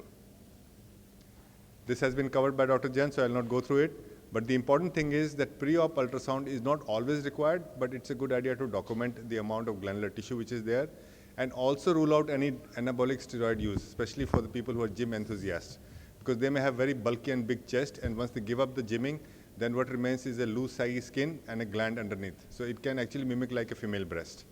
And a good digital photograph and videos are very, very important, not only for your record keeping, but also to compare the results and tell the patient what he looked like before the surgery. And these are some important points which Dr. Jayanth covered, but I would just like to add here, you can use a very simple medicine called Arnica 200. It is frequently available in the homeopathic shops, and this particular medicine can help reduce the post-op edema and swelling to quite a great extent. I think you can play the slides from your end if it's not coming. Okay. So, and we like to give the pressure garments on the table, but for grade 4, maybe the option is to give a slightly compressive dressing because a lot of dissection is done, and then you can change into a pressure garment down the line. So these are the cases I would be discussing, and you can see a pivotal gynecomastia on one side, and the other patient had frequent weight gain and weight loss. And then we had this other group of patient in which he had morbid obesity. He was trying to lose weight, but the breast can be seen to be very enlarged. And then this particular group of patients is not in the preview of the talk I have been given, but then yes, this is something which we deal with sometimes, and this requires a mastectomy and long scars on the chest. But this is what the patient desires, so that they can wear tight t-shirts, wear a proper clothing, they do not mind the scars. So that is what I meant when I say that you need to speak to the patient, hear out the patient, what is their requirements, what is their desirous of. They are willing to trade off a long scar with a good chest contour, which can be hidden under good clothing. So that's very important. So this I think already has been covered, but it's important that if the patient has any nipple discharge or any glandular pain, then you need to investigate it further. It's always a good idea to classify the deformities, the grading of the gynecomastia. Why? Because then you can compare the results, and you can also stratify these patients. So I like to follow the Roerich classification, because in this classification, the severe hypertrophy is basically any breast which is more than 500 grams once you take it out, and with a grade 2 or grade 3 ptosis. So now what we do, once we counsel the patient, we normally tell them to understand that one-step surgery may not be the answer to it may not treat your condition adequately. So either you can go for a free nipple graft if you want a flat chest, or you can go for a stage surgery. That would mean that we do a complete regular gynecomastia surgery, do a complete liposuction, gland removal, wait for a year, and then bunch up the extra skin around the periolar scar at about 1 year after the first surgery. I'll show you some examples. This has again been talked about by Dr. Jayanth. So you need to wait adequately once you have injected the tumescent solution for the adrenaline to take effect. Again, standing position marking, very important, because you cannot mark these patients when they are lying down or sitting. Now this particular patient was 14 years old. He came to us because the parents said that he's refused to go to school. Why? Because there was a lot of peer pressure, there was a lot of taunting going on in schools, and people were handling him inappropriately. So we decided to consider surgery in this group of patients. These are young patients, so a lot of counseling is required. So along with the surgery, a lot of psychotherapy is also indicated in these patients. Now this is at about, I think, 2 weeks. You can see some epithelial shedding as well, but you can see the amount of contraction that has happened, and this is the amount of glandular hypertrophy which was present.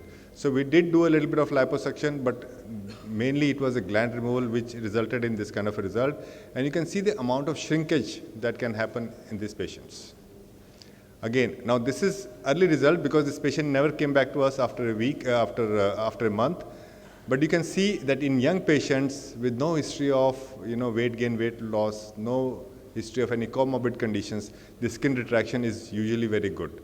Some epithelial loss can happen, but then these patients normally recover over 2-3 months' time.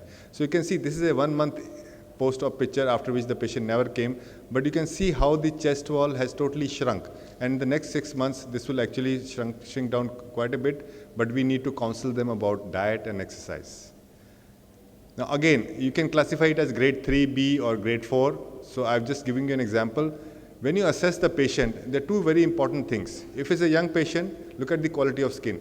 is there any history of weight gain and weight loss? Do remember that patients who have frequent weight loss, weight gain, or yo-yo kind of a thing will have a poor quality of skin, because the stretching and the shrinkage loses the elastin strength and the retraction does not happen. So this particular patient, just before he was going to college, came to us, and this is the result at about 10 days. You can see the wrinkling. So wrinkling is a good sign. That would mean that the skin would shrink, and there is no, the wound has healed completely. What we like to do is, we like to put a single scar, single perioral scar. If I consider the right side, then the scar is put between 8 and 11 o'clock position. So the scar is actually very small. It's about 1.5 to 2 centimeters and gets hidden very well when the patient is being looked at from the front. So this is the post-op result. You can see about 10 days post-op.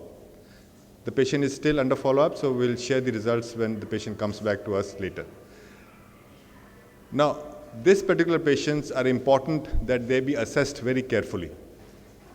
He had a tendency to put on weight, was losing the weight, then putting them back again, and you can see the amount of ptosis this patient has.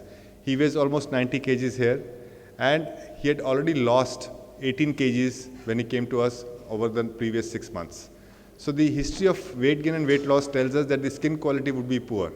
He was counseled that he may require 2-step surgery, or if he's willing to go for a flat chest, then we need to put a nipple areola graft, complex as a graft.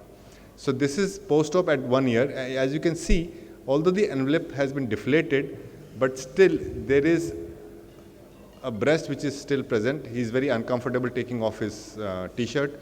And you can see the envelope is actually devoid of any glandular tissue now. So we again counseled him that we would try and give him a periolar scar, but he was very sure that he wanted a flat chest.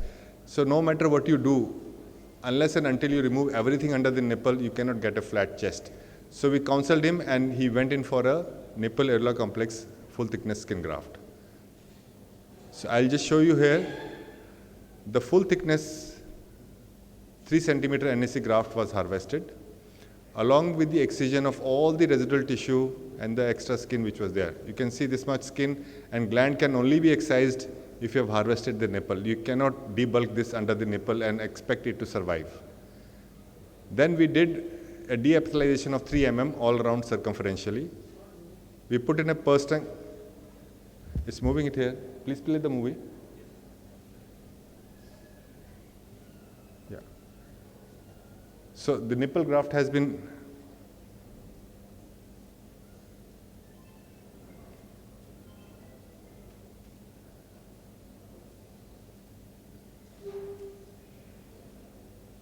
no, please don't move it. Actually, I kept this movie specifically because it's important to understand.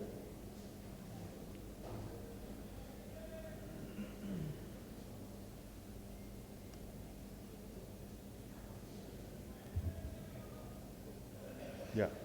So the nipple NAC has been harvested as a full thickness skin graft. You can see here. All the extra redundant skin and the gland is removed. This is pre-marked. We have already assessed the amount of skin which can be removed by tailor tacking. I am omitting this step. Then we de-epithelize 3 mm of the skin circumferentially. It helps in proper closure, circumferential closure.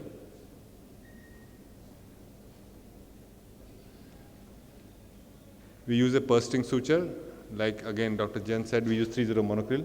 And this is brought together. There is a lot of pleating which can happen, but then that settles down with time. And then once this is done, we de-epithelize the skin a little bit more, and we apply the full thickness graft.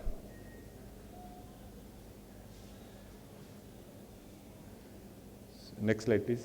Next slide, yeah. So you can look at the amount of skin and the gland which has been excised. This is the result on the table. This is again at about 3 weeks after the operation. This patient has not come back to us for follow-up, but he's been in touch with us on the phone and seems to have a good result, but is not comfortable sharing the pictures. So that's why please do not take the pictures, because these patients sometimes can become very angry, and then they can get back at you. Now this patient is the last patient in this, my talk. You can see the amount of gland which this patient has. So again, we in fact counseled him, and we had actually marked him out for a reduction mammoplasty. because he had been to 3-4 other institutes and everybody's told them that single stage surgery will not be possible and you would possibly end up with a lot of scars on the chest wall. So this is what I was talking about. We have marked him for the breast reduction. Can you move the slide, please? Yeah. On the day of surgery in the morning, he said, "Doctor, I don't want those scars," because we counsel him that there will be a parallel scar, there will be a vertical line, and there might be a horizontal line as well, like we do in normal reduction mammoplasty. But then he opted for the first step. That would mean that we do the gland excision, do the liposuction, and this is what we got. We could almost, you can see the amount of gland which this patient had, and we took out almost 2.8 liters of fat. This was liposucked.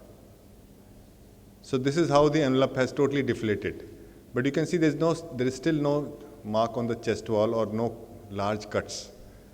So this is a lateral view. It's important to document your patients when they come back to you with digital photographs at regular intervals, because digital photographs do not cost you too much money, only maybe a lot of hard disk space. Because by keeping these records, you can go back and look at those pictures, what was the status then. Again, another view.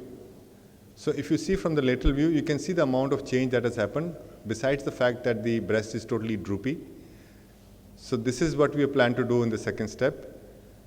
This was slightly different from the last case. In this, what we did was, we planned for a periareolar skin excision, and the nipple vascularity was maintained on the subcutaneous pedicle. So the nipple and the subcutaneous fat just directly below it was preserved, and we tethered the NSE to the chest wall.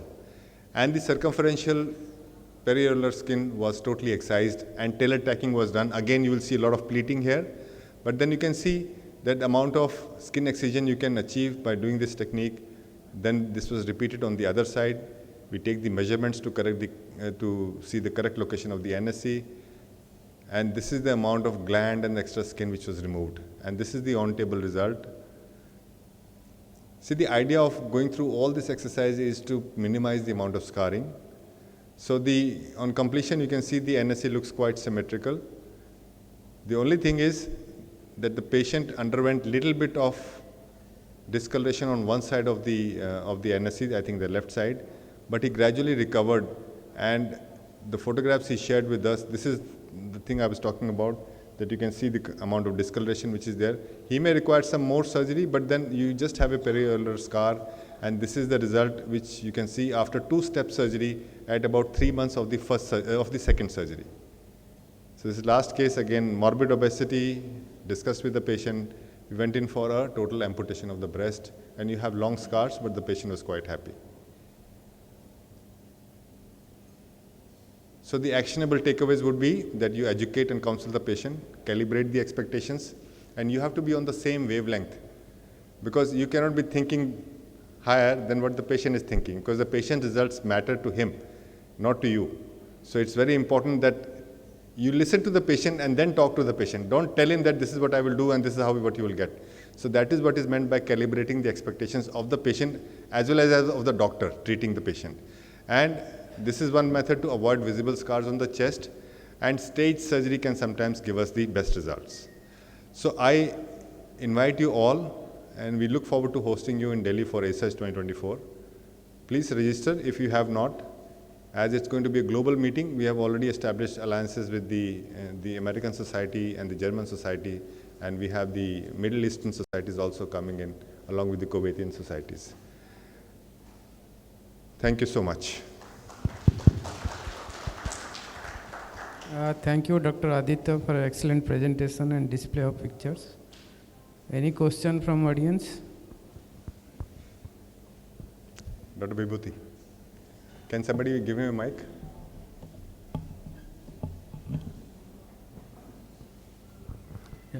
Excellent spectrum of results and presentation. Thank you. Actually, grade 4 is always challenging, and staged reconstruction gives the best result. In the last APSICON, I presented my technique of inferiorly based mastectomy, because most of the mastectomies that we come across after the grade 4 are transverse scars with free nipple areola grafts.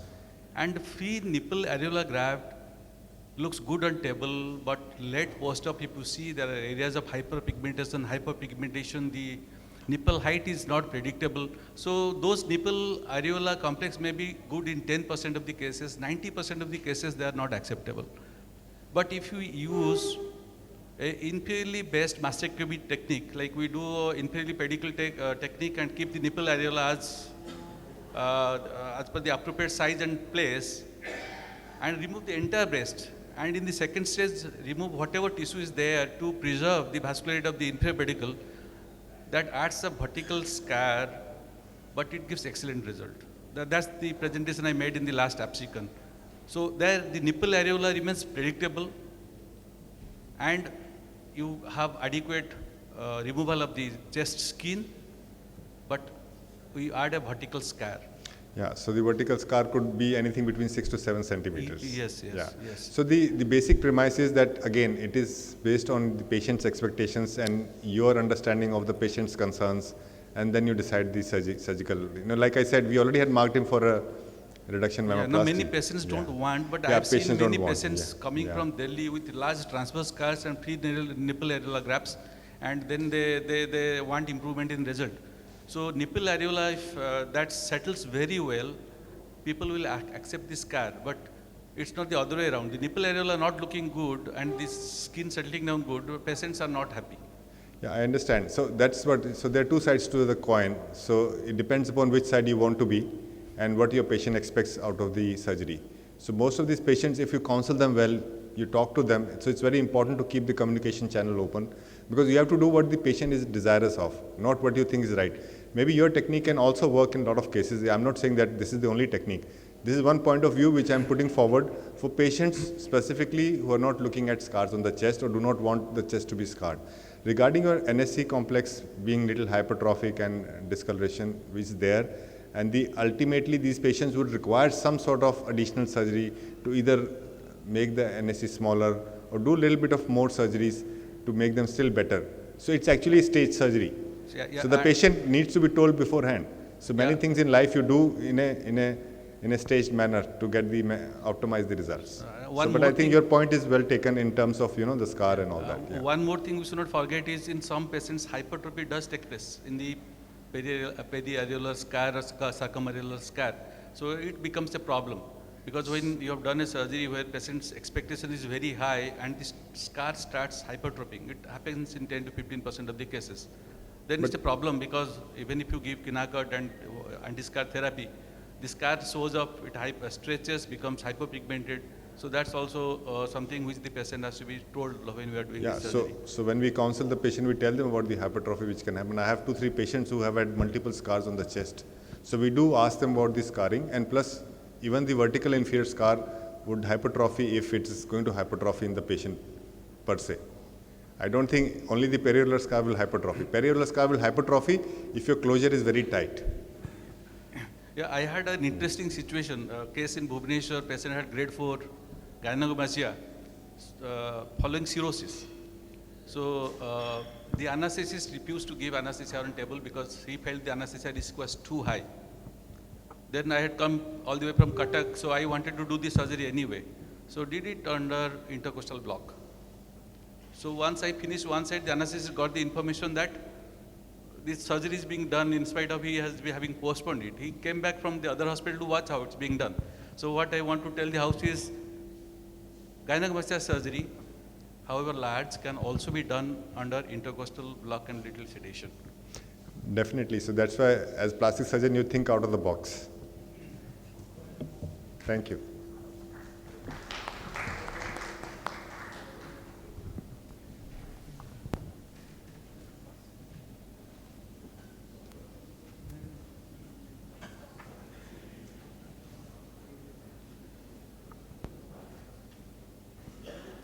Next topic, rhinoplasty for saddle nose by Dr. Venkatramana sir.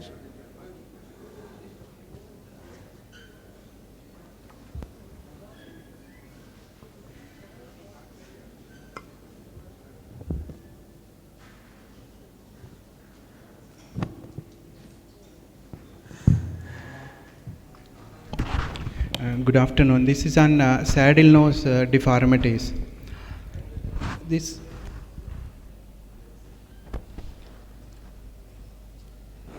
It has both reconstructive and aesthetic components. This is a 20 minutes video. I'll describe 3-4 cases. Practically all these cases are revisions because they would have a septoplasty done earlier or something else, trauma or abscess or something. That is always saddle is a result of something. And videos go on. I'm just going to explain the steps during the surgery only. Start. Chalna hai. This boy is post septoplasty supratip repression.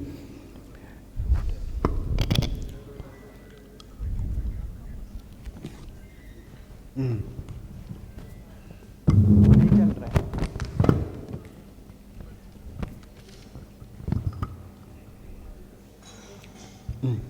नहीं पीछे जाओ.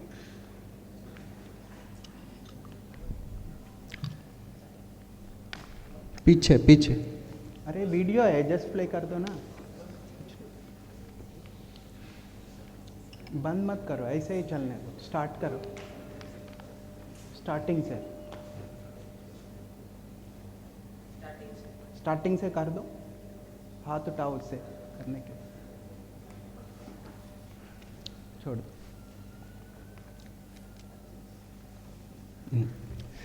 By definition, saddle is a middle part depression. People think that all low noses are saddles. It is not true. Saddle is a middle part, middle vault depression. Majority of the saddles will have a normal bone and the normal tip also sometimes. Mainly problem is in the middle part, middle vault.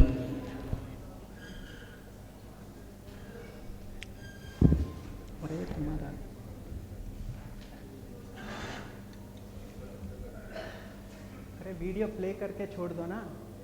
छोड़ दिया है, वो चल रहा है,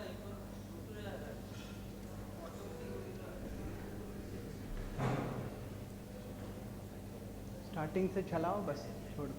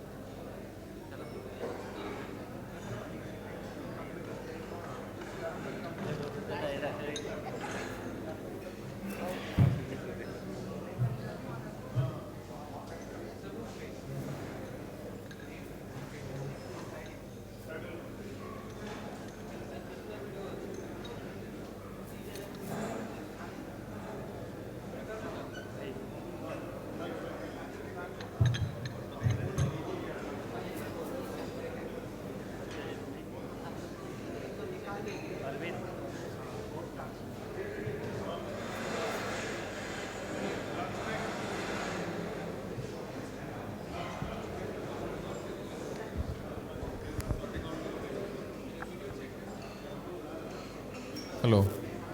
So we can go for the launch. Everybody, please join for the launch now. Post launch, we will start the session again. 15 minutes.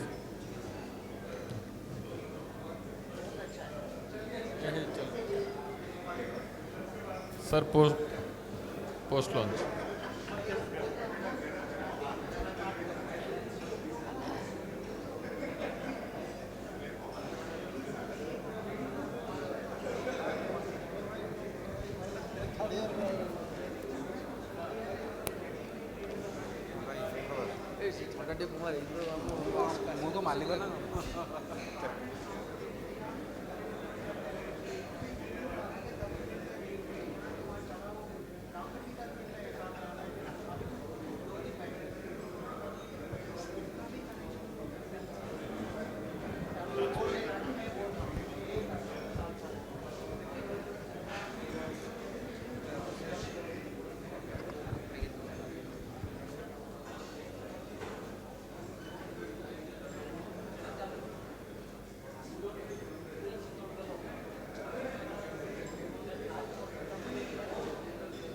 Session. You all can watch from a place where you are eating directly. And I am going to see, we have started there.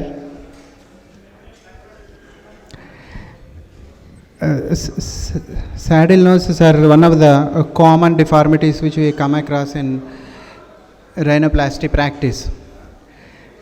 Saddle nose has got both components actually, reconstructive and aesthetic.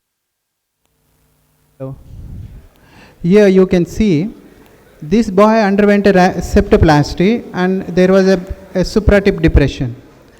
But when we opened, septum was intact, although there is a little dip distal to the keystone area. It was reconstructed. You can see two parallel beams of spreader grafts placed, fixed in position. You can see the dorsum and tip grafts. Tip is projected and then supratip is fixed, not as a overlay, as a full graft. You can see that there is a post procedure. Supratip is nicely raised, middle vault is raised. Then this is immediate post-op. You can see the long-term early post-op also.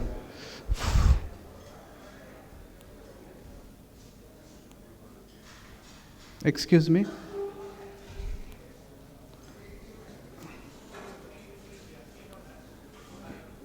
हो गया, fine, good.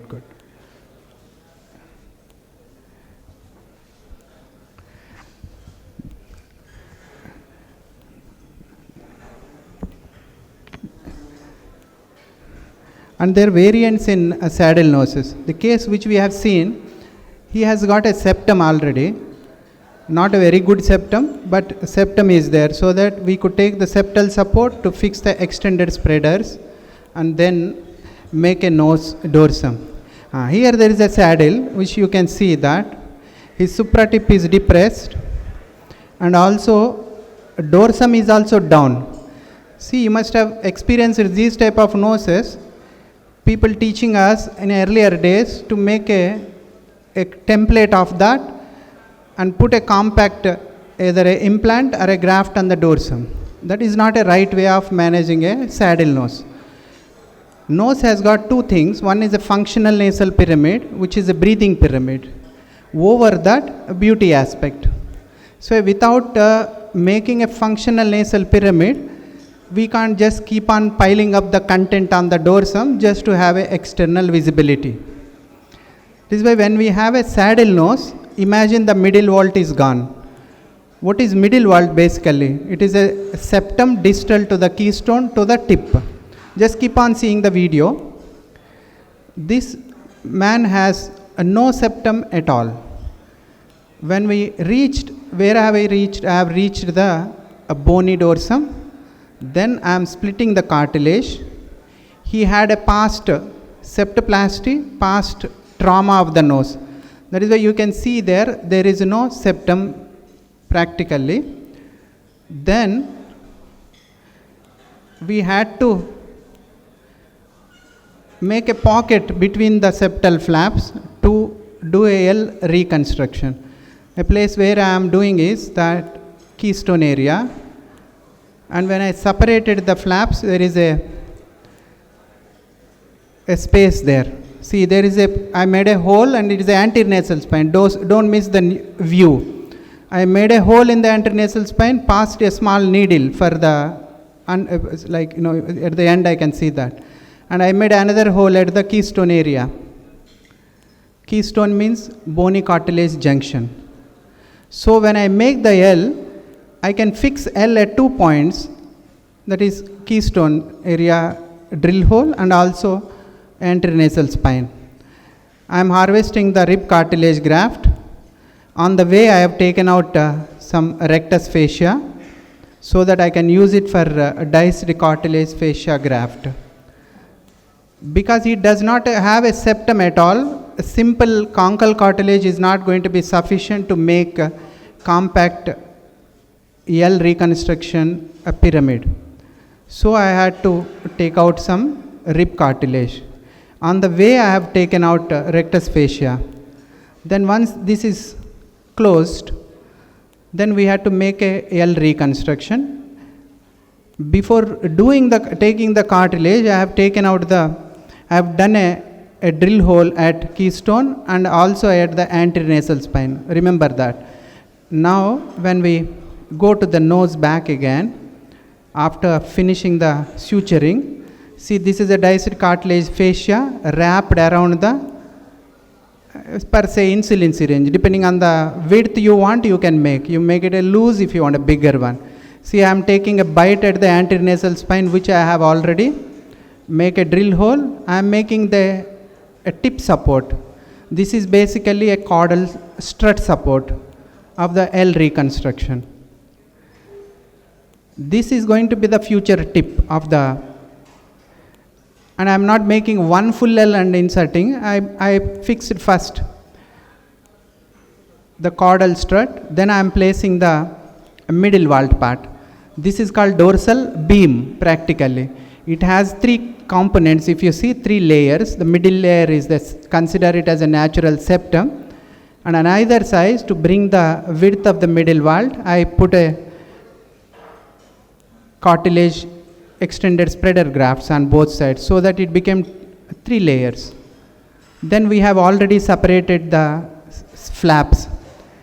An important thing is that they are all redo cases or trauma, abscess or post-septoplasty. The flaps were separated. Important thing is making the flap to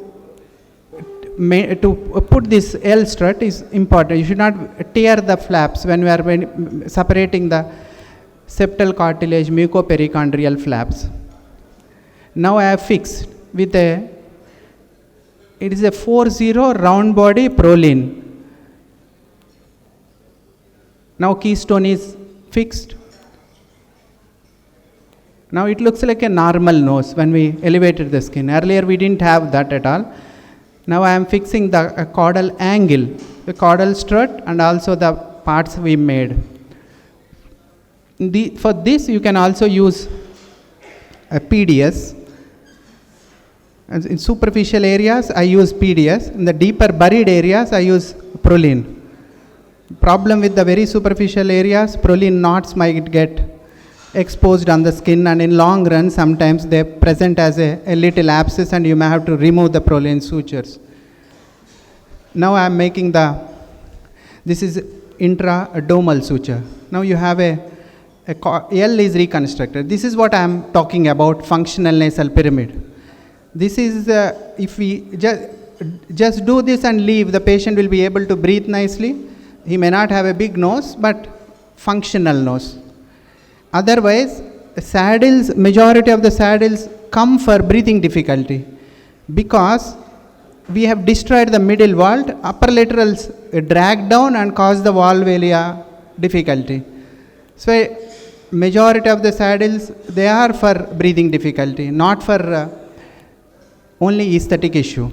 If we just place a big bulk of graft on the dorsum where like there is a saddle, then in long run they'll have a problem because the part will be putting more weight on the middle vault. That's why we have to reconstruct the functional nasal pyramid.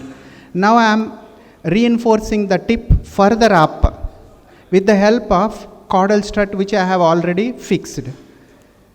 And how much height of this tip should be there is decided by the profile view constant watching during surgery along with a skin component. Similar thing we do it in Binder's. In Binder syndrome, the deficiency of skin will be there. That's why always titrate the tip height with the skin availability. Even by VY advancement or any other modifications, we don't get too much skin. That's why we have to titrate the tip height with the available skin in the tip area. I place 2 more grafts and put excess height, no problem, we can always trim when it is more. Now I am lifting the dome on the caudal strut support. This is not columnar graft. This is basically a caudal strut which is supporting the tip of the, and it is vaguely also called as columnar graft by many people. Why do we need this to lift the tip? We do the same thing when we raise the dome in a CLND patients. We can't just raise the dome without having a caudal strut support. We have to have one fixed structure to lift the dome and stay there. Otherwise, many times after CLND, after 1 month, nose will be same. We have done 3 hours operation and nose will be same. The reason being we haven't supported dome with a rigid structure. That is the reason why CLND patients, though they are operated, they look same in many cases. This all is functional nasal pyramid. And I never ask that this part can be done with an implant or autologous material. This has to be done with autologous material. It is nothing to do with the beauty. Now you can see that there is a nose now with this much of content placed in the nose. The dorsum is still low. This is where we have to raise the nose. That is an overlay graft. Here the question arises that whether what do we have to use? Whether you use a compact graft piece or a stacked one or a diced cartilage fascia or just this diced injection or a silicone piece. Whatever you want to do, you put on the dorsum depending on a graft availability, your preference or anything. I prefer to use the diced cartilage fascia in this case. I made it now on side table, diced cartilage fascia has been made, and I passed one needle on the upper part, a spinal needle, to guide the diced cartilage fascia in the midline. You can see that the 50 monocryl, which is tied to the diced cartilage fascia, is being pulled into the place on the nasal dorsum. This is the overlay graft. This is just for practically for the augmentation, for the beauty purpose. Without this also he is able to breathe nicely and we can leave the patient from there. But we can't avoid the steps which we have performed earlier before placing the diced cartilage fascia. Now again you have to titrate with the profile view and then see the tip height and the dorsum height. I felt that he needs more domal support and I am placing another small rib cartilage piece on the nasal dorsum. And this guy has a reasonably thick skin. That's why these compact pieces will reasonably do well without any exposure or surface irregularity.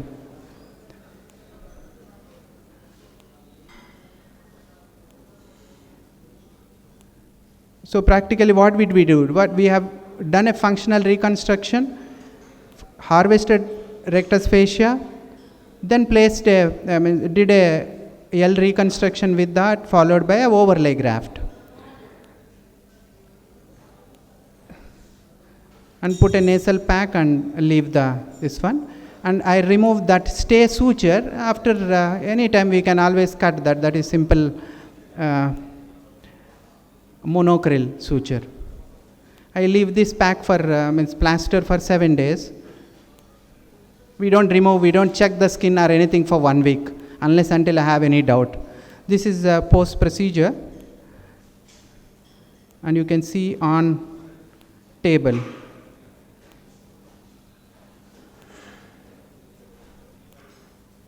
The first case we have seen is he has a septum. We put spreader grafts, extended spreaders, and build the middle vault. Here there is no cartilage at all, complete middle vault absence. We have done a functional nasal reconstruction followed by dorsal overlay graft. You see another lady where there is a supratip depression again. And one thing you come across in all these middle wall depressions, they have the retraction of the upper lateral down. Thereby, they will have a horizontally a pinched appearance in the middle vault. That is where we have to build the upper laterals also pulled up and then place a graft, overlay graft on that. Same steps are being done. But her case is the problem started with some septal abscess. She did a nasal, for some occasion, put a nasal septal piercing pin something. That led to a septal abscess and had a complete nasal fall. Already a low nose. So there was a supratip depression, saddle, then we have reconstructed the nose functional pyramid followed by again dorsal overlay graft. And thickness of these cartilages, they look thick in the camera, they are all usually less than 2 mm thickness. Ideally, septal thickness in average individual is 1 mm. And a thicker individual 1.5 mm. That's the ideal thickness to put a spreader or a caudal strut on the nose. But rib cartilages we can slice accordingly. And the middle vault has to be widened to prevent, to have a good dorsal lines on the nose. So there are 3 layers, 4 layers, you can see now. There is a domal graft, a caudal strut, and observe the middle vault. We have augmented upper lateral cartilage level also with small cartilage grafts. This is functional pyramid now. I'm going to elevate this further. See, now you can see all the structures. There are 5 layers practically, because one layer is the middle septum and on either side layer is an extended spreader. On either side one more is augmentation of the upper lateral. Without doing that, the middle dorsum will never have a good dorsal lines. Over that, I am going to place a diced cartilage fascia. This you can, if you make it a longer, you can always trim that. And usually better measure it nicely and put.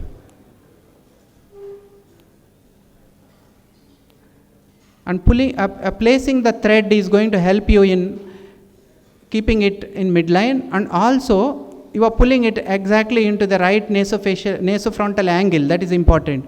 Otherwise, without that, if you just push, there may be a space between frontal process and nasal, this one. You can see on table, and then after a week, now see the pyramid. It is quite wide, and then this is long run after 3 months like that.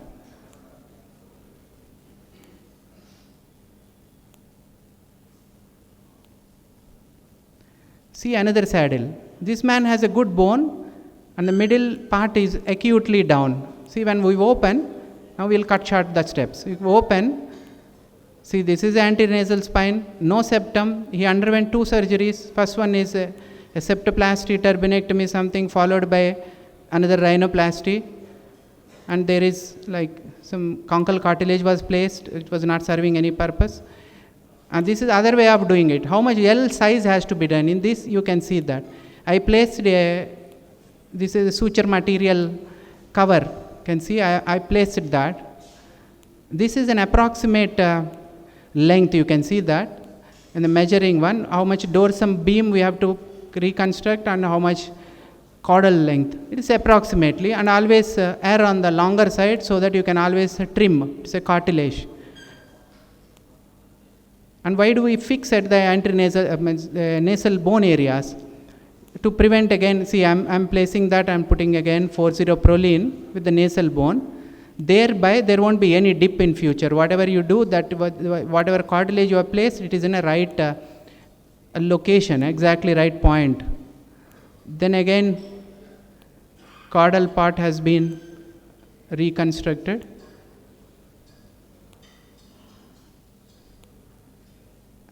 As I already told, the crucial thing in this is making good septal flaps, because you are placing all these between two vascular viable mucoperichondrial flaps.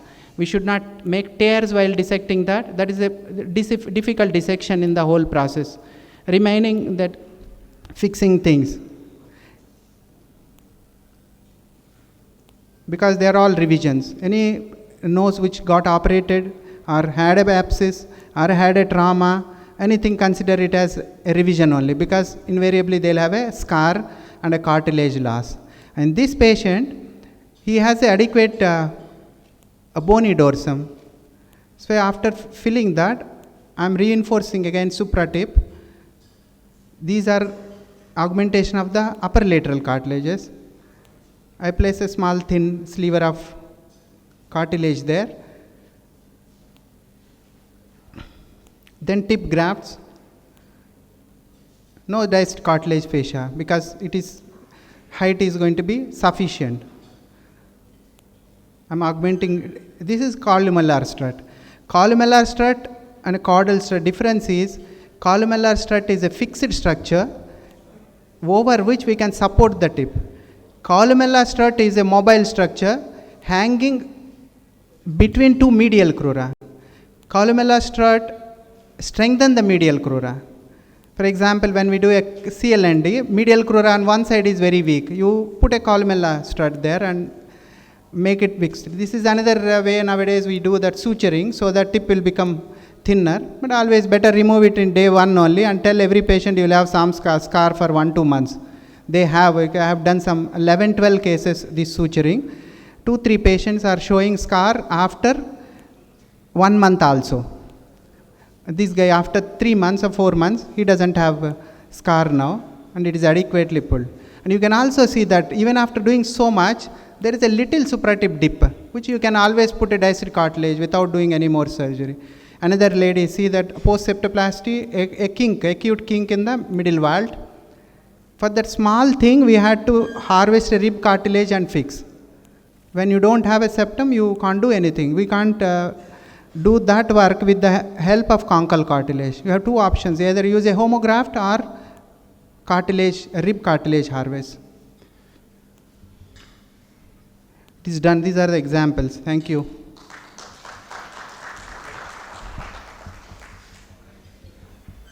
Very nice presentation, sir, with very good results. Any question from the audience? I forgot to mention one thing. You have noticed in all the patients the nasal pyramid is straight. That is why we didn't have to break the bones and bring them in midline. These can be associated with deviated nasal pyramid. You have to do whole thing, again do the osteotomy and fix the whole thing.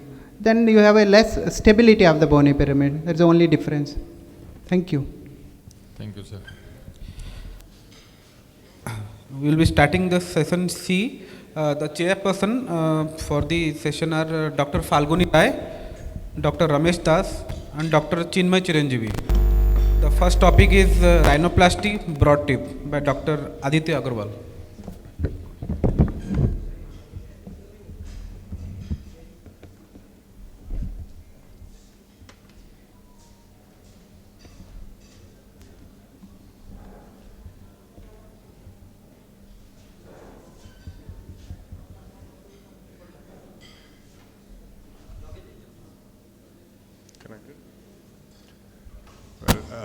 Good afternoon to all of you.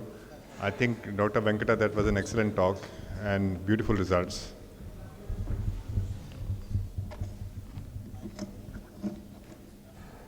इसको पूरा निकालता हूँ.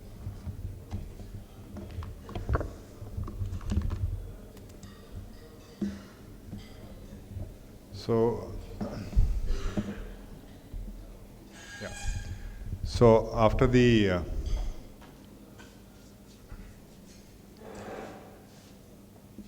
saddle nose, we will be talking about the broad tip, and these are the kind of noses you will frequently see in India, because most of the Indian skin is very sebaceous and the tips are normally bulbous. So I'd like to again thank Dr.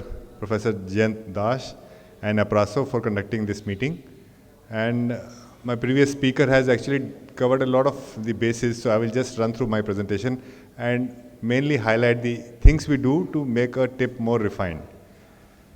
So we all know about the common causes of a broad tip, and for this one has to be conversant with the types of operations which can be individualized to address a broad tip. There could be many reasons for it. It could be a cartilage, it could be a fibrofatty tissue.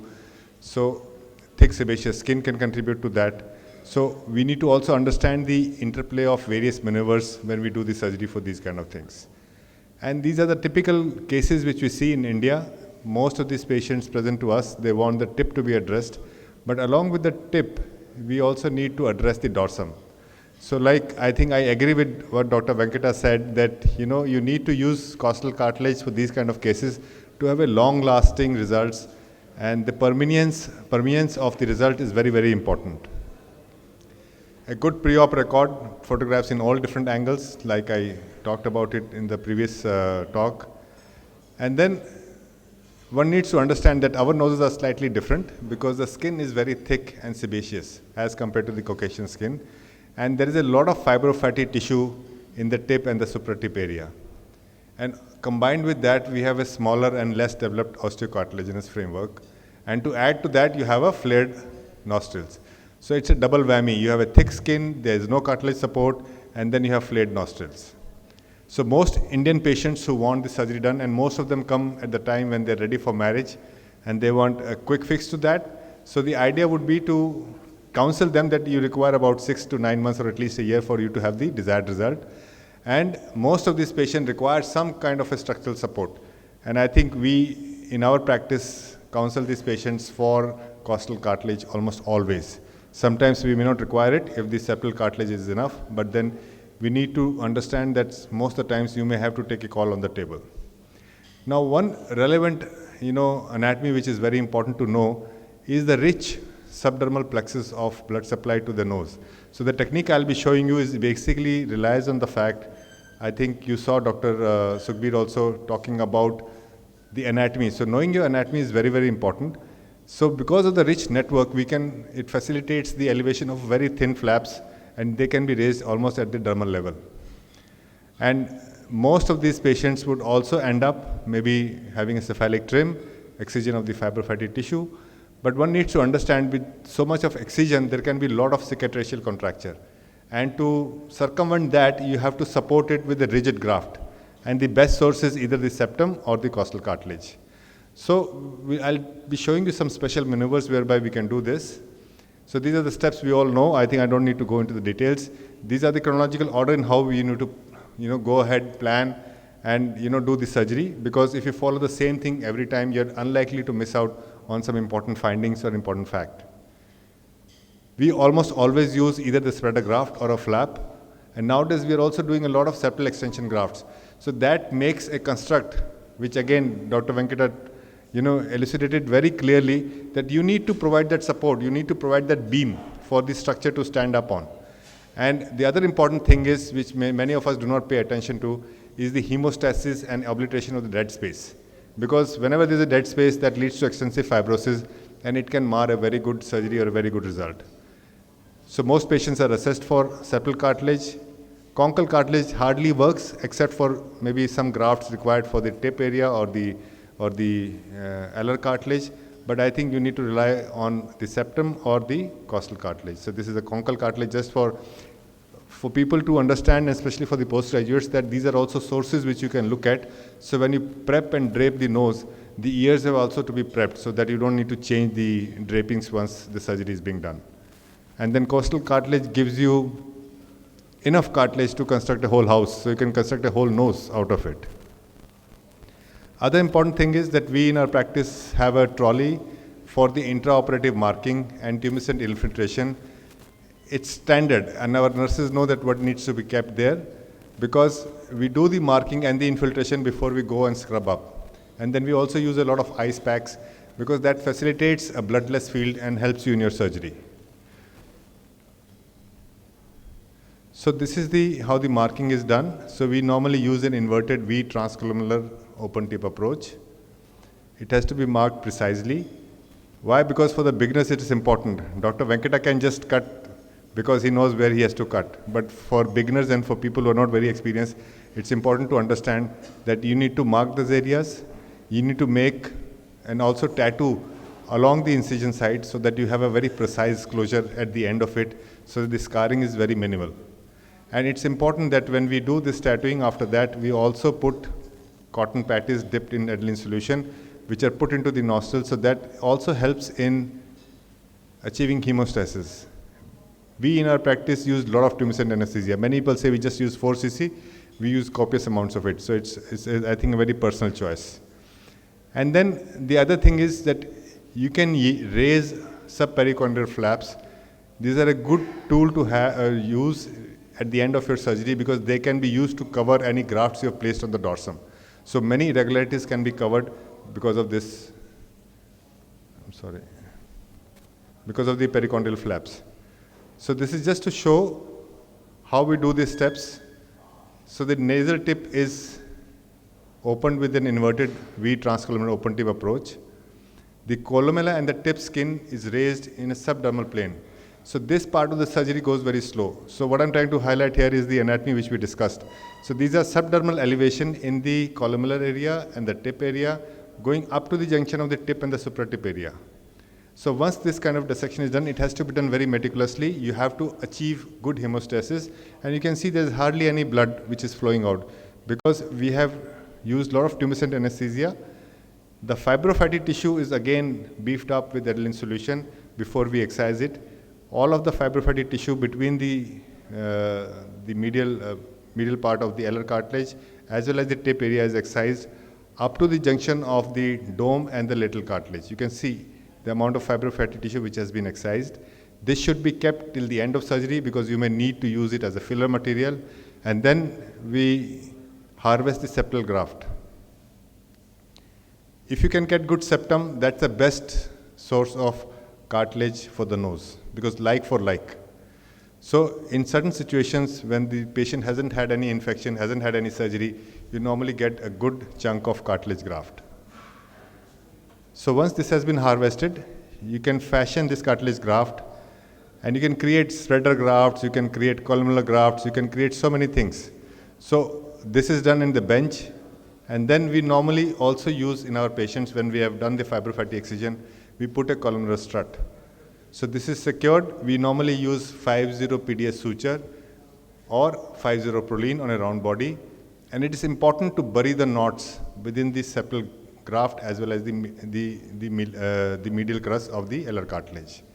And once this is done, we can do the other maneuvers. That would mean that you can put a Tabet suture, and then you can have a unified complex which is there. And following that, we normally like to put a spreader graft or the beams which Dr. Venkata was talking about on either side. So this not only refines the dorsum, maintains the internal nasal valve, and also provides stability to the septum. So these are the 3 very important functions of a spreader graft. Now, in certain situations, you have a very strong upper lateral cartilage. In those situations, you can turn down this upper lateral cartilage, and this can be used as a spreader flap. So the purpose is the same. And you can see in this picture, we have also put a septal extension graft. This patient is a patient of redo surgery, where she had some surgery done earlier and needed a lot of support to the tip and the dorsum. So this is a maneuver which I almost always show in most of my presentations. In patients who have weak alar cartilages, instead of doing a cephalic trim, once you separate the cephalic part of the alar cartilage, you can actually turn it down. And once you turn it down, it provides strength and stability to the alar rim, and also it gives a nice shape to the tip area. But it's important that you prevent any bossing which can happen if you make the turn down flap little bit less acute. So what will happen is that the tip will become very bossy. You can see we have turned down the flap. It's given a nice shape to the alar cartilage, and then you can add septal extension graft. So I'm just basically repeating what Dr. Venkata has already told you, that you need to provide adequate amount of septum support. You need to provide all these grafts to be able to have a good long-lasting rhinoplasty. And this is again raised cartilage, and it becomes like a thick paste. It will not go as a sort of, it will not just sort of spread out. And you can use it as a filler material, and you can also use it as a beam, not the regular cartilage, but it can be used to provide a dorsum augmentation. You can use the rectus fascia and wrap it around that, and you can use 1 cc syringes to fill it up tightly. Again, we also rely a lot on the tip alar rim grafts, very important. So you can customize how you want to put the grafts, what has been discussed with the patient, what are the patient's requirements. And the other important thing which we normally do is, we also use, especially in thick skin, you need to put a lot of tip grafts, shield grafts and the columnar grafts, and they have to be a little thick, because if they are putting very thin grafts, they will not show through the skin. Alar rim grafts also not only give a good shape to the alar rim, but also provide structural support. So it's important to know about all these different types of grafts which one can use and rely on in constructing a good tip. And this is the same patient as you see here. This patient has had one surgery earlier for post-traumatic, septum which was lost, and then the tip which was depressed. And this is the result at about 6 months. So what I'm trying to highlight here is, when you address the tip, the dorsum also has to be addressed. And you need to combine all the steps of a standard rhinoplasty and customize it as per the patient's requirements. And at the end of the surgery, we do the nasal packing with Merocell, we tape the nose, and then we put a splint. And this is one of those patients in which we did a peri-alar excision, because she wanted the nostril flare to also get reduced. Our own Dr. Kapil Agarwal has actually propounded a technique which minimizes the scarring and places it in a very inconspicuous area. So I think I would recommend everybody to go through that when you're doing this peri-alar excision. So I'll just share some results. So this is a post-op 5-month result. Another patient at 6 months. But if you can see, there's a very subtle change. It's not a dramatic change, but it's a very subtle change which makes the patient feel happy. She didn't want the scars to show. She didn't want her colleagues and friends to know that she's had a rhinoplasty done. Another broad nose. You can see how the tip has been defined. Please remember, do not make a pinched nasal tip, because that is a sure giveaway that something has been done, like in the case of Michael Jackson. Sorry, another patient, we did a costal cartilage graft. You can see how much improvement of the tip and the raise we have been able to achieve. This is only possible with a costal cartilage graft. The profile of the patient has totally changed. We have also used a little bit of fat to the cheek area. This is a 3/4 view. Another patient, you can see the droopy tip. So this kind of shape can only be achieved if you have adequate amount of cartilage to support the nasal skin lining, the cover, sorry. 3/4 view. I just want to show you this case. This patient underwent rhinoplasty for, again, bulbous nose. It was an amorphous kind of a nose. There's no definition to the tip, no definition to the ala, and the dorsum was also depressed. So we did a rhinoplasty, but you look at the glum look on her face, she was not very happy with it, although she was counseled that the results come in over about 1 year or later. And this is the same lady at about 7 years. She came back to us for some other procedures, so we were able to take the pictures. So what I want to highlight again is that you tell the patients what is going to be the path of recovery and how much time will it take for her to achieve a final result. Many patients, you can look again, the same post-op day 10, she looks very glum that nothing has happened to my nose. It has been the same as what it was before the surgery. But you can appreciate the changes which happen over time. Normally you see these results at about 1 to 1.5 years, but she came back to us at about 7 years, and we can appreciate the change and the definition of the nasal tip. Again, a bird's eye view, and you can see the definition to the dorsum and the tip. I'll just rush through this. So what's important here is to understand that when you do so much of surgery, so much of excision, you need to provide good structural support to prevent the scar contracture from making the tip go back to where it was before the surgery. So remember please that rhinoplasty today lays emphasis on preservation and enhancing the architectural integrity of the nose. So the technique which I've just discussed gives very good results, very few complications if you know your anatomy, if you know the path. And there is definitely some transient loss of sensation in the tip and the supratip area, but normally most of these patients recover at about 3 to 4 months. And sometimes prolonged, tip edema can be there, can last up to about 6 months. You tell them some massage, counsel them, do a little bit of hand holding. This can actually become quite all right over a period of time. So this is a slide and a carry home message for you guys. You want to do this kind of surgery, keep this thing in mind, and please remember that whatever you achieve on the table will finally stay, but the patient needs to be counseled about the whole thing. I again take the opportunity to invite you to ASAGE 2024 in Delhi at the end of March. Please register and be a part of this global meeting and showcase your work. So we are giving opportunities to our Indian colleagues also to present their work. So do write in and help us project your work, and you can actually use this as a global platform to showcase your work. Thank you so much.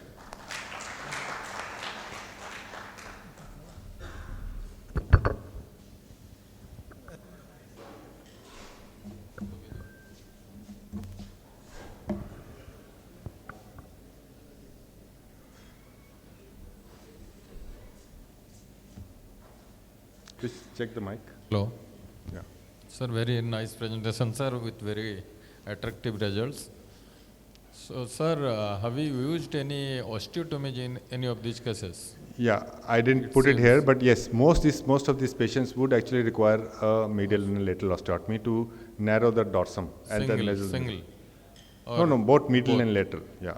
Both medial and If you just do the lateral osteotomy and you don't make it a complete osteotomy, they tend to spring back. Yes, sir. So I think you need to do a complete osteotomy and to get a good result. You have not mentioned that, that's why. Yeah, I have not thought- mentioned. Yes. I was Any basically questions? concentrating on the tip. Yes, sir. Any questions, please? I think we can move forwards because we are already Okay, running sir. late. Thank you, sir. Yeah. Nice. I see Dr. Jayant is worried. Yes, sir. Thank you. Next topic, facelifts mass plication by Dr. Venkatamna, sir. Basically, it's surgical facelift, not the gliding facelift nowadays, being performed all over the world.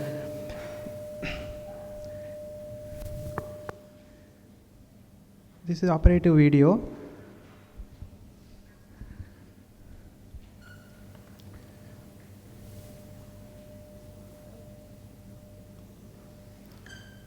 She is 67 years old, a lady, complaining, grass, laxity of the mid face and also lower face and the upper neck.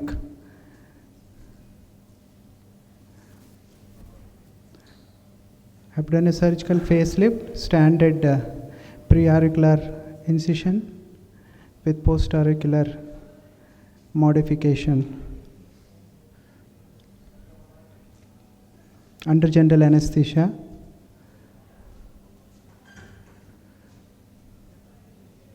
Along with that, I did fat grafting on the cheek and infraorbital region.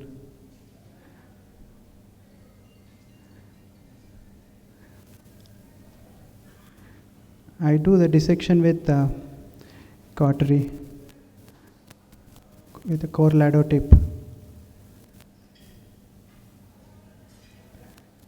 The tragal component is pre-tragal only. You can also do a retrotragal modification if you don't want to show the pre-tragal. If you want to break the pre-tragal incision, we can make it retrotragal. This is a plication method. What was done is skin is elevated and smash layer is identified.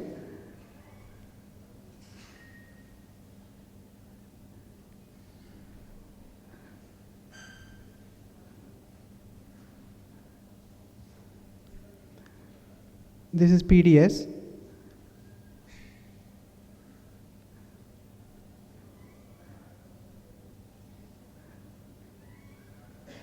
You have an excess skin.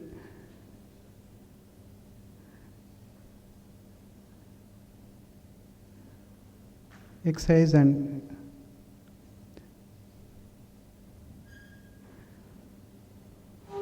do not excise too much, and same time take care of the lobule part. And common problem in this is when we elevate the cut which I made along the mandible, where the part I brought to the ear lobule area, that is the difficult part.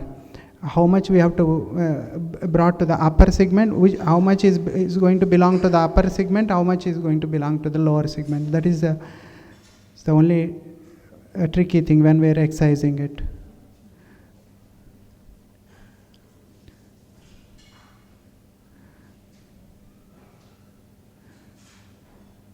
Same thing, some people elevate skin layer very thin.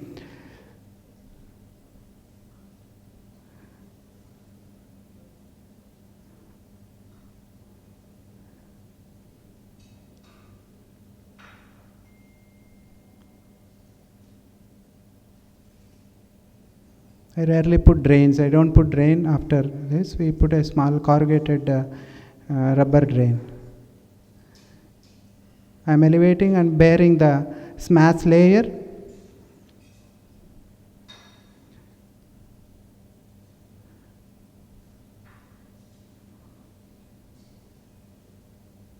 The direction of the marking is going to be the direction of the lift. It is upward, backward, and superiorly also upward.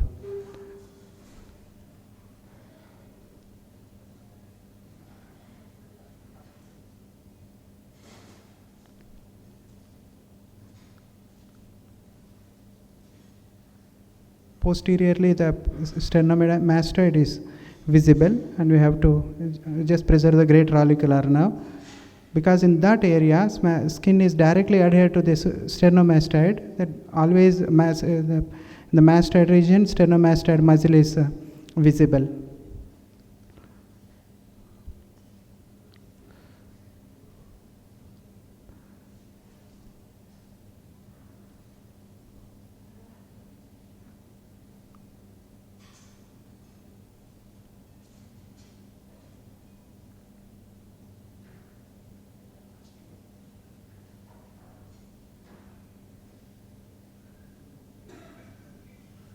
Same steps were done, and infraorbitally we put microfat.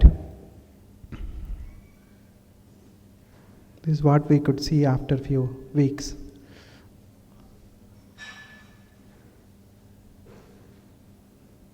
Here is a lady, another lady, where she wanted a facelift. She has a good skin tone.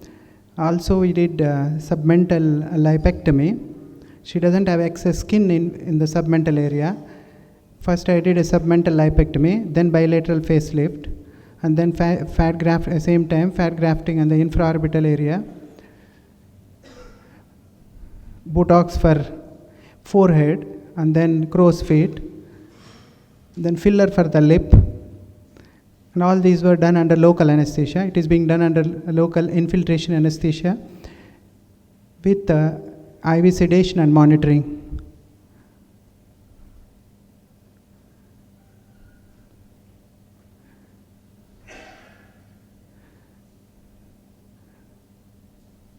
This is the incision is just behind the crease in the submental area. Thereby it won't be visible. And many times you may have to excise some skin, because her skin tone is good that I haven't excised skin. I have removed the fat and dissected the platysma, and I have removed subplatysma fat, then sutured the platysma.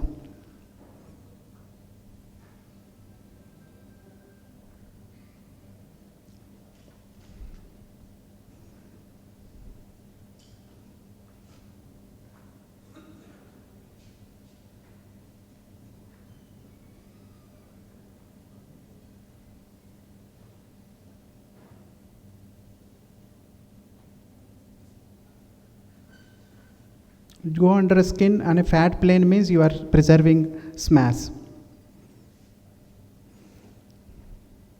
The another way of doing it is, you all know that is elevating smash flap also. Then pull the flap, then excise mastectomy or plication, whichever method you want to use. But this is the safety of this procedure is that you are not elevating the smash flap. Thereby the risk of injury to facial nerve branches are very little. There won't be any risk.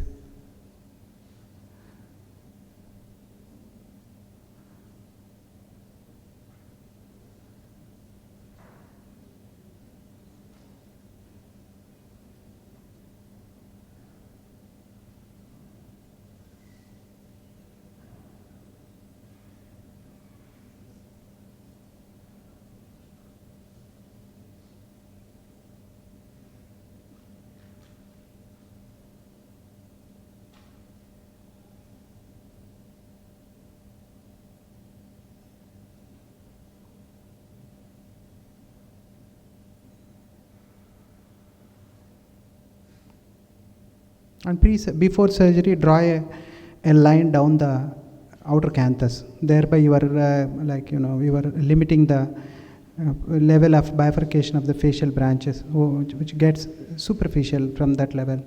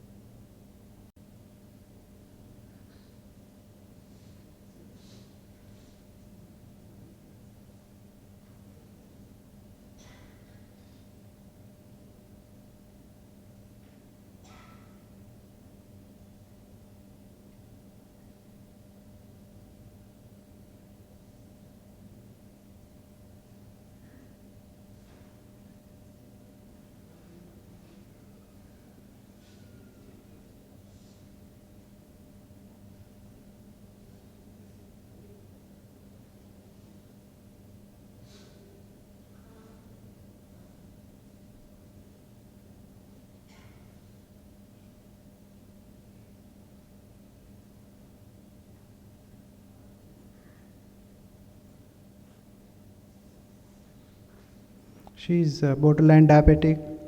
She smokes. She is a foreign national.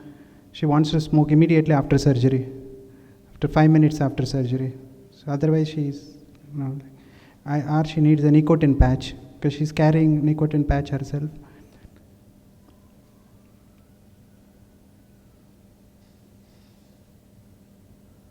But quite cooperative to do the procedure under local anesthesia.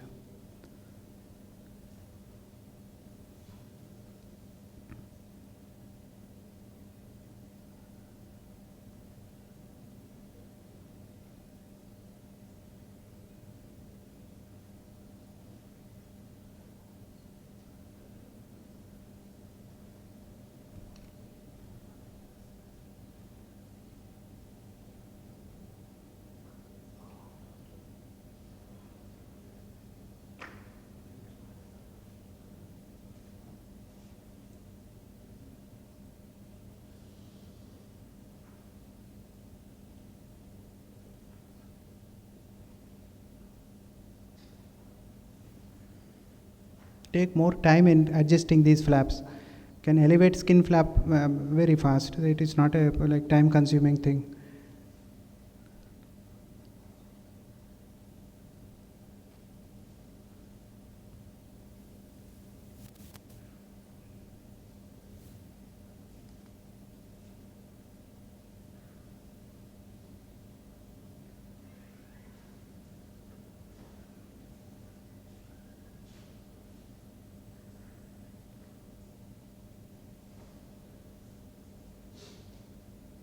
This is immediately after surgery. This is after some time. Fat graft, Botox, filler on the lip, submental, all combined. She is transformed. I thought there is a photo of this, and then I asked for suddenly another photo. 2, 3 new. Thought this one. This is a long-term picture of hers. Thank you.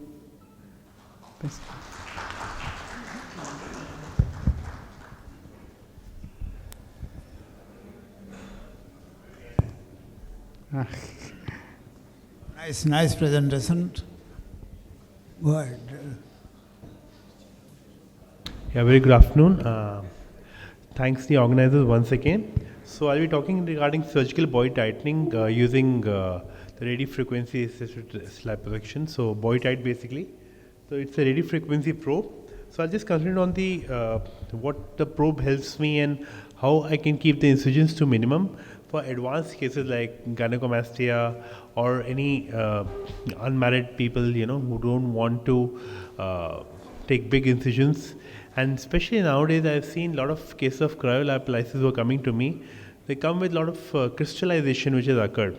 So to break the crystals, I have found this RFL very, very effective so as to even it out, which I'll be sharing my cases with you. So basically this stands for radiofrequency assisted lipolysis by coagulation of the soft tissue. It's basically subcutaneous fat coagulation which is occurring up to 70 degrees Celsius, and it also leads to a lot of collagen regeneration and contraction.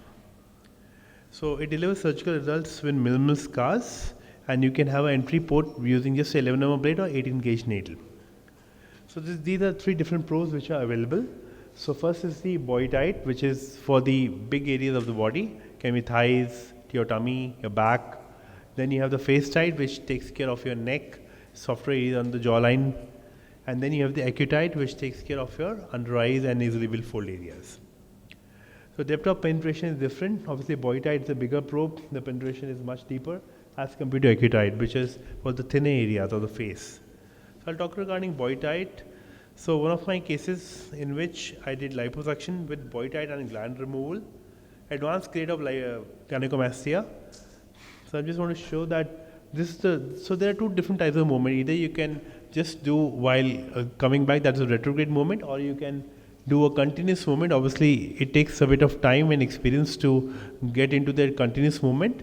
Make sure that you apply cold jelly all around so that you do not create any burns. And temperature setting you can always do. You have a lot of parameters. So usually for the tummy I keep it around 65 to 68 degrees Celsius. For chest, for gynecomastia, I keep it around 60 degrees Celsius. So that usually gives me sufficient amount of coagulation of the tissues. This is the gland removal. After that, so this is the post-op result with body tight, liposuction and gland removal. This is another patient, young patient, who had just a predominant gland, no fat at all. So I just removed the gland and did body tight for it. So this is the infiltration which is going on, followed by the body tight. And then these are my settings. And then I've done the gland removal. Makes the process quite quick. So this is the post-op results of the same patient, front and the side views. Again another patient in which I have done body tight with liposuction and gland removal. You can see the nice contraction which is occurring.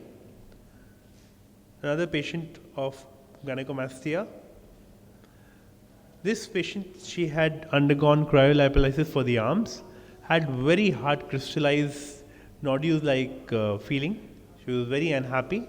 So we did body tight just to break the crystals. We didn't do any liposuction for her. Only just body tight just to break the crystals and make the skin more even out. Sorry, so you can, so this I'm using the body tight 20 watt cannula. There are 2 different types of cannula, 40 watt and 20 watt. So when I do it for the bigger areas, I use 40 watt. But when I do for the arms and all, I use 20 watt. A smaller size, less energy. And I have the cut temperature also to 56 degrees Celsius. I have not even gone to 60 because arm is a tricky area, because sometimes you can have experienced paresthesia of the nerve. So I kept the temperature low and there was no problem at all. So this is the before and after of the same patient. This is another patient who came with again same problem, post cryolipolysis, and you can see a lot of undulation which are occurring all around. So she was very unhappy with the same. So what we did was just body tight for her. This is using the 40 watt cannula, and I have kept the temperature above 60, around 65 I guess. So this is the before and after. This is just after 3 weeks. So she has to come. So we are following up the patient. I think post 3 months it will be still better. This is another couple of pictures, pre and post pictures of patients whom I have done body tight and gland removal. This is extreme case of liposuction with gland removal and body tight. Unmarried male, 25-year-old, very high BMI, not willing for anything, didn't want any big cuts or scars. So we have just done gland removal, liposuction, extensive liposuction and body tight for the patient. This is for face tight. This is a duo, mother and daughter. Mother is about 60 plus with a heavy neck. Daughter, actually sagging neck I should say. And the daughter is a young girl, about 28 years, but with a very, very heavy neck. Now both of them were very, very clear, especially the daughter, that no liposuction, she was ready for that. She just wanted some amount of tightening, and if I could take it. I told her that liposuction was definitely required for her, but she was not willing. So I said, okay, we can create some amount of tightening for you and correct your jawline up to some extent using boy tie. So we did that for mother and daughter both. So this is for one of them. I'm sorry, I'll just close the volume. Yeah. So this is the slow movements. So neck, especially around the jawline when you are doing, always mark your points, go about a centimeter, leave the centimeter below and above for the marginal mandibular nerve to prevent any injury for the same. And slow movements, one single cut just behind the ear, both sides, and one eye make it in the midline. So this is how I marked. So this is the pre and post at 3 months for the mother. This is again pre and post for the mother in the frontal view. This is pre and post of the daughter, post 3 months.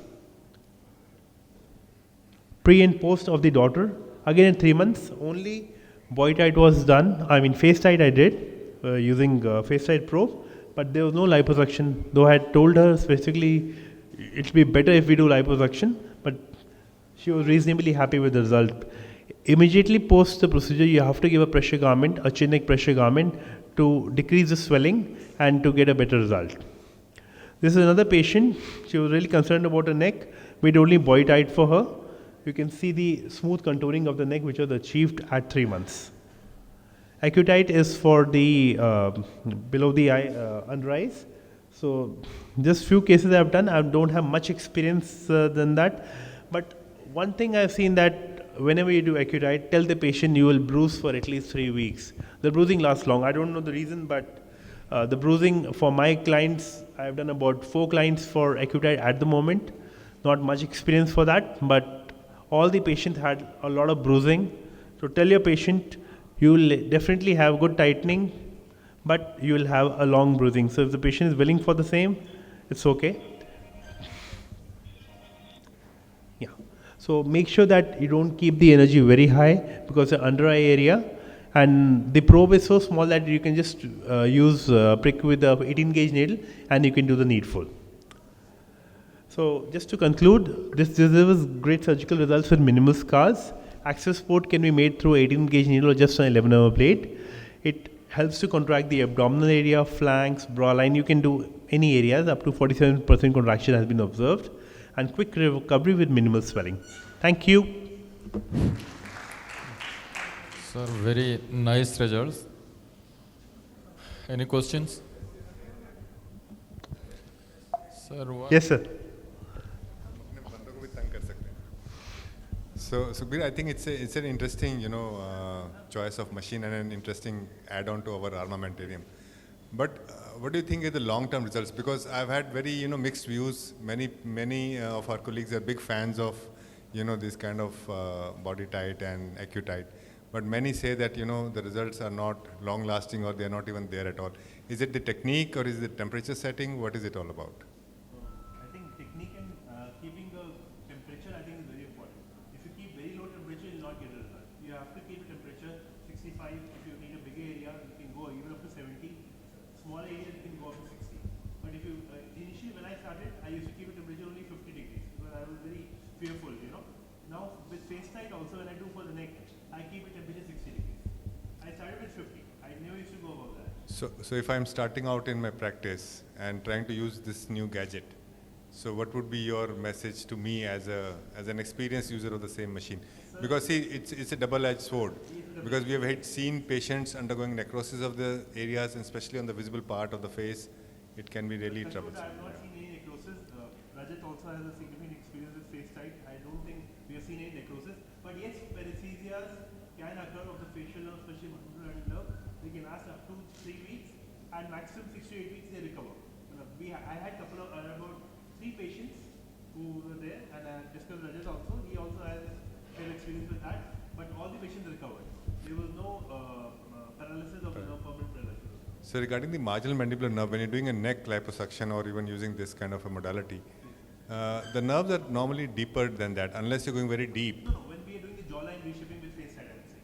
When you're going too close. Is it because of the thermal damage or is it because of the heat that is transmitted? Okay, right. Damage which goes on. So if any patient in fact one patient I was doing face side, so now the trick I've seen is that you don't go too much anterior to the anterior masseter. If you stay behind that, you will not have the problem. Even if you start the patient on high dose steroid immediately, and patient will recover fast. The take home message is that the youngsters have to be careful. Sir, sir, the inner cannula, what is the depth? It is the subcutaneous plane or subcutaneous plane only? With the local anesthetic or what? No. If I am doing Camino, it will be GA. Okay. If I am doing face side for the neck, I can do on the local also. I have done a couple of cases of local. What happens is that when you get this tool, sometimes for first few cases you see some result, patient is not happy, or they say, okay sir, there is some result but it's not like a surgical result. And then you say, you read some literature, you talk to the company guys will connect you with some foreign faculty and they say, raise the energy, raise the temperature. And you also start thinking it's a benign, it's much benigner than, Vaser necrosis and burns we have seen, but not with this. So this is a true story which happened with me. So I raised the temperature. I said, there is no harm, let's do more, let's be more aggressive. Then 2 patients of mine had facial palsy, back to back, same week. And facial palsy for a procedure like this, seemingly benign procedure, you think it hardly works, whether it works or not. And suddenly of course it works. When it can do a facial palsy, there is something happening inside, right? So ablation is happening. And then it gives you a nightmare, right? So both of them recovered. One of them recovered in 2 weeks, one of them recovered in 5 weeks. But those 5 weeks, of course, yeah. So steroids, methylcobalamin, and all these things, and neuropraxia. But of course, but thinking that it would be neuropraxia only. But for those 5 weeks, seemingly benign procedure, the patient, why we did such a simple procedure? Because she had her son's engagement 4 weeks down the line, and then she had facial palsy. So it actually can be troublesome. So these tools have to be used cautiously. Sir, one non-academic question. Thank you, Sukhbir. I think it's important point because it's a video workshop, and also that we are teaching a lot of youngsters about the new technologies. So when you're using a combination method, it's important that you temper with the settings. If you are using combination, then it's better to have a lower setting on both the modalities. So an important point to remember, and go slow with these modalities, as you can end up with a lot of problems if not done correctly. So the mandate given to me is about the fat grafting in cosmetic procedures, and bit of it has been covered by Rajat also earlier during his talk. And again, no financial disclosures, and again, no photographs unless you can take photographs of the slides, but avoid taking photographs of the patients. So fat actually is like a gold dust for us. Now you can see the plethora of uses, and it is one of the most evolved plastic surgery technique over the last 20 years. It actually started as a tool for reconstructive and aesthetic breast reconstruction, and now the indications have gone through the roof. It is not only a filler material, it is also a regenerative material as we use it now. So basically this is the definition of a fat transfer, that we harvest it from one place and put it in the other place.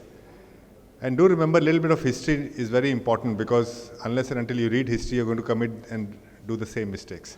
So the history of fat transfer or fat grafting actually is over 3 distinct periods, over 3 centuries. Seems very uncommon, but this is how it has been. So there were 3 actual periods which defined the era of this fat grafting. One would be the open air method period, where people used to excise. One of the stalwarts of plastic surgery, Dr. Harold Gillies and all these people, have done surgery where they have cut out the chunk of fat and put it at some place to do a filling or a contour correction. And the second part was when the liposuction started. It was also traumatic and it was non-purified. So the atraumatic period actually started following Coleman's work in 1994, and to this day he's defined the protocols how we should be doing the fat grafting. So we all know this, it's an energy storage, for us, and it can be something which you can rely on, especially in cold weathers. And we also know that it's a very efficacious method to do so many other surgeries. But the process of lipotransfer was actually standardized by Coleman in 1992, which he defined as lipostructure. So all the principles of atraumatic harvest, how to process it, how to inject it, to obtain consistent results was defined by him. So these are the 3 steps. I don't need to go into the details of this. You do the liposuction, you process the fat, you prepare the fat by different methods, and then you inject the prepared fat. So these are one of the, this is syringe liposuction system with a lockable ratchet, and to generate the negative pressure with syringe, and you can keep, I'll show you in the video going forward, that how you can harvest the fat. And these are some of the tools which we all see in our OT and which we use. But the important thing to remember is this standard Coleman 3 mm cannula with 2 mm side holes, which can be used not only for aspiration, but also for injection in certain specific situations. Then we have this lipo injector. The advantage with that is with each trigger, you inject about 0.1 ml of fat. So as you move along the course, you can actually titrate the amount of fat you are injecting. But these have become old now because there are new methods which are available, and they're more customizable, and you can control the amount of fat delivered with each movement and each pass. So this is the loaded gun, lipo injector gun. You need to also know the definitions of what are the different types of fat which we can use. We can use the macro fat, which can use the micro fat, how they can be harvested. And then there is the supra micro or a nano. Nano fat is actually not a fat, but it has got a lot of regenerative potential, and it has been used for a lot of regenerative potential which people have found, especially in traumatic cases, in old age cases, for the facial rhytides, which are not amenable to treatment with surgical correction. So this is how, if you're going to do this under local anesthesia, is for the youngsters to see that you need to inject very slowly the local at the puncture mark. You inject that, make a stab incision, and do the process very gently. Once you've injected the local, wait for 5-10 minutes, then you can harvest the fat. And the other important thing you see here is the amount of vacuum created is just by pulling the plunger 1 to 2 cc's. So it's a very gentle way of harvesting the fat. Because if you create a lot of negative pressure, because of the turbulence of the fat harvesting, it can actually result in a lot of fat loss. So this is the tulip system, and you have these various couplers or connectors. Once you harvest the fat, you process it so that, by passing it through different sizes of the connectors. So you can make the macro fat into micro fat. You do about 10 to 15 passes. So it's important to have all these gadgets with you when you're starting out and when you're trying to do fat transfer. So micro fat can be used as a filler material. Even macro fat can be used as the filler material. And you can see this is 1.2 mm. So what I'm saying here is that you can create different types of fat for your surgical procedure, and you can use a combination of this fat in the same patient. So this is the input. When the fat is delivered through this, there is a sieve here. The SVF or the stromal vascular fraction will stay out, and then whatever you get is actually a nano fat. Here you don't do passes, you just give one push, and then you have the fat which is delivered onto the other syringe. And you can see these are the flakes which can come out. Now, stromal vascular fraction has different role. I think that's beyond the preview of this talk, so I will not discuss that. This is how you collect the fat. So you put it in syringes, then you prepare the area where you have to inject, and then you do the process. Depending on the volume you inject, so these are the different categories. Mega volume is normally done for butt augmentation or sometimes for fat, for breast augmentation. And even if it is injected in large areas, the important thing to understand is that the scaffolding should be there. If you've heard about the Brava system, by creating that external, vacuum, you create a scaffolding into which it's like creating shelves, and you can put the books. So the bigger the shelf, the larger the number of books you can put in. So same goes with the fat. And please remember that you should not deliver a bolus of fat in one place. It has to be in aliquots, very small aliquots, and the fat has to be in contact with good vascularized tissue all around. Now this is one patient, I think blepharoplasty was talked about by Rajat beautifully. And you can see this patient, she looks very old, but she's just 36 years old. And her eyes are such that they look that she's quite older than what she actually is. So this is, again, take a good pre-op photograph, take a good pre-op video, and then we do the marking. So we put a mirror in front of the patient. You can do that, but you can either make the markings and then ask the patient to see whether it's all right. So this is the A deformity, which I think Rajat also said, and this is the tear trough. You can see here. We are also going to put some fat in the supraorbital area. So she wanted a total facial correction. So we did blepharoplasty, we did the fat in the tear trough, and then we also, if you can see, that there is a temporal hollow as well. So we did inject some fat.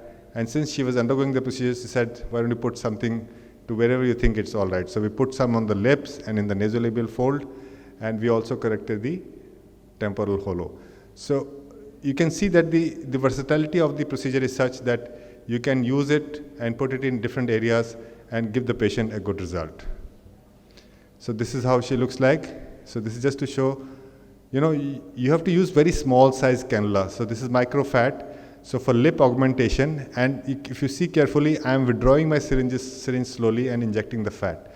So the technique is very important, and you don't go back in the same plane. So you go to and fro, but you go in different plane and you inject the fat slowly. So it's not that she required lip augmentation, but obviously a little bit of fat in the lip is not something which... Screen is lost. Hello.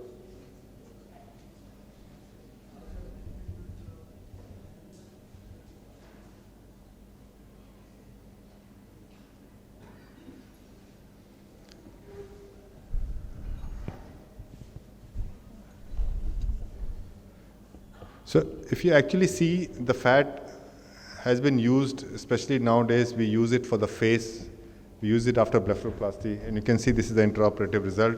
You can see the correction that has come up. And this is the same patient. She's half groggy but still smiling. She thinks that she's suddenly changed. So this is the result at about 12 days. And this is the same lady at about 6 weeks.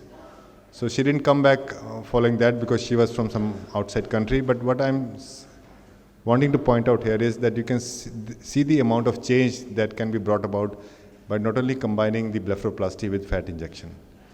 This is another lady. She's had multiple surgeries. Multiple surgeries would mean that she had rhinoplasty, she had some facial job done, she had some facelifts done. So the skin was very fibrotic. So we did try the cannula, but it was not possible. So we used a sharp needle, which you should avoid, an 18G needle, to inject fat on the bone to create the tear trough, and also inject some bit of fat into the mid-face area on both the sides. You can see the nose also doesn't look very good. I think we need to send her to Dr. Venkata. So this is again a patient, in whom we did a combination of fat transfer to the face, but we also use what is called as, we did the needling with nano-fat transfer. So you get this hydra cubes and hydrogel, which are small cubes which can be used to fill up with nano-fat. And when you, with each pass and each press, there's a puncture wound on the skin, and also the nano-fat gets delivered. And what that does is that it's supposed to have more regenerative potential, improves the quality of the skin. You can see this is how you load it, and it's available on Amazon. It's not very expensive. It just costs about 800 rupees. So it's a use and throw kind of a thing. So you can use it. The procedures can be done under local anesthesia or even under Prelox administration. Another patient, we did a micro and nano-fat transfer. Looked very old. She's just 28 years old. Had no fat. We harvested the riding breeches area. And this is a day at post-op. This is a post-op day 5. We injected about 35 cc's of fat. And this is at about 10 days. And this is about 6 months. Nothing else was done, just fat transfer. And she had post-acne scarring all over the face and a lot of depressions and ice pick scars. Another area where you can use fat is to rejuvenate the dorsum of the hand. Again, you go in the web space, but you have to be very careful because the veins are very big on the dorsum. So with each pass, and you have to be very gentle, and you can actually mark out the veins and avoid those areas, because otherwise you can end up with a lot of bruising and a lot of problems later on. I think the most common indication which we also use in our practice is a hybrid reconstruction using implants as well as the fat. And especially in our center, we do a lot of breast reconstruction with expander implant.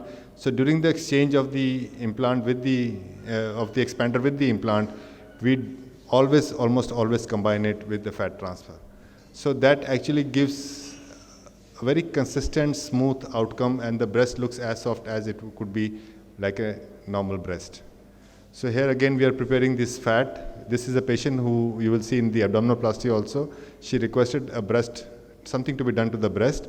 So we inject, like a clock. You can see from 12 to 12 o'clock position you go around. You make a puncture wound with 16G needle and you inject fat only in the subcutaneous plane. Do not inject it into the breast. Or you can go the retroglandular area. Avoid injecting it into the breast. We injected about 150 cc's on each side, and as you will see, we've injected in one side, and then we'll show you the picture, and then this is how you keep a tab on the amount of fat which is injected. You can see the amount of augmentation you have been able to achieve, and you see the other side which has not been infiltrated. So these puncture wounds are very small, and they will sort of fade out with time. And this is at the end when we have done both the sides. So other area, obviously buttock augmentation, and Rajat will be talking about that. But this is a patient in whom we did a sort of a fat redistribution. There was this hip dips where we injected fat. She had some fat in the riding breeches of the lateral thigh, which we sucked out the inner thighs. So you can use a combination of methods. She actually underwent a whole body transformation. We did a breast reduction, we did an abdominal liposuction, and we did a back liposuction. But you have to be careful that the duration of surgery should not go beyond 5 to 6 hours. And if it's very traumatic, the patient can have a long recovery time. But she was young, healthy adult, so we thought that we could do this. So here it is basically redistribution of the fat, taking out from the unwanted areas and putting it where it is desired. So you can see the on-table result. This is the immediate post-op result. The patient never came back, so this is what I can show you. Again, I think it's outside of this purview of this talk because for aesthetic reasons, but I think breast reconstruction is also a little bit of aesthetics. So again, we create a grid of around the clockwise fashion, harvest the fat and inject it. We were able to inject, again, you can inject about 150 to 175 cc's of fat, just like that, unless you use some other methods to create the breast scaffolding. Like we are simultaneously injecting fat when we are doing the expander. You can deflate the expander, it creates that scaffold, and we can keep injecting the fat. This is immediate post-op, and this is little late post-op at about 1 month. There is a volume enhancement, but these patients are already counseled that they will require 2 or 3 sittings by just using fat for augmentation. Now here is what I want to show you, that she's a patient with Romberg's disease, but you can see the potential of the fat to create changes in the skin. This is a patient who underwent nano fat transfer to the skin as well as microfat transfer for volume augmentation. This early result. You can see the amount of correction. This is at about 2 months. You can see the improvement, and please notice that the skin discoloration has also disappeared. So I think when you use nano fat carefully, you can actually give the patients a very rewarding outcome. So this is what the carry home message would be. But there are certain unanswered questions, especially if you're going to do an enzymatic digestion of the fat, or you're going to treat it and then inject it, because the cells can transform into some lethal cells or tumor cells. So you have to be careful. But in the future of fat grafting relies on creating a matrix-based scaffolds in which you can repopulate the fat. Again, inviting you to ASurg next year, and thank you so much.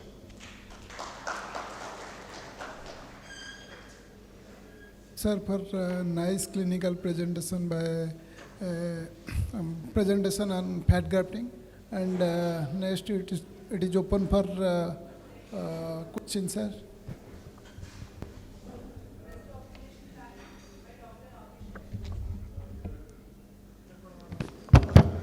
Rajat.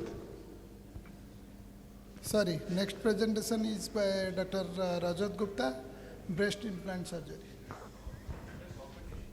Augmentation.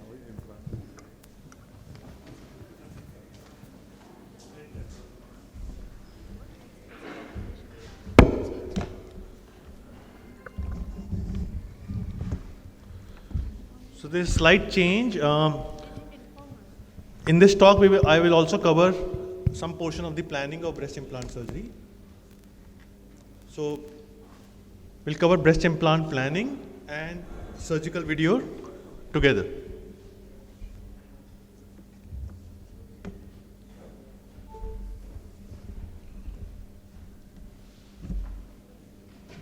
Is it on? Yeah, okay. So, I think this is one of the most challenging procedure I perform in my practice. And on the contrary, many people when they start, they think it's very easy because you just have to make a pocket and put in a balloon, right? But there are very difficult, this is one of the most difficult surgery because consistency is the key to achieve good result and the result which woman is imagining. Now understand, without any gender bias, it is very difficult to understand women and to imagine what she is imagining becomes all the more difficult. So, and in this digital age, any unhappy, unsatisfied patient can, impact your reputation, your practice. So that's why it's difficult surgery to master because you have to master and explain to patient what you are going to achieve and she should be wanting that or the other way around. Now, everybody talks about the size, what size of implant, and there are different things to be measured. Volume, what is the cup size, what is the relevance of the volume of implant, making it to cup size, what is the distance between NSE and IMF, and on top of that, no woman's two breasts are like twins. They are sisters but not twins, so there is slight asymmetry. So to explain to this, notice this, and to correct this, if it's possible, that's the challenging operation we are dealing with. We want results like these. This is 325 nanotextured subfacial implants. This is dual plane implant giving you a nice 60-40 ratio. Same patient. This is subfacial, smooth 275 cc. So we are not only talking about implant size, we are also talking about projection. We are also talking about plane of placement, whether this is smooth, whether it is dual plane or subfacial. Each patient will have a different result, but you have to explain to the patient that what result she wants and how you can achieve that. Subfacial, again subfacial. This is dual plane with cleavage designing by putting some fat to narrow the gap between the breasts. So you have to discuss with the patient whether she wants this or not, how to narrow the gap between the breasts. Another patient, this is cleavage designing, but this is subfacial, and why subfacial and why dual plane in the before patient. So we'll talk about all these things in next 20-25 minutes. So the most important thing in the surgery is pre-op evaluation. Much more important than the actual technique of surgery is pre-op evaluation. Because you have to understand what patient's anatomy is and then what she desires and whether that can be achieved or not and to explain it to her so that she understands. So I consider this procedure as a hand in glove. You have to first define the glove which the patient has, the skin envelope, the shape, and then imagine and construct a hand which can snugly fit into the glove. And then to predict the outcome, what you are going to get. So, and when we have to understand what is defining the glove, we have to see what is nipple position. If they're going outward, you have to explain to the patient they may still keep going outward. There is no way that you can bring them in just by breast implant placement. What is the intermammary distance? What is the footprint? If they are wide, whether you want to narrow the gap or not. So defining the glove is important. You have to talk to them, what is your NSE diameter? If you want to correct that NSE diameter, she had a tuberous breast.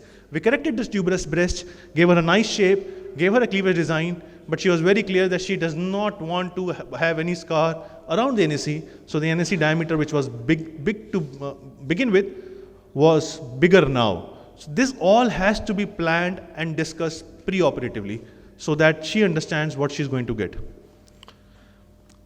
And the most important distance which I consider in this surgery is the distance between NSE to IMF and the base diameter, we all know. But please understand that distance between NSE to IMF is one of the most important characteristics to achieve a good shape in any breast surgery for that matter. So if it is too large, you have to lower them. If it is too less and the implant size is big, you have to increase that distance. So all these things have to consider. And on top of that, patient who comes to the office is 300 cc, 350 cc, 250 cc, which has nothing to do with defining the glove. Once you have defined the glove, there are essentially 3 parameters in implants which needs to be discussed. One is the base diameter of the implant, which depends upon, of course, the basal width of the breast, the projection of the implant, whether it is moderate, high, or ultra high, then the volume of implant. Now, essentially, out of these 3 parameters, you can only decide 2. The third actually gets decided on its own once you decide the 2. I hope you understand what I'm trying to say. Yes or no? Sleeping. Okay. So, just imagine if you have measured that this patient has base diameter 12.5 and you have decided with her discussion that you want 300 cc of breast implant, you just have one option, that is medium profile. You cannot go for low profile or high profile. So what I'm trying to say, you can just decide 2 of these parameters, the third automatically gets decided. But the challenge is to decide those 2. If you go other way around, you decide 300 cc and base weight is 12.5, you again come back to the same calculation. So you have to decide 2 parameters by measuring the patient. To make the matters worse, measurements are not absolute. So there were a couple of studies which were done which said that if you have to measure base diameter of a woman's breast, you measure it on the day of consult and you measure it on the day of surgery, that variation can be up to a centimeter. So if the variation is up to a centimeter, that makes the choice very difficult now, because the list which I showed you expands too much. So if the base diameter is between 11.5 to 12.5, you get an implant between 200 to 400 cc in between. Now how do you decide that? So that becomes all the more difficult to understand. So what I suggest, always discuss about the volume first and then do your measurements. So usually we are trained in our colleges, or if you are trained at all about breast implant in college, that is to measure the base diameter. But discuss the volume first and then you can tailor as we go along. So how do I measure in my clinic? Of course, measurements, we have to show them. We can show previous patients' photos of similar breasts, how different sizes of implants went in and looked in. External sizes really help. And then there is something called computer simulation, virtual reality, or even augmented reality these days. So in my clinic, standard protocol is extensor sizes. We all know how to measure the base diameter, is the basal width of the breast minus the skin fold thickness. But this distance, the key is, I don't know whether you can see this. If you keep it here and slightly here, the measurement will totally change. So that's why do not rely just on base diameter. And then to make the matter worse, some women's skin would stretch much more than the other. So if the skin stretchability is more, it's highly likely that you can go for a higher profile implant as compared to someone whose stretchability is less. And to make the matter worse, you have to think what you are going to achieve and explain to the patient, and she should be also thinking the same thing. So to predict the outcome is actually challenging. So what I do in my practice, it's a 3D simulation. So there is a special software. So we take pictures through this software, and then we can put different size of implant. And she can say whether you want to go up or below. She's just discussing the volume right now. And then when we have discussed the volume, from this software you can choose, fix the base diameter which you have already measured, and show of different implants, high profile, medium profile, what it's going to get. So the result becomes predictable. So this is how it works. Basically, patient actually can see how different size of implants will look from front, from side view, bigger, smaller, projection high. You can also see subfacial and dual plane and how the look will change on that patient. And it's reasonably predictable. Patient can also see how the breast has asymmetry You can discuss with them that this asymmetry can be corrected with this, or you cannot correct this. What is the position of nipple, as compared to the breast, whether they are in the center or not. You can also discuss with them the distance between the nipple and the IMF, whether you need to increase, decrease. She can also see how that shape is going to look like with clothes on, with jumping on. Everything can be seen with this. So it helps me in predicting the outcome, which is very important in breast implant surgery, and that actually makes the surgery difficult. So, and then this patient can wear these virtual reality glasses and she can see how she's going to look like. So this is basically in my practice, how to decide the volume. So we have decided the volume of 300, 320 cc. She has seen it. She has told you this, that yes, doctor, I want this size, rather than me telling them what size you should go for. She has decided the size seeing on the software. And you do a base diameter measurement and bingo, that's the implant you've decided. Now once you've decided the implant, how to go for the surgery, and that's the easy part actually. You start with the markings. I always mark the midline first. Once you mark the midline, I mark the medial edge of the nipple, a slight vertical line at the IMF, in case we don't need to shift the IMF. And I make an incision of 3.5 centimeters, make a marking of incision of 3.5 centimeters. Out of this 3.5, 1.2 is medial to that point, which is medial part, and the other part is lateral. So the incision goes more lateral than medial, and the reason is the scar is hidden in the lateral part. So this is around 3.5 centimeter marking. I have hardly needed more than this in any case. And then, depending on base diameter with this vernier calipers, you can mark how you want to place an implant. And at this time, you can also tell them that I am slightly medializing the implant in your breast width, and then your nipple will be slightly lateral. Make sure that the medial edge from the midline of both the sides implants is similar. I've seen many doctors committing this mistake. And this is the marking which I'm doing to medialize the footprint of breast by burning fat. So it's hybrid breast augmentation. What it does, please understand, implants can only be placed behind the breasts. It cannot be placed behind the skin. So if there's no breast and you still want to augment that, then fat helps in that. So this is the marking. And then this is a surgical video of subfacial breast implant. Notice the position of the patient on OT table. Her hands are abducted at 90 degrees. Do not hyperextend. 90 degrees is enough. Cleaning draping is very, very proper. Showing the time, 9:37, we start the surgery. Make an incision. If you notice, slightly below the marking, because I want to expand her distance of nipple to IMF by just around 0.5 centimeters in this case. And then with the Colorado tip, you proceed. Knife part is over. You dissect till you reach the pectoral muscle. I hope you can see the pectoral muscle. I'm wearing a headlight. This is just to show you it's done under headlight. This is just repeating again. So go up to the muscle, expose the fascia, open up the fascia, and then dissect. All dissection is done by monopolar cautery forceps, as in prospective hemostasis method, so that there is hardly any bleeding. To evacuate the smoke, the assistant has a suction catheter, and you keep dissecting up. And you can see that my cautery tip has increased in length. So this is a customized tip. You can increase it in length. Make sure that you have a good amount of covering of silicone on it so that you do not cause burns on the skin. And you dissect. This is a lightweight wireless retractor, lighted retractor, which can actually show you in. So you switch off the OT light and just go through the surgery. Once you are dissected up to the margin, do a triple antibiotic wash. Then I'm suturing the scarpa's fascia to the pectoral fascia. This is very, very important so that it prevents the bottoming out of the implant. Otherwise, in few years, you can see a result that the implant just comes out. The implant is then opened, washed, and I always use implant funnel. I see the distributor of implant funnel here as well. So put the implant with no touch technique in the implant funnel.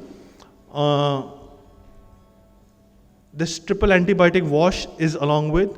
You take out the fluid and use this implant funnel in to place the implant.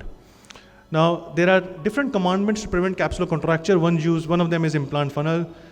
I hope you notice that I'm also using nipple shield in all my cases. Nipples are always covered.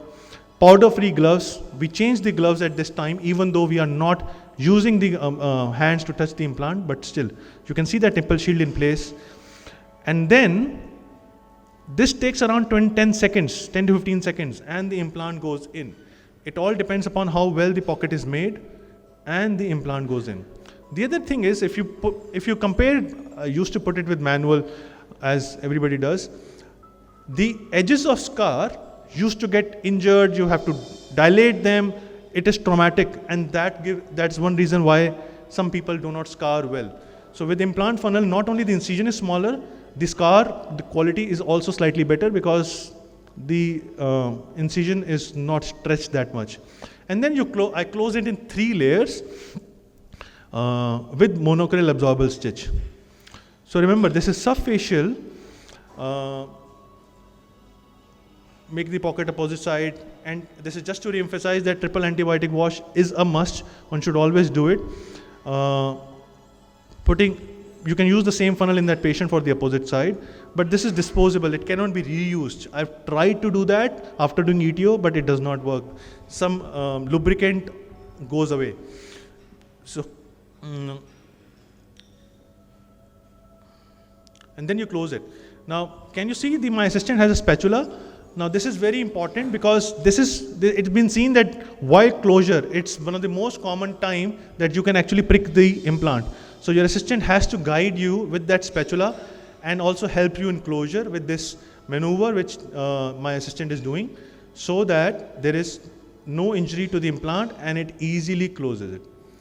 So, and then you make the patient sit and see for symmetry. So this is 300 cc of implant, and if you can see, it's around 2.8 centimeter. Then I cover it with a waterproof dressing, and the patient goes back home in 4 days. This is 37 minutes surgery time. So less than 37 minutes it usually takes to me in my breast implant surgery, if you follow these steps. And this is the scar which I was talking about. With proper technique, without injuring the skin, the scars are hardly visible. Showing you on the, I do a lot of patients with dual plane, and my reason of doing dual plane is if the patient has skin thickness of less than 2 centimeters, I prefer a dual plane. So the only difference is in this, you expose the pectoralis muscle with the same incision and cut the pectoralis muscle.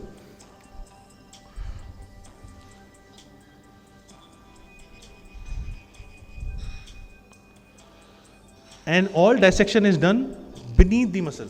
So once the transaction of the muscle is done, the dissection happens very quickly because this is a natural plane which is already made by God. So the plane in the pocket creation takes around 3 to 4 minutes, and you just have to dissect and cut the muscle cleanly. Now, once that is done, hemostasis is important. If you see a big vessel, prospective hemostasis, you should make every effort that it should not bleed, and then you are controlling the bleeder.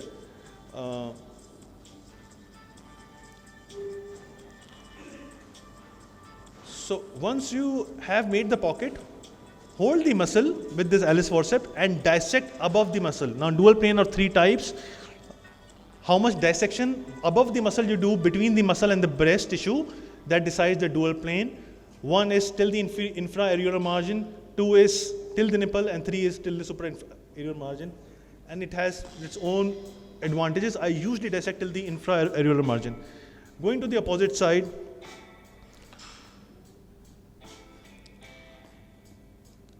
just fast forward it. So once the dissection is done, you can see the edges of pectoral muscle as being held in the Alice, and now I'm dissecting above the pectoralis muscle and beneath the breast tissue. And now you can see in this patient how thin the breast tissue was, and that was primarily the reason why we did the dual plane. So you dissect above the muscle and below the breast tissue till the infra-areolar margin to release the muscle which goes slightly up, and then you place an implant so that the implant is covered with the muscle, especially in the upper half of the breast tissue. So, and then the implant is placed similarly. This is high cohesive gel implant. This is my old video in which I used to put with hand when implant funnel was not available here. So then there is hybrid augmentation, which I love doing hybrid augmentation because it gives you very natural looking result. What I'm showing you today is we have just finished this breast augmentation by silicone implants. She has had 300 cc of silicone implants each side. But what happens in some females is their breast weight is this much. If you have to put an implant, you can't change the base of the breast. You can't change the footprint of the breast. So your implants will be only at this place until this place. But what this gives you is a very wide cleavage. Now, how to improve the cleavage in these cases? What we will be doing is fat grafting at these areas. After we have, so I'll show you how we do it. In this patient also, this is very, very wide. Implant has been placed, and you can see almost like a U-shaped cleavage. With just a small 18 gauge needle prick and this curved cannula, you can actually go in and put an implant fat.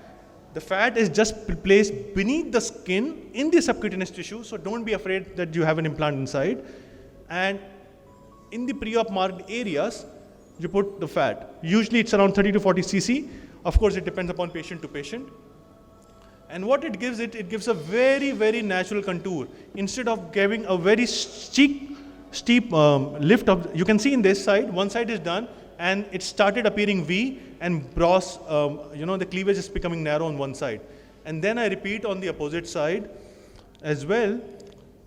And this is the opposite side we are doing. And then you will see how the cleavage will become narrower, and instead of U, it becomes a V here. It looks very nice over a period of time. So the patients can wear deep neck dresses, and they still get that look which they always wanted.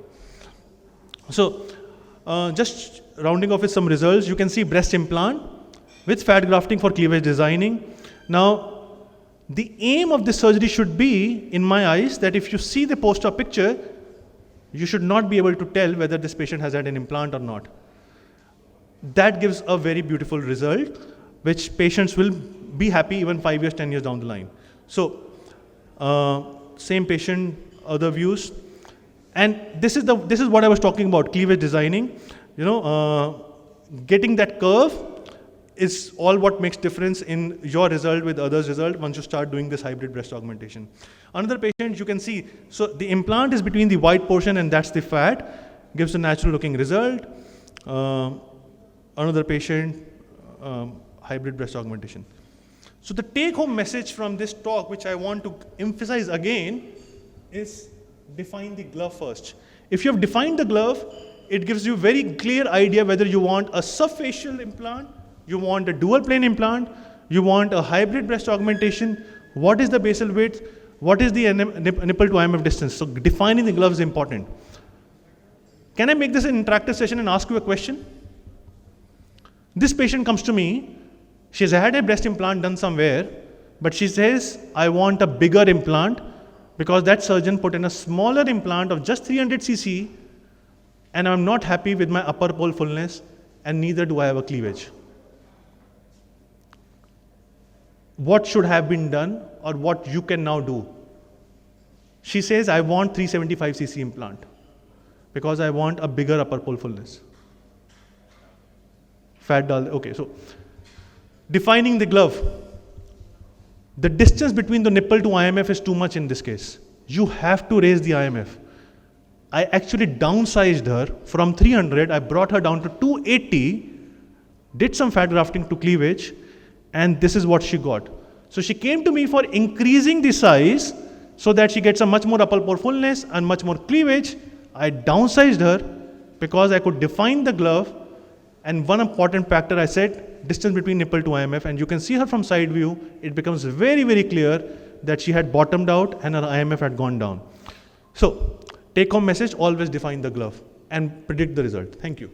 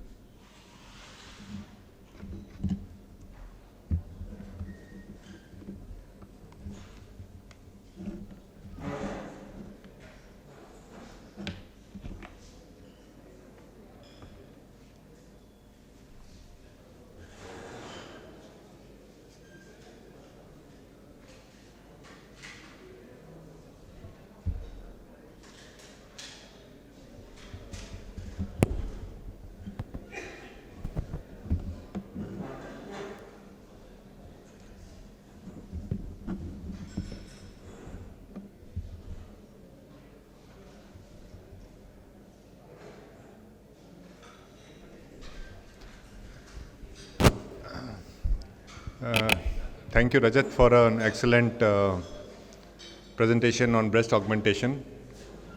And now we will be downsizing. So he's presented about, increasing the breast size. So I'll be talking about breast reduction. So I think it's important to know both sides of the coin so that, you can service all kinds of patients. So this is what the definition of macromastia or large breast is, that the size is out of proportion to the woman's body habitus, and plus it's associated with symptoms. Most of these women would have, breast straps showing up on their chest, on the shoulders. They will have intertrigo, and most of them would have neck and shoulder pain. And this is one of the commonest surgeries being performed nowadays. We do not exactly know the etiopathogenesis, but yes, end organ hypersensitivity, some genetic predisposition, pregnancy, and obviously weight gain or obesity are contributing factors. So this is standard, we all know about this, but other important thing to know and understand is that some patients, if they have a history of breast cancer in the family, need to undergo a mammogram preoperatively. And patients who are above 35 or 40 years of age also have to undergo a mammogram. And you also have to possibly send all the specimen which is excised after reduction for a histopathological examination. Because many times findings are missed and sometimes there can be harboring some tumors even after pre-op assessment. Always important to discuss it with the patient, what is her bra size, what is her requirement, because again, calibrating patient's expectations and you working towards the goal to achieve the same. So it is not a one-way street where you decide how much reduction she wants. So it is like hand in gloves, like Rajat said. So you have to go hand to hand with the patient and help her get the required size she wants. So what does it entail? Reduction mammoplasty. You excise whatever is expandable or needs to be removed. You remove the excess skin, that is the container. You move the keystone, that's the nipple areola complex, to the appropriate position. So basically you reconstitute after excision of the gland, the skin, and after moving the NSA to the right position. So another important thing, you should know your anatomy, you should know the vascular supply of the breast, because based on the vascular supply, there are a lot of pedicles which can be raised, and various techniques have been elucidated based on those pedicles. If you know the anatomy, you know which pedicle can survive even if you make them very thin. It will help you in planning these surgeries. So we basically like to do vertical scar reduction mammoplasty, made famous by Hall Findlay. And I think this is a very versatile technique. And I'll just showing you the video of a marking in this patient. So if you see the patient, remember the patient has to be comfortable. There has to be a female attendant or a nurse with you. You mark the IMF, that is the first step when doing the reduction mammoplasty. And you can see that the right breast is slightly bigger and the nipple areola complex slightly lower. There's an indentation which helps you mark the upper part of the breast. And once that is done, you mark the sternal notch, you mark the midline. See, if you're doing these operations frequently, you actually can freehand a lot of things. Then you drop a measuring tape around the neck, and they'll help you define the meridian of the breast. You should not be looking at the nipple, but you should just look at the meridian and in relation to the meridian where the nipple is. And then you extend this line onto the upper abdomen. Normally this distance is about 10 centimeters. So these are just guidelines, but it has to be customized as per the patient's requirement and the patient's breast size. Now we need to locate the position of the nipple. So the IMF has been marked, but when I do the pinch test, you can see where my finger is coming. So sometimes you have to do 2 or 3 maneuvers to ideally locate the site of the nipple and the areola complex. So now when I fold the breast, you can see the most prominent part is somewhere in between. So that should ideally be the point where my nipple should be. And once you mark the nipple location at this point, I need to again check and see the symmetry of the nipple site on both the sides. So it comes to about 23 centimeters. Now, if we make the nipple areola complex 4 to 4.5 centimeters, we freehand the areolar opening. We also know that the diameter of the, not the diameter, the external perimetry of this circle should be at least 15 to 16 centimeters. The most important thing is that you see the markings are symmetrical on both the sides. The breast may not be symmetrical pre-operatively, but you have to make markings so that they are symmetrical. So again, we have made a freehand opening of the areolar opening on the right side as well as the left side. The measuring scale which comes with the marking pen normally is about 16 centimeters.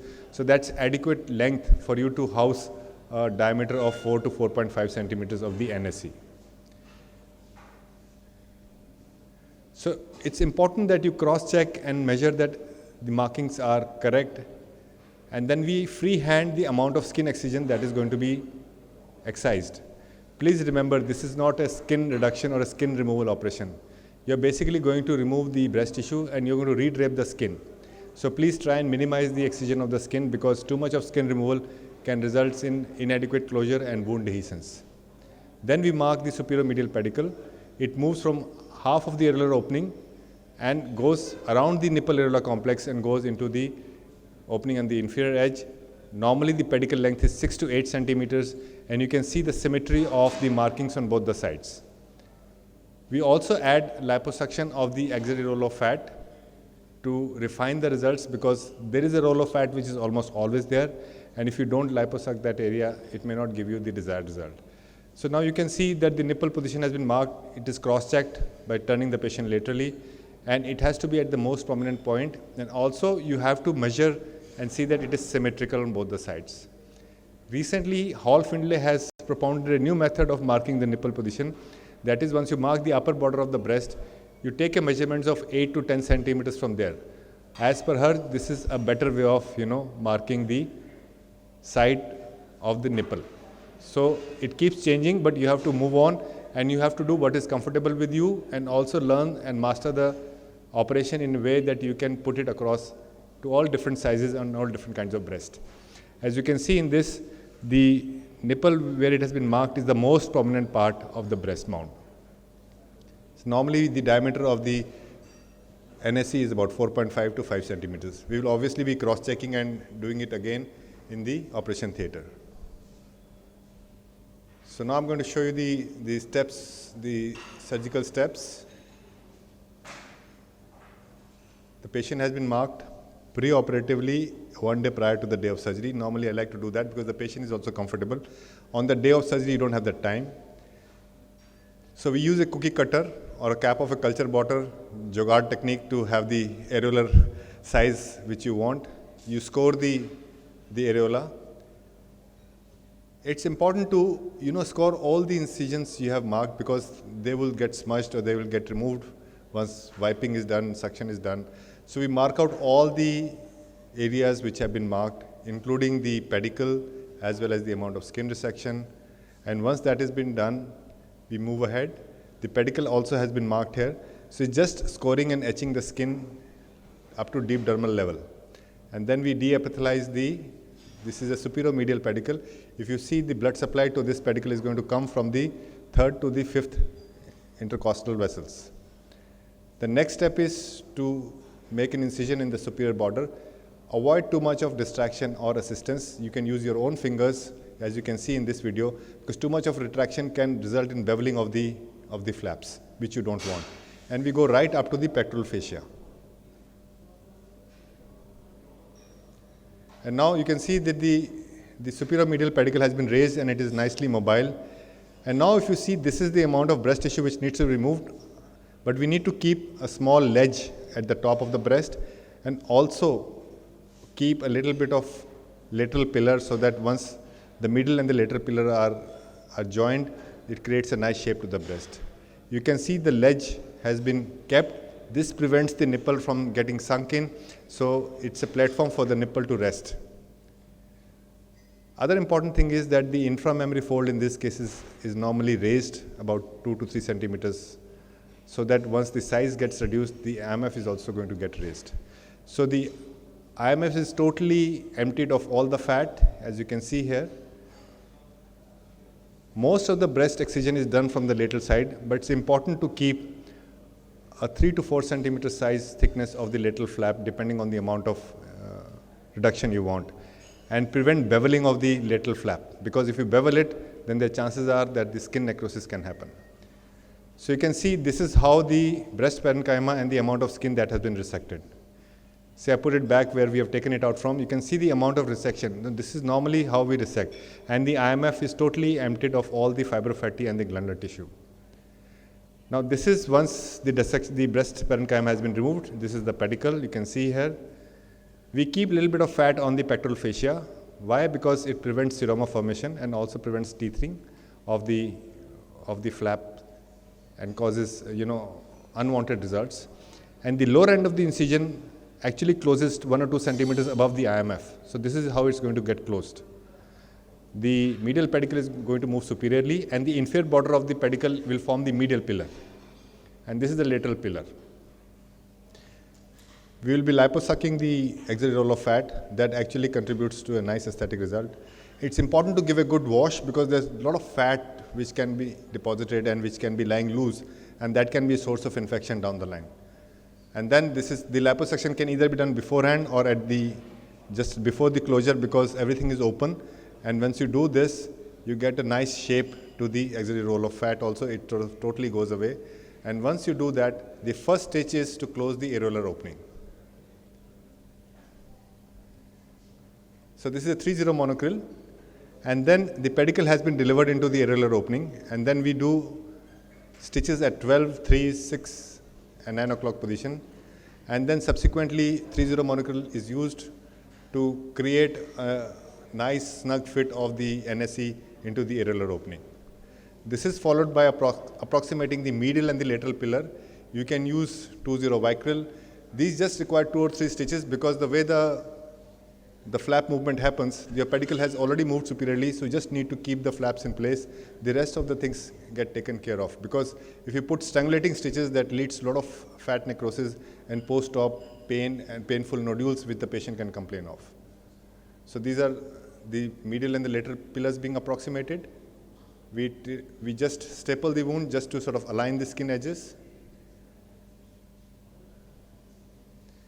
And you can just draw some lines so that once the final stitching is done, both the medial and the lateral skin flaps are sutured well. As you can see here, there is hardly any dog ear. And even if the dog ear is there, and if you have emptied the inframammary fold, you will realize that this will just go in under the breast. So no tacking, nothing is needed in these kind of patients. My personal experience is that we used to do a lot of things, but I think nowadays nothing is required. The other important thing is that the NSE needs to be sutured very well to the areolar opening. It has to be done very precisely. There are deep dermal stitches, and then you use an Army-Navy stitch. Army-Navy stitches, the Army is on the ground and the Navy is in the sea. So that's why it's called as Army-Navy stitch.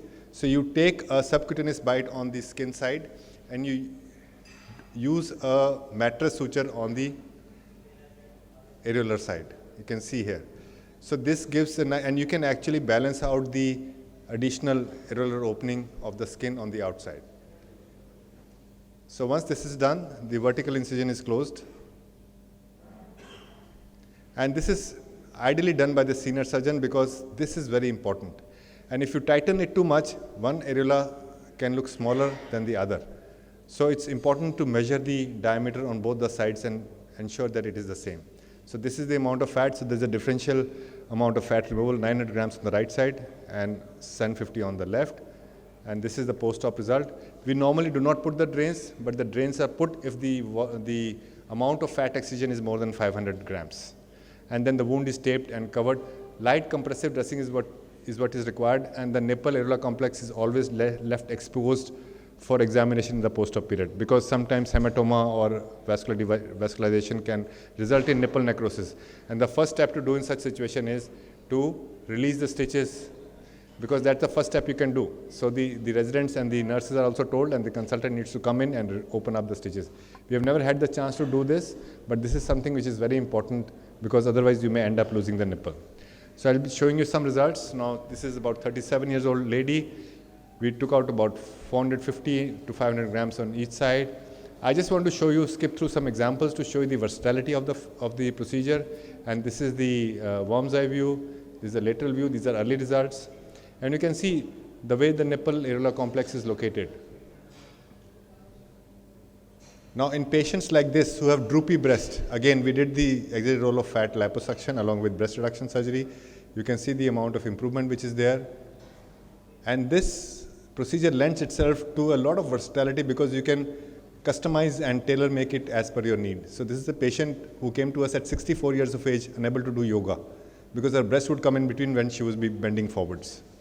So we removed almost 1500 grams of tissue from each side. And you can see the breasts were reaching below the umbilicus, and you see how much movement of the breast have happened post-surgery. Again, the post-op result. Patients normally scars very well because there's no tension closure in the vertical line, and that's very important to keep in mind. That's why I highlighted that the amount of skin excision has to be minimal so that the redraping of the skin is very comfortable. You can see, you can hardly see the scar here. This is at about 5 years post-op, and in fact, for us also to localize the scar is very, very difficult because she's healed so well. And the amount of correction can be appreciated. It's basically a mastopexy with the reduction was almost only about 100 to 150 grams. Caucasians scar very well. They hardly scar actually. You can see this is a 1 year result, and this is at about 5 days and at 1 year. You can see the amount of versatility again in terms of the results and the amount of scarring. And patient with massive weight loss, lost about 15 to 18 kilograms of weight. The breasts were just hanging loose. And this is, we also did little auto augmentation. I think Rajat will be talking about auto augmentation. So this is what the results are. And then some patients may not want too small a breast. So you can look at her, she was wearing cup size E, and we have made into a C plus dash D maybe. But she's very happy with the result, because the breast looked more symmetrical and more contained within the chest wall. So I'd just like to conclude by saying that this is a safe and reliable method.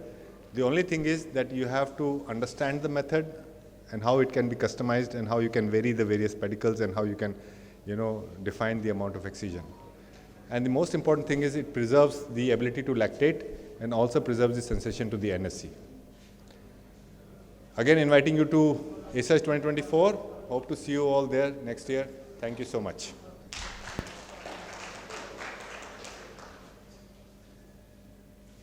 Hello. Thank you, Aditya sir, for nice presentation on breast reduction. Now it is open for question. Sir, this gigantomastia has so many disturbing symptoms like this neck pain, shoulder pain, that fungal infections, like all these symptoms. So this reduction mammoplasty can totally not be called a cosmetic procedure, but a reconstructive surgery.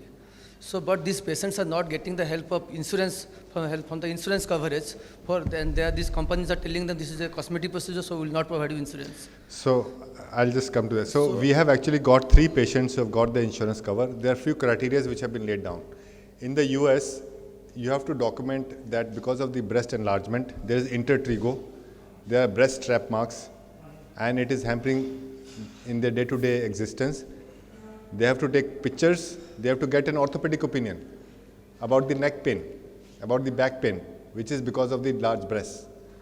And in the Indian context, you can get them the insurance provided you document the case nicely, send them the photographs. If intertrigo is there, patient has breast strap marks, and orthopedic opinion is there, you can collate all this thing and send a file to the insurance company. They will be bound to pay.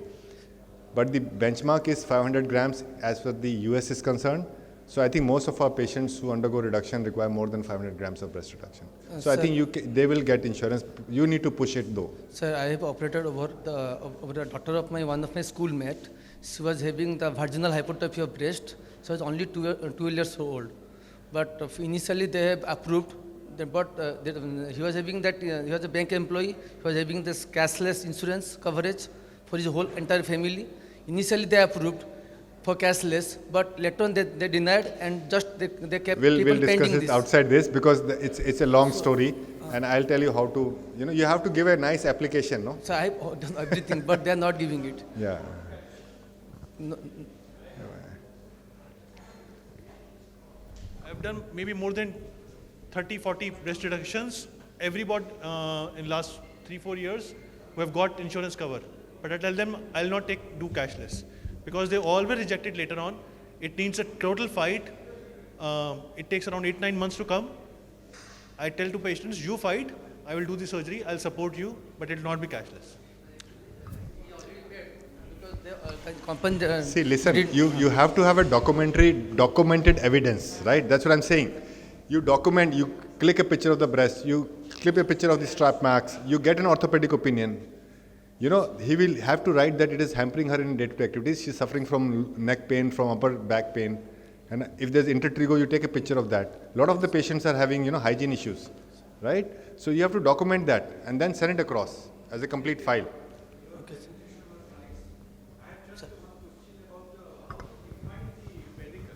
Some people claim it is superior, better, you are as per your case. Sir, it is your comfort level, and so this is a pedicle which is being used, I think, for the last so many years, and Dr. Hall Findlay was the one who actually propounded it. The advantage with this is that the bottoming out is not there as was there with the Weiss pattern, because the way the excision is done and the way the flaps are brought together, if you see, even the long-term results are nice because they have not bottomed out. The Weiss pattern, in some patients you may have to do a horizontal excision, but then the major crux of the form and shape of the breast is because of the medial and the lateral pillar, how they are approximated. No. So you saw in the video, if you make a correct incision, and it is about 2-3 centimeters above the IMF, you normally do not get a, and even if you need to excise the dog ear, you can go a little lateral. Or you can tell the patient, you wait for 9 months, if it goes away, fine, otherwise local it can be done. Yeah.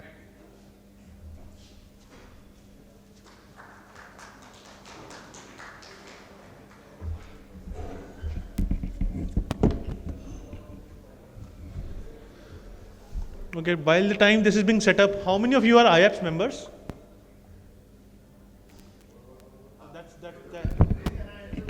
That's sad, okay? So IAAPS is here to take care of the event. You need to at least be an IAAPS member, starting from you, Chaudhary sir, today only, please. And how many of you have registered for A-Surge 2024? So, please do register. It will be one of its kind event with live operative workshop on day 1 from Medanta. And for next 3.5 days, it will be a big extravaganza. We have at least 8 international faculty coming from all across the globe. A threadbare discussion. There will be 3 parallel halls. So one of the biggest event we have had in our country. Please do register.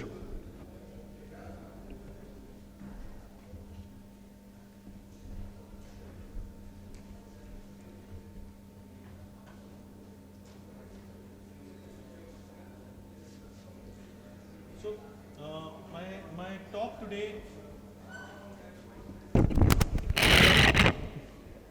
My next talk today is on auto-augmentation mastopexy, which is nothing but a technique of breast lift surgery in which we'll talk about how to shape the breast, which is sagging.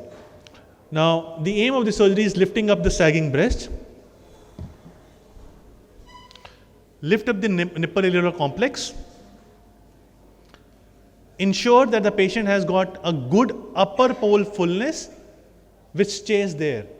Now this is important. Many times, many breast lift surgeries, techniques give nice upper pole fullness for 3 months, but then the patient comes and the upper pole fullness is not there. Breast is lifted up, but the upper pole fullness is not there. And of course, you know, you might be thinking I'm paranoid about it, but yeah, cleavage is important for both men and women. So make sure that the woman gets a nice enhanced cleavage. So this is a typical results of breast lift surgery. A sagging breast, lifted up, good scar, but ensure that the upper pole fullness is there and you can see a nice cleavage. So that a woman can wear dresses in which they do not need to wear a supportive bra. They can go braless and still have a good upper pole fullness and a cleavage. And you know, a lot of my patients keep sending such pictures on social media. Initially, I used to be embarrassed, then I enjoyed, and now it doesn't matter. So, you know, the idea of this surgery is a good upper pole fullness, lifted breast with a nice cleavage. How to ensure that you get this result consistently is the technique which I'm going to show. So this is a surgical video. A marking which is very, very similar to what Dr. Aditya sir showed. Slightly different because we'll just be doing lift. Lift technique can be done along with reduction as well, if in case you need. So the new nipple position would be opposite the IMF. Now in a big breast, this can actually be just the superior portion of areola and not the nipple position, because otherwise the patient would have bottoming out and it looks like a high-riding nipple. As he said that 15.5 centimeter is the actual length of the scale. So I use that scale to make the new areola as well. And then depending upon how much skin excess you want to remove, you can open up to 5 centimeters the edge of the new areola. And then I push the breast left and right to make and join the breast meridian, which was marked initially. And they actually join something around 4 centimeters above the IMF. So put a scale 4 centimeter above the IMF. I usually join these two pillars which have been drawn. So the markings is very similar, and now it differs because now I'll be deciding the pedicle, and this is a superior pedicle technique. There are two flaps made in this technique. There is flap 1 and flap 2. All of this will be deepithelialized, which I'm marking with green dots, but it will be divided. The nipple areola complex will go with the flap 1. So this is another patient marking, and I'll show you here. There are two flaps, flap 1 and flap 2. So to begin with, our patients, when they have sagging, when they are lying on the OT bed, OT table, the breast falls apart. So I'm using a tourniquet here, which ensures that the surgery is done easily and in less amount of blood is lost. This is the deepithelialization step. So you are deepithelizing the superior pedicle flap right now. And this is that after you have done this, there are two flaps which are made. I mark the areola 12, 6, 3 and 9. And in that portion, you just dissect and go perpendicularly to till the pectoral fascia. No undermining at all. So that you divide this whole deepithelized portion into flap 1 and flap 2. And once you have done that, you then, so this is vertical dissection between the two flaps, go perpendicularly till the pectoral fascia.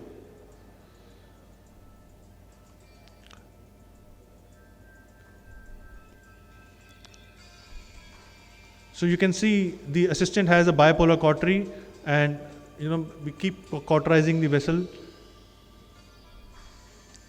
And then you dissect the inferior flap all around. Now this inferior flap is basically called a central pedicle flap. You free it from lateral, medial as well as inferior, so that the vascularity comes into it from the center of the pectoral fascia. So here I am freeing the inferior flap, which is the central pedicle flap, from the lateral, medial, and as Dr. Aditya said, the inferior portion of the skin should be made very thin so that the skin retracts well.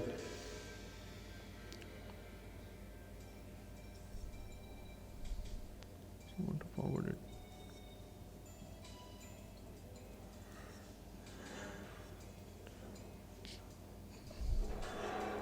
So you see, this is the inferior flap which is on the central pedicle, and then I dissect beneath the superior pedicle up to the second pectoral fascia, basically to make a pocket for the central pedicle inferior flap to go beneath it.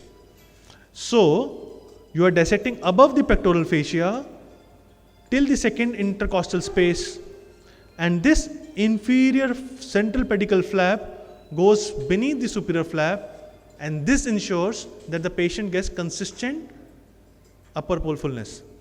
And then using a permanent suture, earlier I used to use Ethibond, and now I've shifted to monofilament nylon suture. I suture the dermis of the inferior flap with the pectoral fascia at opposite the second intercostal space. Now what this does, it ensures that the flap sits there permanently without having to come back and having bottoming out, with a permanent suture, dermis and pectoral fascia.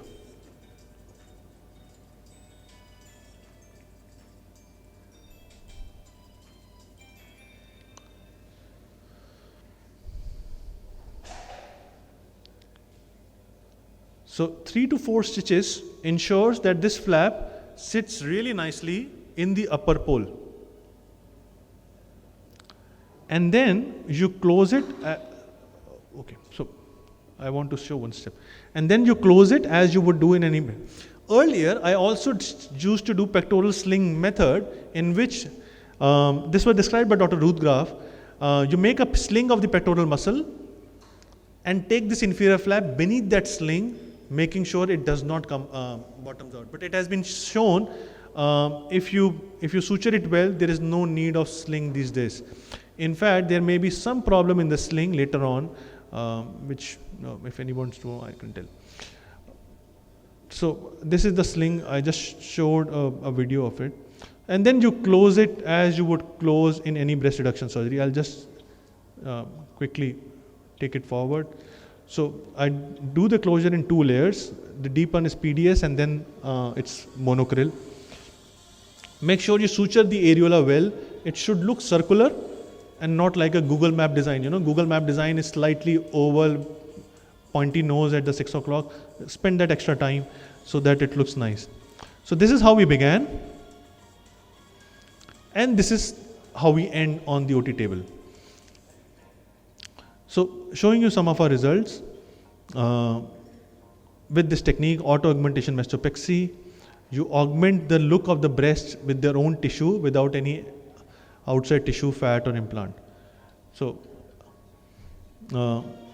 demonstrating the result in a 3-dimensional view. You see the upper pole fullness, you see the cleavage. If sutured properly, the scar also heals well.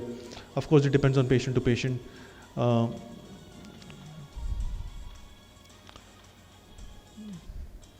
So we can go on and on. Now, I want to show you this.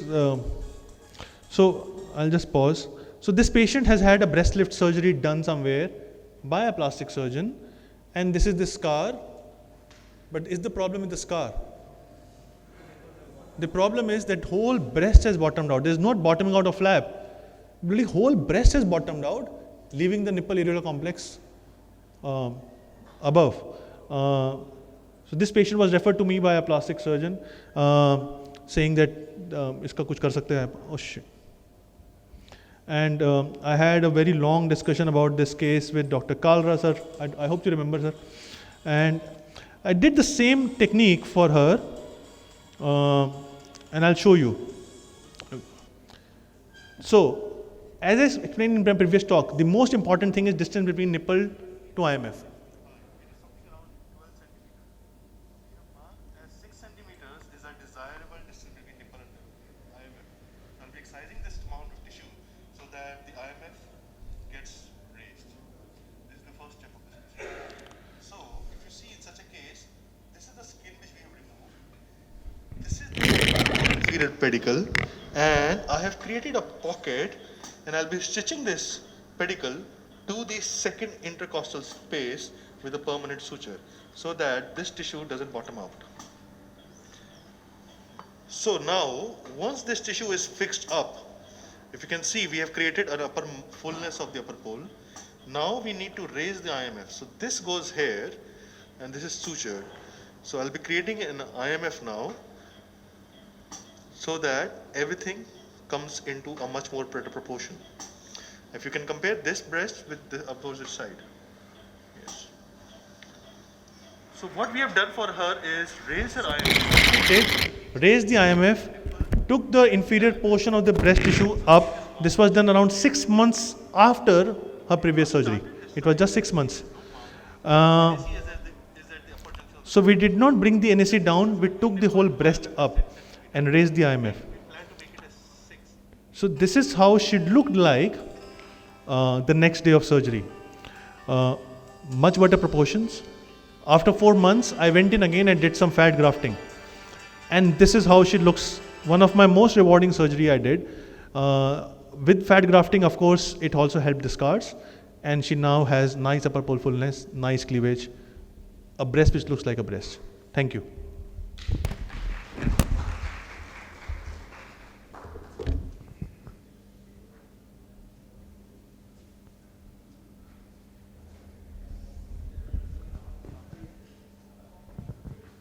Thank you, Rajat sir, for nice presentation. Now our next presentation is augmentation mastopexy by Aditya sir.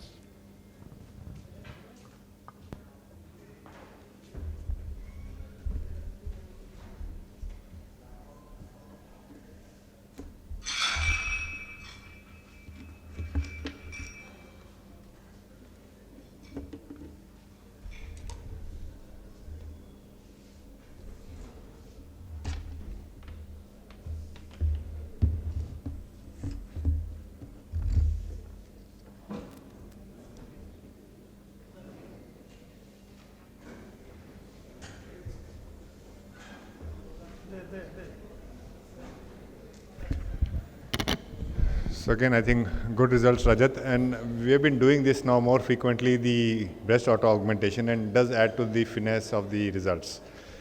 So okay, the mandate again is for augmentation mastopexy, but let me tell you at the outset, I'm not a very experienced person in this. We have had a chance to deal with a problem which was of my own making, primarily because I got sucked into what the patient wanted rather than giving her the right treatment. So again, it's important to remember that, you know, the mistakes can happen not only from the patient side, but from your side also. And sometimes it is very difficult not to refuse a patient. So if I may ask, what do you think she requires? She has come to us with breast augmentation. Rajat, question to you. कहाँ जा रहा था उधर? So what does she need? She's come like this. She wants breast enlarged. Anybody from back end, the girls, what would you do? Let's get the people a little involved, you know, they're all sleeping at the back. So the patient's concerns were that she wanted augmentation. Any men from there want to suggest the treatment plan? None. Okay, so we counseled her, but I did tell her that just doing an augmentation, because she had ptotic breast, she had lost a lot of weight, she had 2 children, she has breastfed the babies for almost a year. So, you know, this, you can see in this kind of patients, sometimes you can get, you know, ptotic breast. And despite counseling her, she came to me 3 times. I sort of finally said, okay, let me try if I can just do the breast augmentation and serve her purpose.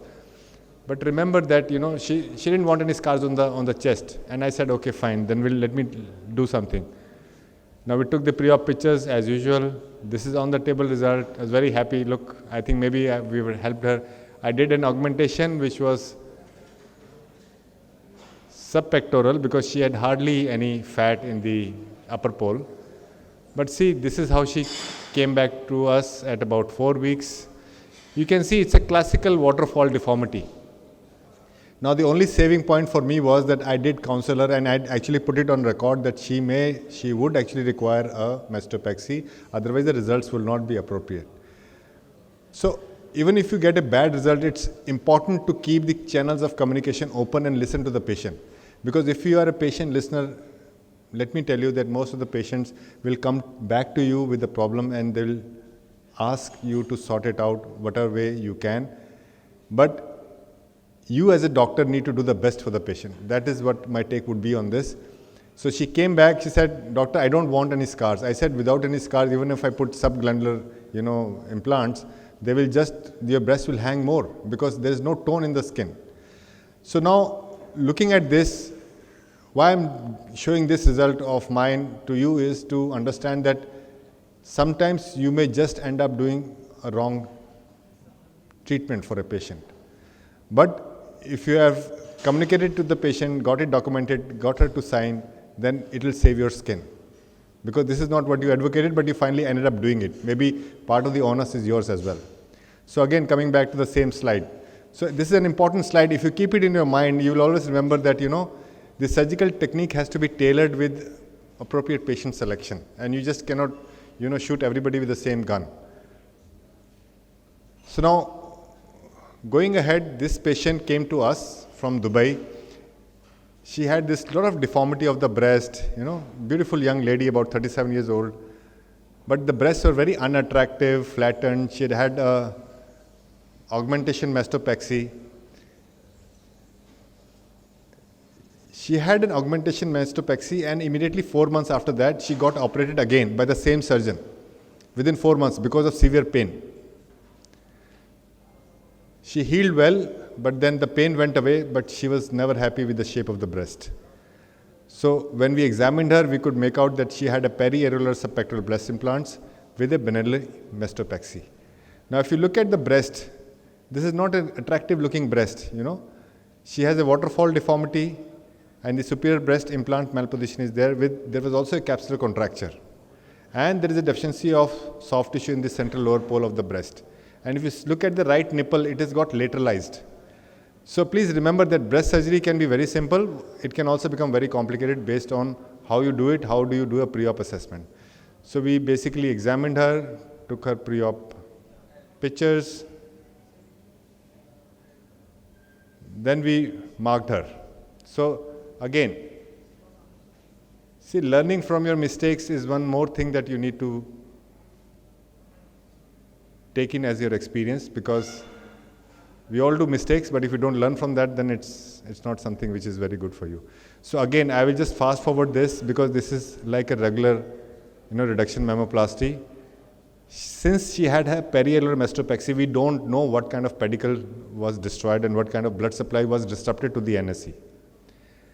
But the plan was to go ahead with that. Since it was almost 4 years since the surgery happened, we would like to still go ahead with a superior medial pedicle, keeping in mind that the perforators are all right, and we did Dopplerize it, and we could find 2 vessels which are pulsating very well.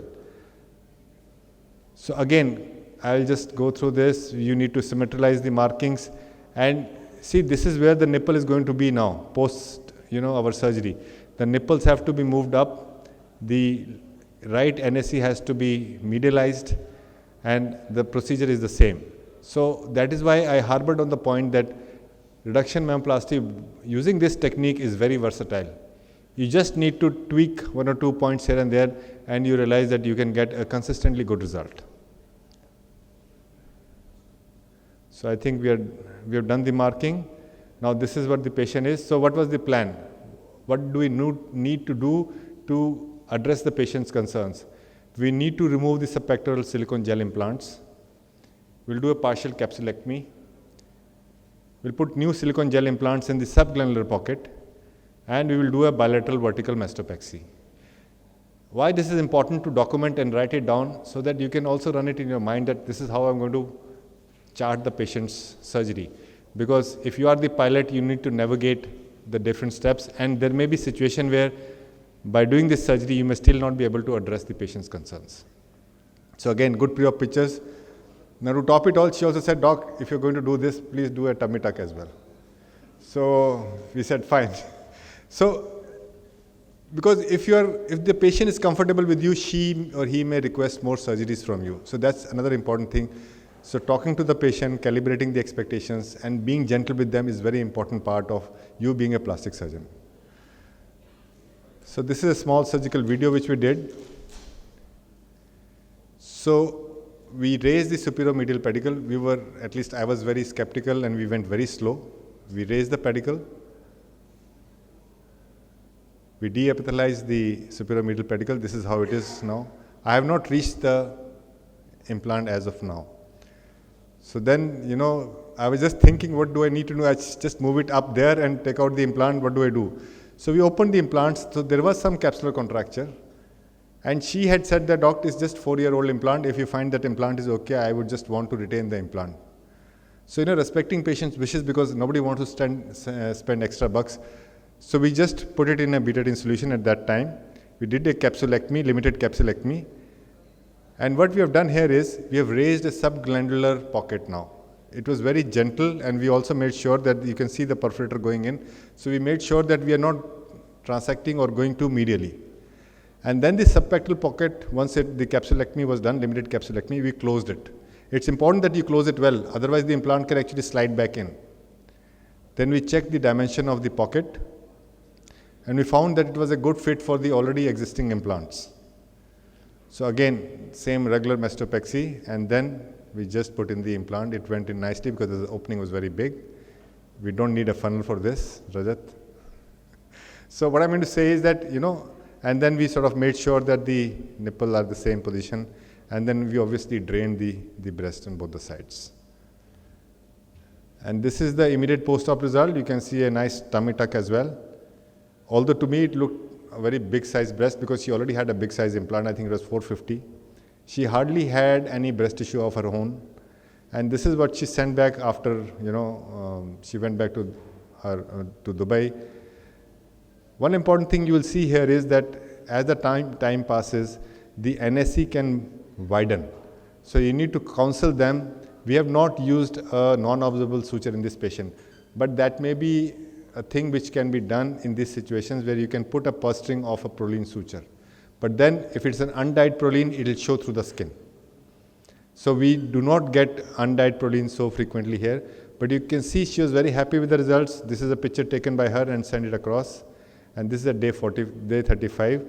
And in fact, she referred her sister to us. She already had a 450cc implant and she wanted bigger, so we refused the surgery. At least I refused the surgery on her. See, what happens is sometimes you have to be able to say no, and when you're able to say no, you would realize that sometimes it will save you endless sleepless nights.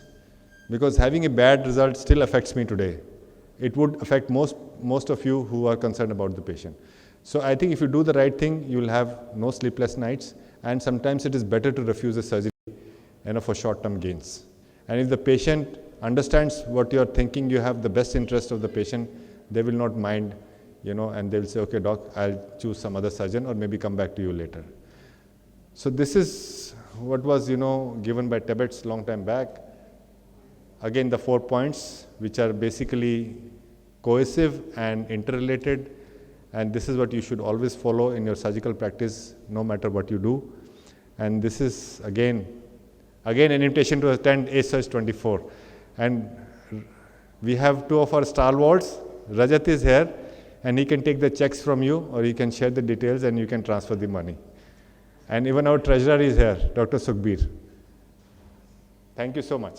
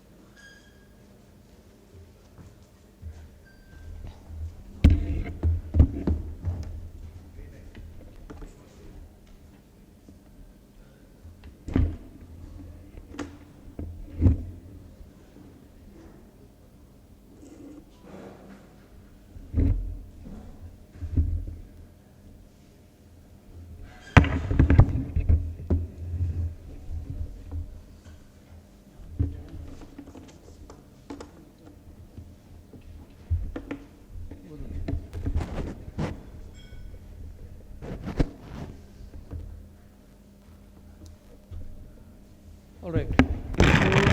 So this next topic is on cosmetic vulvoplasty. Cosmetic vulvoplasty actually comes by various names. We also call it designer vaginas, we call it labioplasty, we call it cosmetic gynecology, mummy makers, whatever. Now, it's also called designer vaginas because plastic surgeons are receiving requests for these surgeries these days. And much like the face or the breast, the body contouring, etc., even the genitalia today are looked upon as part of the female anatomy which requires improvements in looks and rejuvenation as well. The society is changing its norms and there is an increasing demand out there. So there are young people who want to sort of look different, there are professional requirements, there are remarriages occurring, and so the mummy makeover is happening. Now in this, two pictures, just appreciate the difference. The vulva on the left side as compared to the vulva on the right side. The question is, can we actually alter an appearance as on the left side to the one on the right side? Somebody just said no. Well, anyway, so it is, I know it is possible. So most of the presentations that we make, we first describe the procedure, and then after that we try to boast of the pre and post-op pictures, before and after. But I'll do it reverse. I will show you the pre and the post-op pictures before I actually show you the procedure. So this is an actual change of the external appearance of the vulva. Yes, appearances are there and appearances can be changed. Another patient, before and after. Another patient, before and after. Yet another patient, before and after. Before and after. So there are so many cases where you will see that the pre-operative, the vulva, its appearance can actually change to something else. Now, how is all this done? Remember that when you want to change the features at any one place, then you have to do multiple surgeries there. If you want to drastically change the face, let's say, you not only do just the rhinoplasty, but if you can actually add something to the lips and do something to the cheeks, the chin, and if you do all these together, you can actually drastically change the faces. So similarly here also we have to, do several surgeries together. I initially used to describe 7 different steps, but today I am only covering 4 with you. So these 4 procedures that I am going to show you the videos of are the trimming of the labia minora and the fat filling of the labia majora. So these 2 by itself can change the appearance to quite an extent. And there is a third thing which I think in some other forum, some other time, I will cover that as well with you. And then rejuvenation also is done by doing a clitoral hydectomy and a hymen repair. These are usual procedures that many people are often asking, and they want to get this thing done. Now here is the typically excessive labia minora that appears unaesthetic, as well as the reason is that sometimes it catches in the undergarments and trousers, and people come down requesting for this procedure. So there are 2 ways of doing it. First is a vertical excision of the labia minora. From the bottom to the top, all the extra tissue is taken off, and it ends just short of the clitoris. So this is the pre and the post procedure 2 line diagrams. This is the vertical incision that is done, and this is what it can look like afterwards. Then there is a horizontal excision of the labia minora. It's a rhomboid sort of a cut which is made, and the 2 ends, the whole length of the labia minora, its external appearance just remains the same. You get a scar from the outside to the labia minora fold and back inside again. So this is the marking of the 2 sort of incisions, and this is another patient, and this is how it is cut and sort of folded together. So that's the cut, that's the suture, and that is the end result of a horizontal division of the or reduction of the labia minora. So now I'm just trying to compare with you the vertical method against the horizontal method and how they can look in the appearance after the surgery is done. This is a video, okay. All right, so this is the marking of the labia minora. So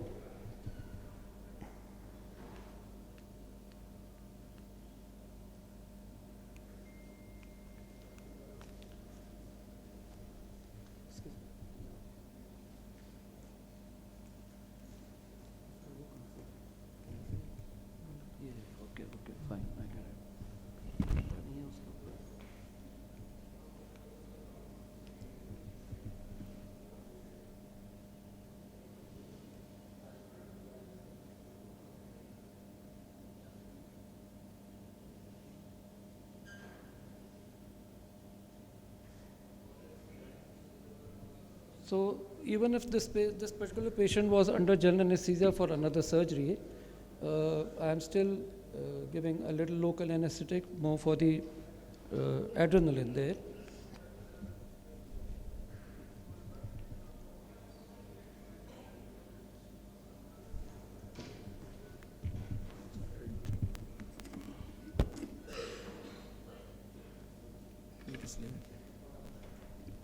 slide change के लिए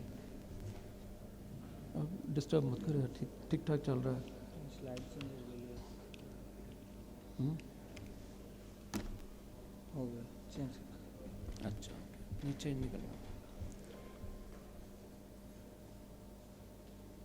Alright, so once you've decided where to cut, you just take a hemostat and you clamp the extra bit of the clitoris minora and you crush it.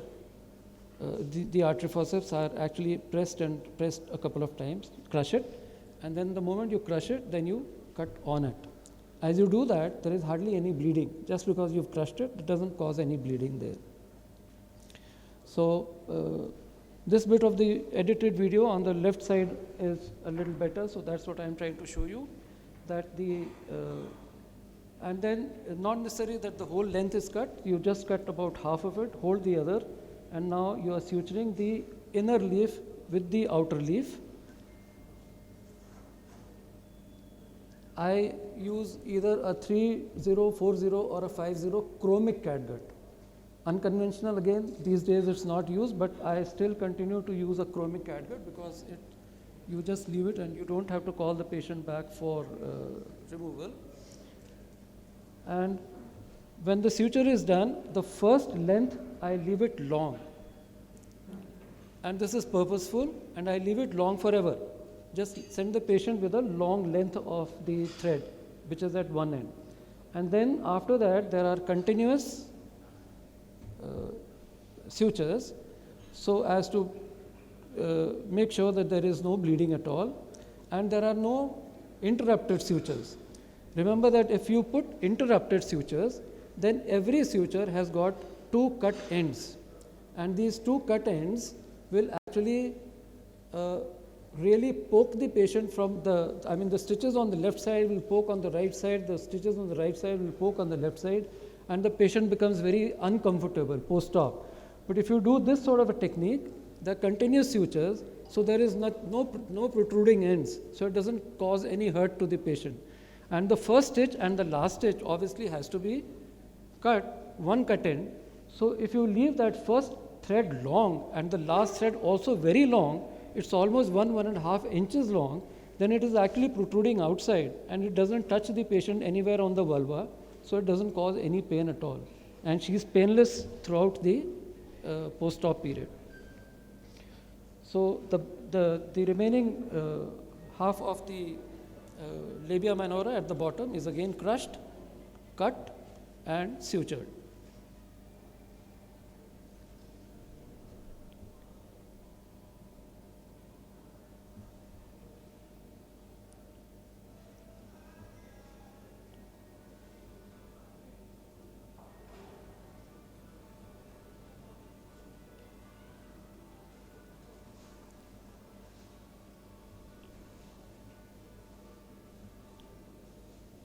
Okay, so as you can see that the left side and the right side, you are now holding it in four different, the long ends have been held like that.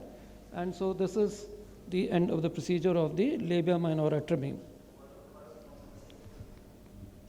Okay, now the labia majora fat fillings. You can notice that there is a very squeezed out or an atrophic look of the labia majora on the both sides. And if you pinch it between the thumb and the finger, you can see that there is a very little fat content and this can happen at any point of time, in your age. Not necessarily that one is really old for this thing to happen. And if there is a deflated look or a depleted fat, from the labia majora, then it does add to the aging look of that patient. So this is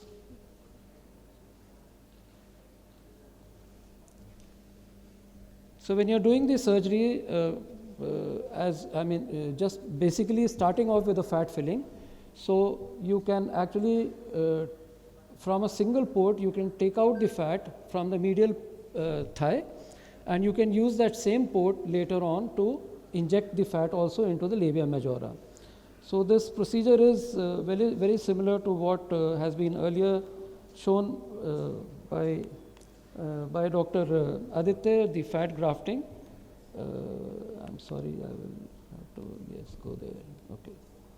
All right. So This is harvesting the fat, and then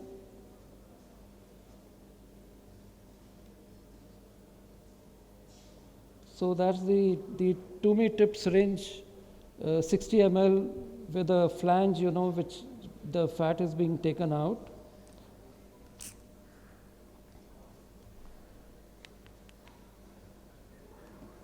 Oh, I'm sorry, this is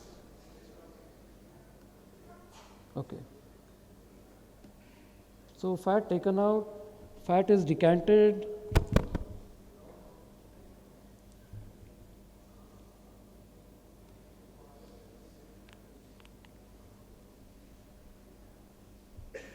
I think I might as well leave it like this because it's getting disturbed.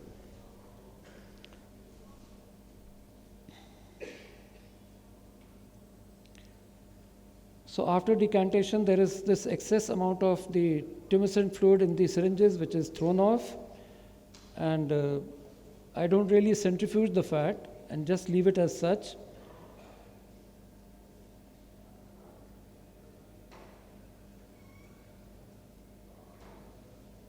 So usually on one side, approximately 20 to 25 cc of fat can be injected in each labia majora.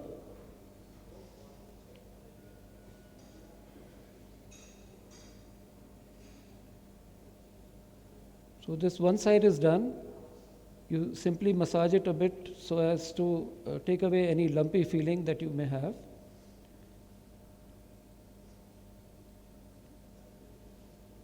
This is comparing with a pinch the fat on the right side and no fat still on the left side. And now once it is injected on both the sides, and this is what it looks like post-op.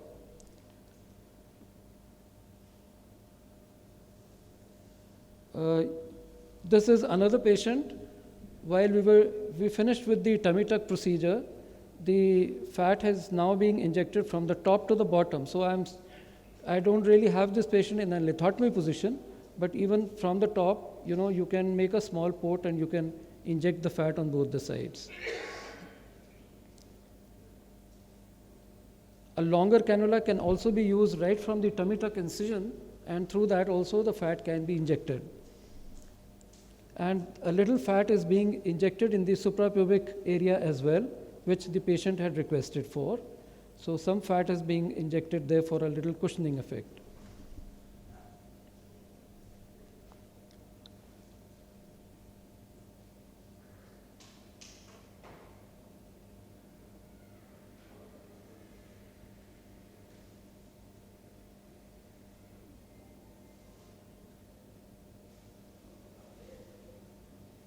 So once you have expanded both the labia majora and you have trimmed the labia minora, then it just basically, the labia minora will fall inside, and they don't really look bad once it is done. So in all these cases, basically the same procedure has been done. See, the labia minora have been trimmed and only the labia majora has been augmented with fat. That's about it.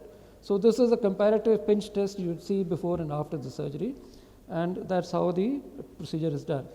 Now coming to the third procedure, which is the clitoral unhooding.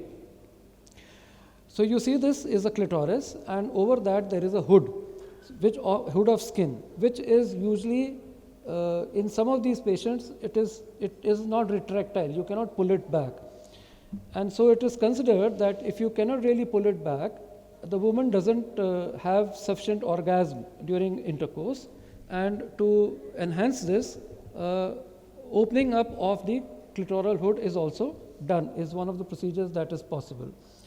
So the way to go about it is, if here you can see that hemostat has been put under the clitoris. This is for you to identify what the clitoral hood looks like. So at the 12 o'clock position, a marking has been done right at the 12 o'clock position. It's almost about a centimeter deep, and here local anesthetic can be injected, and then it is snipped into two halves. Obviously, once it is snipped, it opens up into two leaves, the left and the right side, and each leaf has again got a top and a bottom layer, So you simply suture it together, and that's about it. So it just opens up the clitoral hood at the 12 o'clock position. Suturing is again very similar as I have told you earlier. Right at the two ends you leave long stitch, and throughout you do a continuous suturing. So this is the procedure.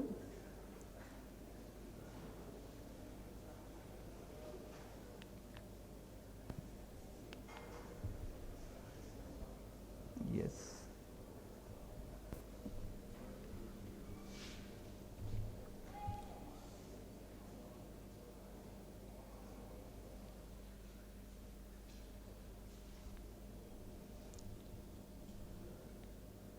So you can see demonstration of the clitoral hood here. The artery forceps is underneath. Almost a centimeter of the hood is visible.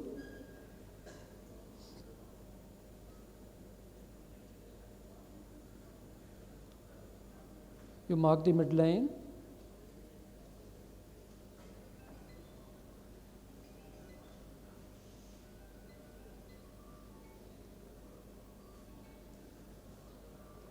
Alright, there's one other way of reducing the clitoral hood, and that is by making a crescentic incision all around it.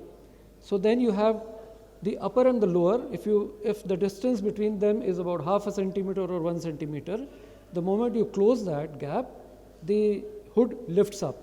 So instead of having a linear incision at the 12 o'clock position, you can also make a crescentic incision on the hood on the top. But this one is crush and then you cut right in the middle.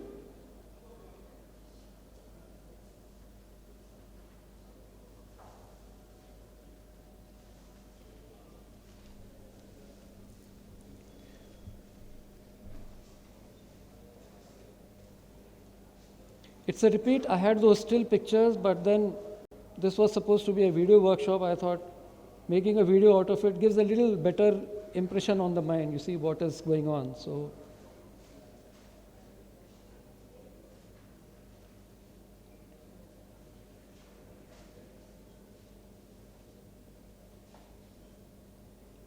the inner leaf and the outer leaf, they are stitched together, and it's a continuous interlocking sutures.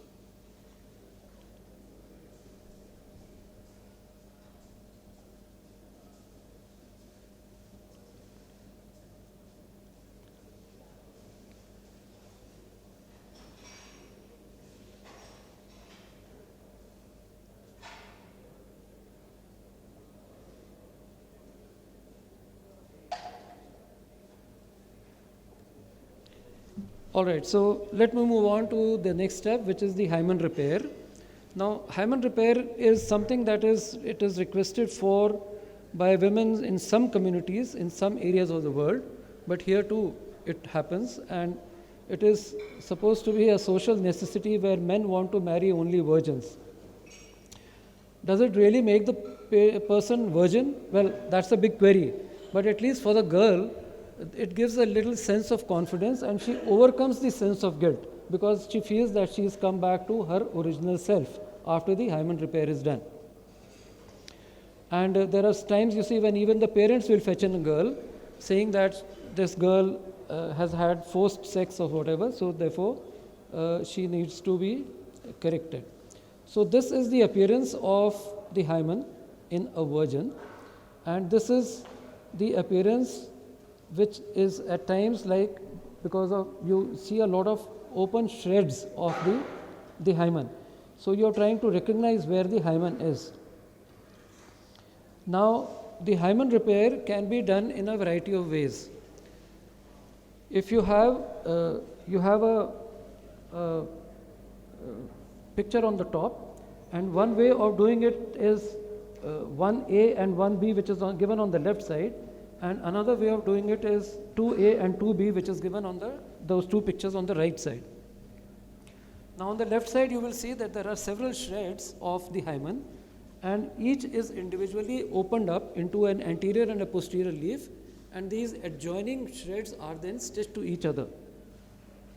On the right side you notice that there are possibly shreds like this, or maybe there is one longer shred on one side and another longer shred on the other side, and these two shreds are then sort of brought in together and they are stitched in the center across. So you can have an opening on the top and you can have an opening at the bottom, enough to leave for menstrual flow, but it has sort of formed a barrier or it has closed the hymen. Then there are times when you don't see any remnants of the hymen at all, right? Maybe in a woman with habitual intercourse or even otherwise. So you don't notice anything at all. So what do? You will actually from the left wall and the right wall, from each wall you will make a flap of tissue, and on one side the flap is anteriorly based and on the other side the flap is posteriorly based. So once that is done, these two flaps are now opposed against each other, and again it is sutured in the midline, across the opening of the introitus. So that's how the hymen repair is possible. Now here are just pictures of identifying, say, one shred at the 6 o'clock position, then another shred identified at the 3 o'clock position, and another which is identified on the 9 o'clock position. So I am holding it with a forceps each time. So, and this is one at a 12 o'clock position. So now you split open the anterior and posterior layer of each shred of the hymen with an 11 number surgical blade, and then you suture them together with a 6-0 vicryl suture.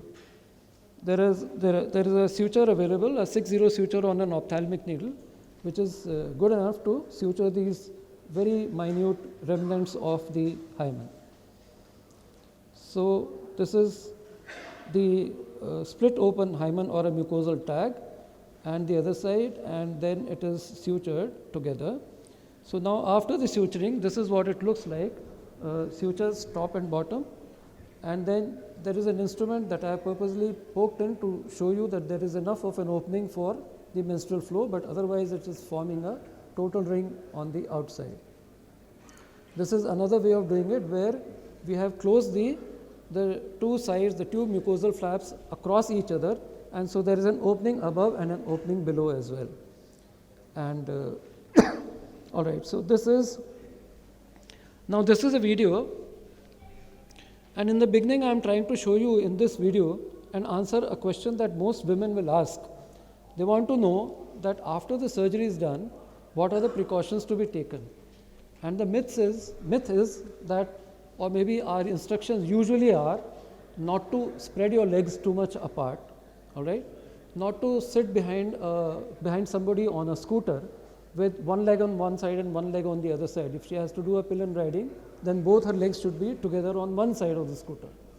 Not to do a horse riding, because again, your legs are going to be spread wide apart. So that comes in the mind, and that's what most of us will suggest to the patients. And then there's another question which is often asked is that how long or how early before marriage should the hymen repair should be done. So my answer to that question is that if you get your hymen repair done today, so even if you get married 10 years from now, it's just going to be the same. You are going to bleed the first time if that's what is expected or that is what you want. So now in this video what I am trying to show you is that this girl, I took her pictures with her legs really wide apart, all right? And then at the same time I have got her, the two lips of the labia majora also pulled really far apart, all right? And then if you look in the center, right in the center, this is not disturbing at all the hymen or any of the remnants of the hymen. So this is now that I am trying to pull the two lips apart, further apart, but nothing is visible, no change is actually happening right in the middle. Okay, so which proves that even if the woman has really got her legs wide apart after the surgery, nothing is going to go wrong. So a woman can actually just go about her normal routine without any do's and don'ts. See how far apart it is being pulled, but nothing really happens there. Okay. Now, when you're doing the hymen repair, it can be done under local anesthesia. I'm sorry. Yeah.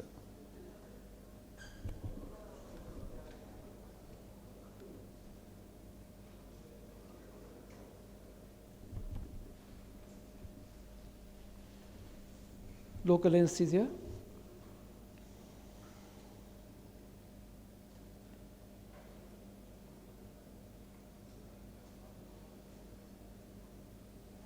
So now I have identified two shreds of the hymen on the top, one somewhere at the 11 o'clock position, another at the 1 or 2 o'clock position.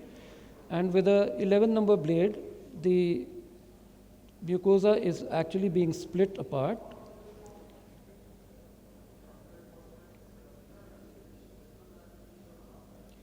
It's a very delicate procedure. The hymen, if you hold it with a tooth forceps, it can come apart as well. So you have to be very careful while you make this incision as well, because it is not stable. It keeps moving, it's very fragile. So this part really needs a lot of delicacy while you are splitting it into two.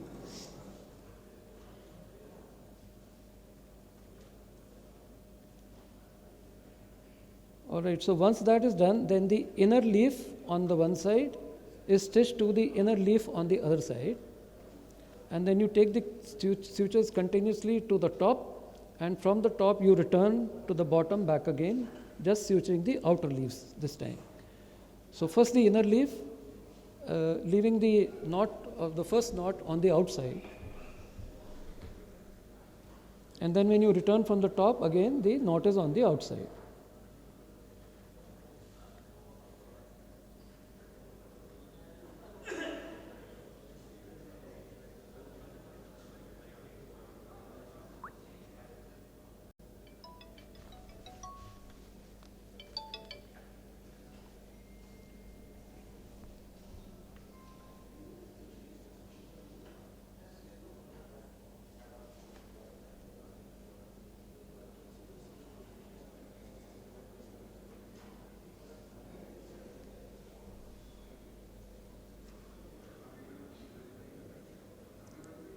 All right, so this is just to show that the suture line above on the back of the handle of the forceps.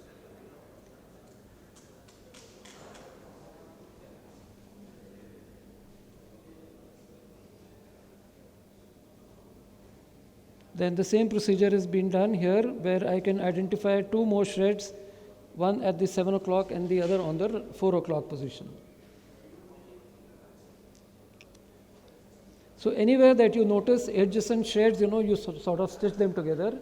Anywhere it is possible, then you stitch something on the left side to the right side across the introitus, and either way is quite all right. But make sure that you are not 100% closing the gap, because there is a menstrual flow which is, the opening is required. So this is just to demonstrate the opening there and the operative shreds of the hymen.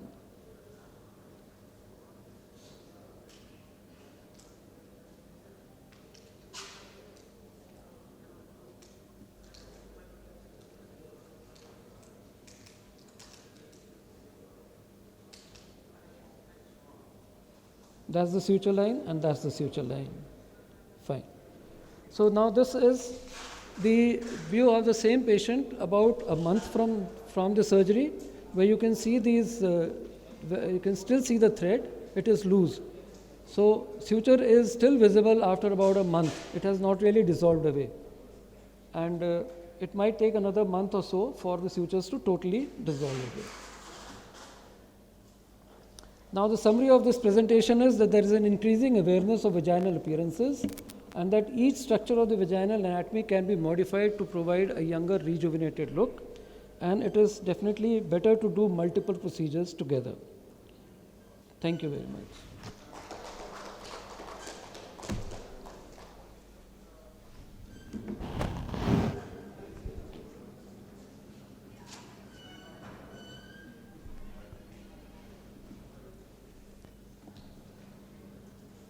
questions? I'll speak for you.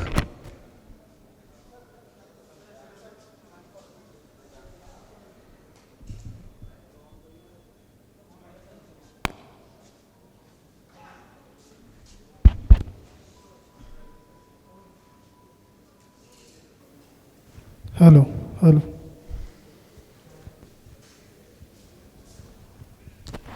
I actually really believed that it was not possible to do that kind of a transformation. So amazing results, sir. I think at least I have learned a lot.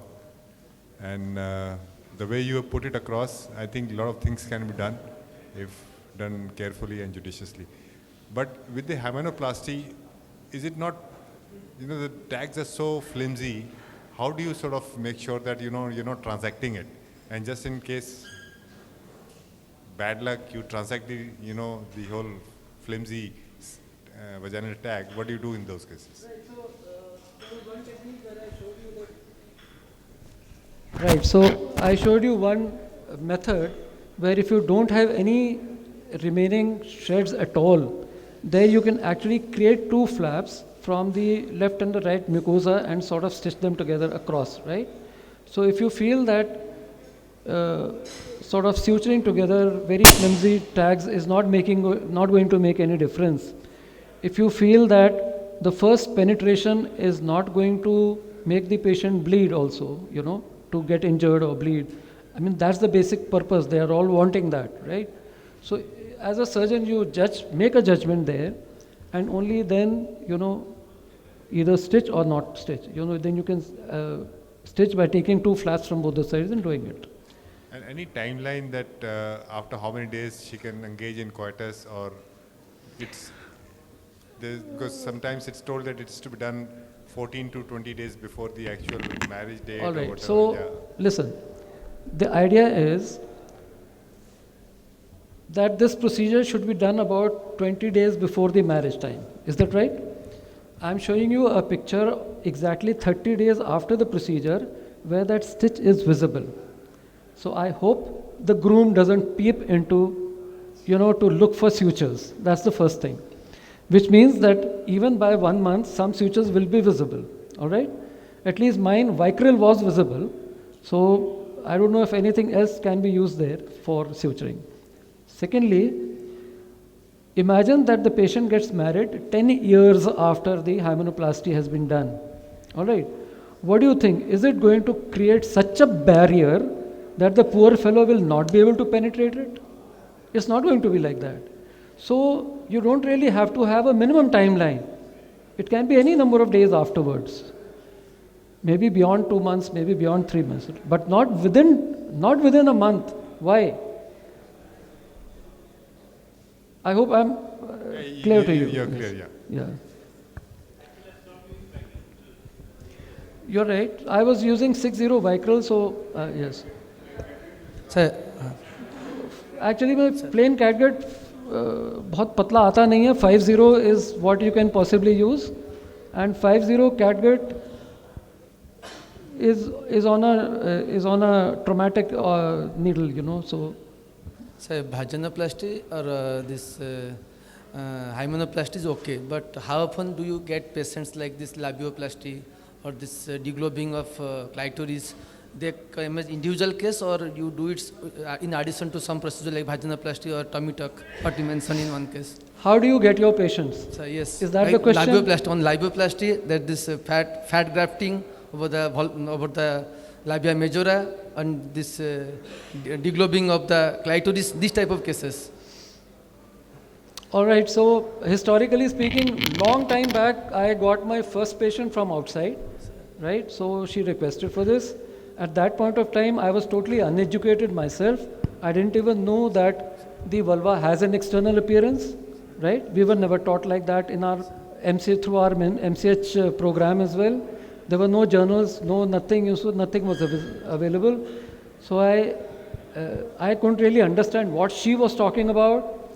I had to take her pictures and have her sit next to me on a computer, and then I said, well, tell me, what do you want? She explained, this is what I want.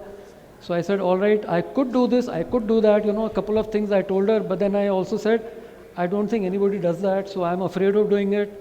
besides, in case there is a mutilation, then mutilation of the genitals and mutilation of the face and mutilation of the hands is a serious legal problem.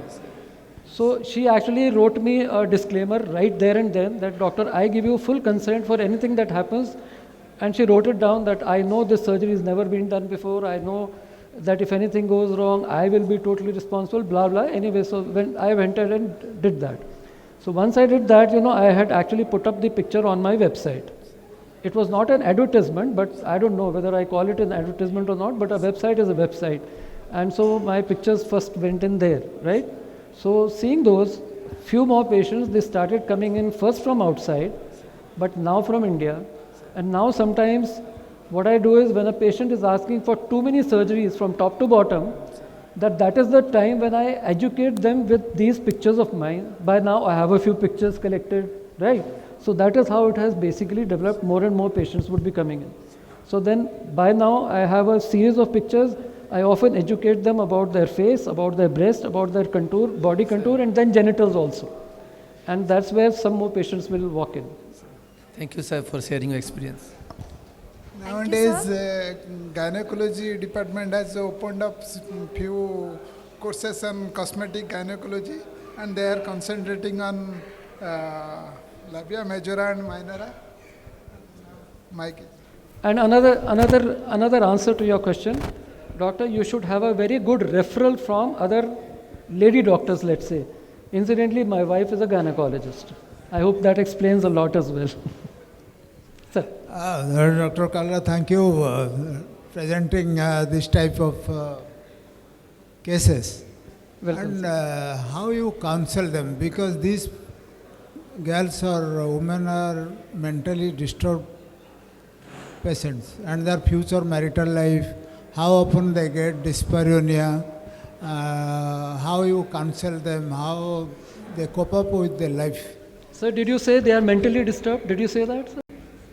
Because they are psychologically almost they are disturbed. So anybody who gets a rhinoplasty done possibly is a mentally disturbed patient. Anybody who gets breast augmentation done, sir, is a mentally disturbed patient. Anybody who wants a tummy tuck, sir, is also a mentally disturbed patient. We at the moment are dealing all with mentally disturbed patient, if you want to say this. But this is, you see how gradually people have become more and more aware. Today, breast surgery is being done in millions. At some point of time, this was a new surgery. At some point of time, this must have been thought of as, why do it at all? Why disturb nature at all, right? So similarly, it's this as well. And remember, sir, that even I have been questioned about this. The reason is that an advertisement for a fair and lovely cream, all right?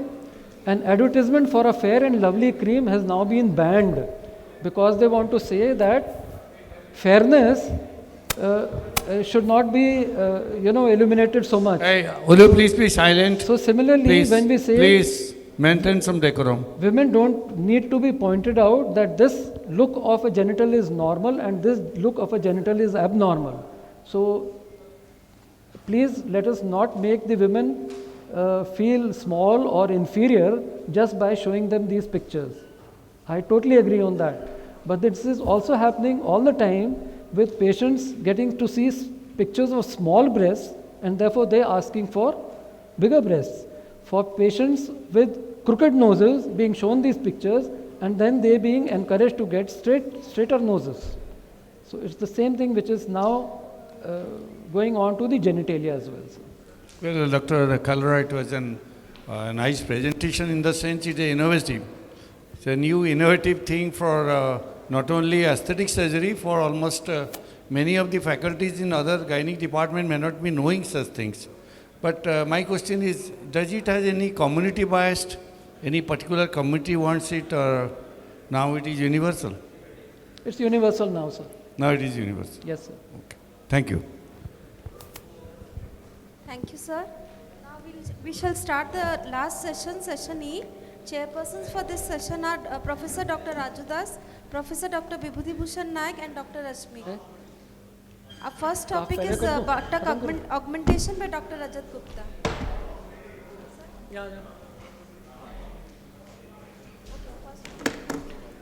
मैंने ये हटाने की कोशिश The first presentation will be calf augmentation by Dr. Rakesh Kalra.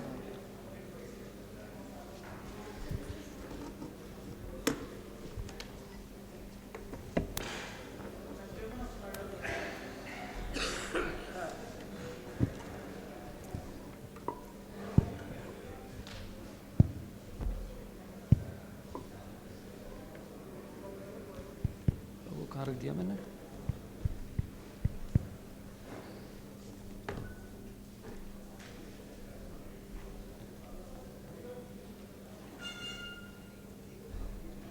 All right, so I'm jumping on to the next presentation, and this is on calf augmentation.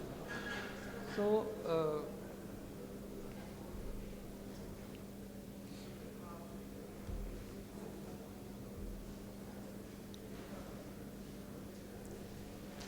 now, the calf augmentation can be done by two methods basically. One is just fat grafting. And so if you have to do fat grafting, this is only done in the subcutaneous tissue. And the second area is by doing a silicone implant. And if a silicone implant is being done, it is done only in the subfacial compartment. Then there is a composite augmentation also, which is doing both the fat grafting as well as silicone implants. But in case you need to do it, then you should only do it in two different sittings, not simultaneously ever, because it is dangerous. It can cause a compartment syndrome. So the principle is that for the silicone implant, an adequate space is essential, and if adequate space is not available, then a fat transfer would be preferable. Then in the case of deformities, let's say following polio or whatever, or palsies. So if it is a deformity, then the augmentation is required unilateral only. And it is only for aesthetic reasons that the calf augmentation is done bilaterally. So these are the differences between the fat and the silicone transfers which are done. Now safety factors are very important. After this talk is a talk on buttock augmentation also. So see, even buttock augmentation, the safety factors are very, very important. So now in the calf surgeries have always to be done under general anesthesia, never spinal, because only after the general anesthesia, when the patient comes back, she can understand or he can understand of the amount of pain which they are having, not otherwise. So they can actually report to you in case there is an impending compartment syndrome. Now fat grafting is always done as a second stage because as I said, it should not be done simultaneously with the silicone implants. And then there are pressure studies which are possible to identify if there is a compartment syndrome, and if it is so, then one has to be careful and one has to take care. Now causes of calf deformities can be sequelae to clubfoot, cerebral palsy, spina bifida, etc. Congenital hypoplasia, aplasia is also there, muscular hypertrophy or atrophy, poliomyelitis, etc. Trauma also. So in all these cases, a unilateral calf augmentation is done. Otherwise, for aesthetic reasons, always a bilateral thing. Now in the calf aesthetics, there are 4 cardinal points that one has to take care of. One is the popliteal crease, marked as point A here. Then at point B is the maximum width of the leg. That is where the medial gastrocnemius is at the highest contour point. Point C is the junction of the muscle belly of the gastrocnemius where it is fading into the tendon. So that's the point C. And point D is where the tendon is joining to the ankle junction of the tendon to the bone. Now AB distance is equal to CD distance. So that is the aesthetics. And the AD distance, that means the whole AD, the whole length of this is 1.6 times the distance between A and B. That is the golden proportion. All right, at the highest point, the calf should vary only from 30 to 33 centimeters. Anything less than that is a skinny calf, and anything more is going to be an extra bulky calf. Now, this is the anatomy of the procedure. that the incision is given below, just below the two heads of the gastrocnemius, and then that is a centimeter below that the aponeurosis is divided. The implant is always put only over the medial gastrocnemius. And now, how to choose the implants? It's extremely difficult. This procedure is difficult because, let's say, when it comes to breast augmentation, almost every surgeon can keep about a stock of about 4 or 5 different breast implants in the theater itself, so that even at the last moment he can make a decision of how much volume is required and how much volume is to be put. And in case something goes wrong, if he finds, you see, that the implant is too small or maybe too large to accommodate, you can at least go over to the next best size. But when it comes to these calf implants, it's something that you order only one at a time. So majority of the times, you see, you may not even have seen the patient beforehand. If the patient is coming from outside, they just say they want a calf augmentation. But otherwise, even if you have seen a patient, you make a decision. Somehow you are really not being taught how to define, you see, the volumes of the calf implant as compared to what is really required. So this measurements and the techniques is really extremely difficult. So couple of times, you see, initially when I did the calf implants, then I would only look up the catalog and look at the median, you see, and go by the median and say, okay, I'm not wanting something which is only 60 cc, not wanting something which is only 220 cc, but let me buy something which is either 110 or 120 cc, you see, because I thought that the median of the whole catalog would be possibly the maximum used. Now, these implants can be of two types. One is the symmetrical implant, this one. So it is sort of a spindle shaped. And this one is the anatomical implant, where it is bigger at the top and more narrower at the bottom. So both these implants, you actually have to see the projection, the maximum projection which is there at some point, at whichever point is there. So the catalog will tell you that. And try to keep the volume as low as possible. So don't go to a very higher one, but just as low as possible. Now there are standard views for this: the front view, the back view, the left, the right profile, and the left profile. You take these pictures, and then you proceed with the procedure. The popliteal groove is not where you place the incision, but you go about 2 centimeters below that. And once you make, and you also draw a line between the medial and the left gastrocnemius, a straight line there. So you have to totally avoid going lateral to this midline. You stay only on to the medial side. So from the incision, you, after your incision is made, you just retract and you go about 1 centimeter or 1.5 centimeters below that, and that is where you divide the aponeurosis now, the fascia over the medial gastrocnemius. And then under that, you sort of dissect a pocket and you expand the pocket with a blunt dissector. So this is a curved dissector which is like this, U-shaped, and so you then push it through the over the medial gastrocnemius all the way right down, as you can see that, and it goes further down till the musculotendinous junction. So this is the instrument, as you can see, which is on the outside, and compared to the one I'm holding in my right hand, which has gone inside. So that is how deep it is going to go. In fact, earlier you have also marked it on the skin that this is where the musculotendinous junction is. So you will really have to go right up to that. That means it is only the muscle belly that is, you sort of raise the fascia above the muscle belly only. Now this is the implant. This is a symmetrical implant. And when you buy these implants, make sure that it has a pocket like that, you know, where that long artery forceps or a hemostat has been put, and it is very essential. I have used another variety also where they did not have a pocket, and it's extremely difficult to negotiate it inside, because the moment you try to push it inside, it's such a long implant.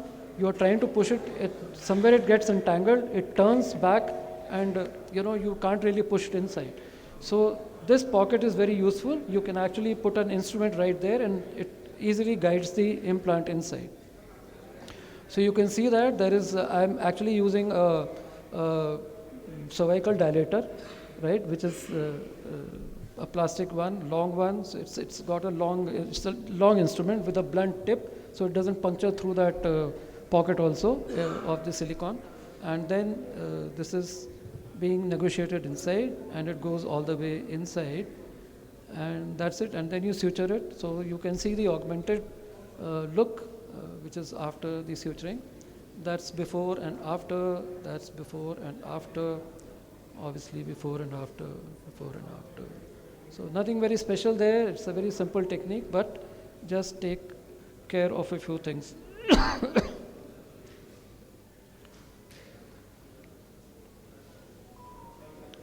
Calf augmentation. I don't really know why a calf, the human calf, is the same as a bullock's calf, the cattle's calf, you know. So, thank you very much. Questions?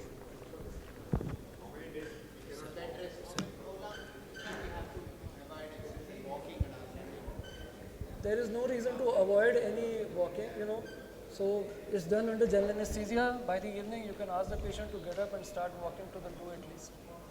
It's painful initially, so the patient is not going to really run around herself, but as they recover, you know, within 3 or 4 days, as the pain goes less and less, more and more walking is allowed, everything is allowed.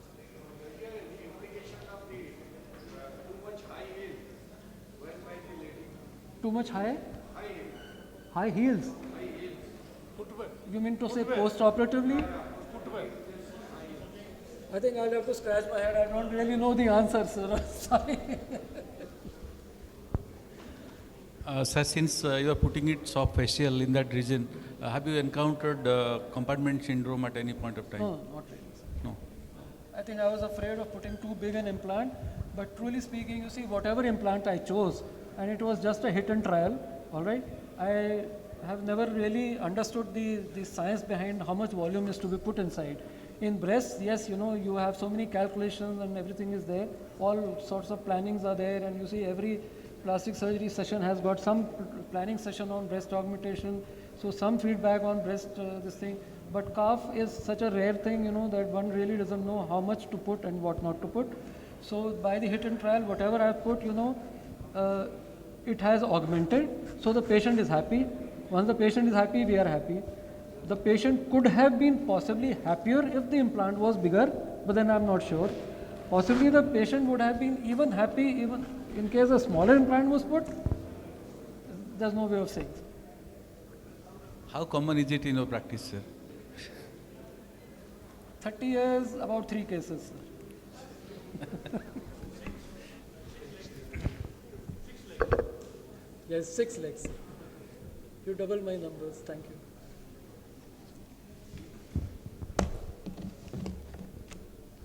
Thank you very much, sir. This was a very rare presentation, and we really enjoyed it.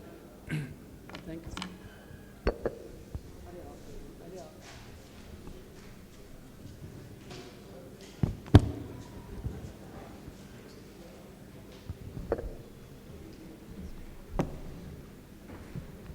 Next topic, abdominoplasty by Dr. Aditya Agrawal, sir.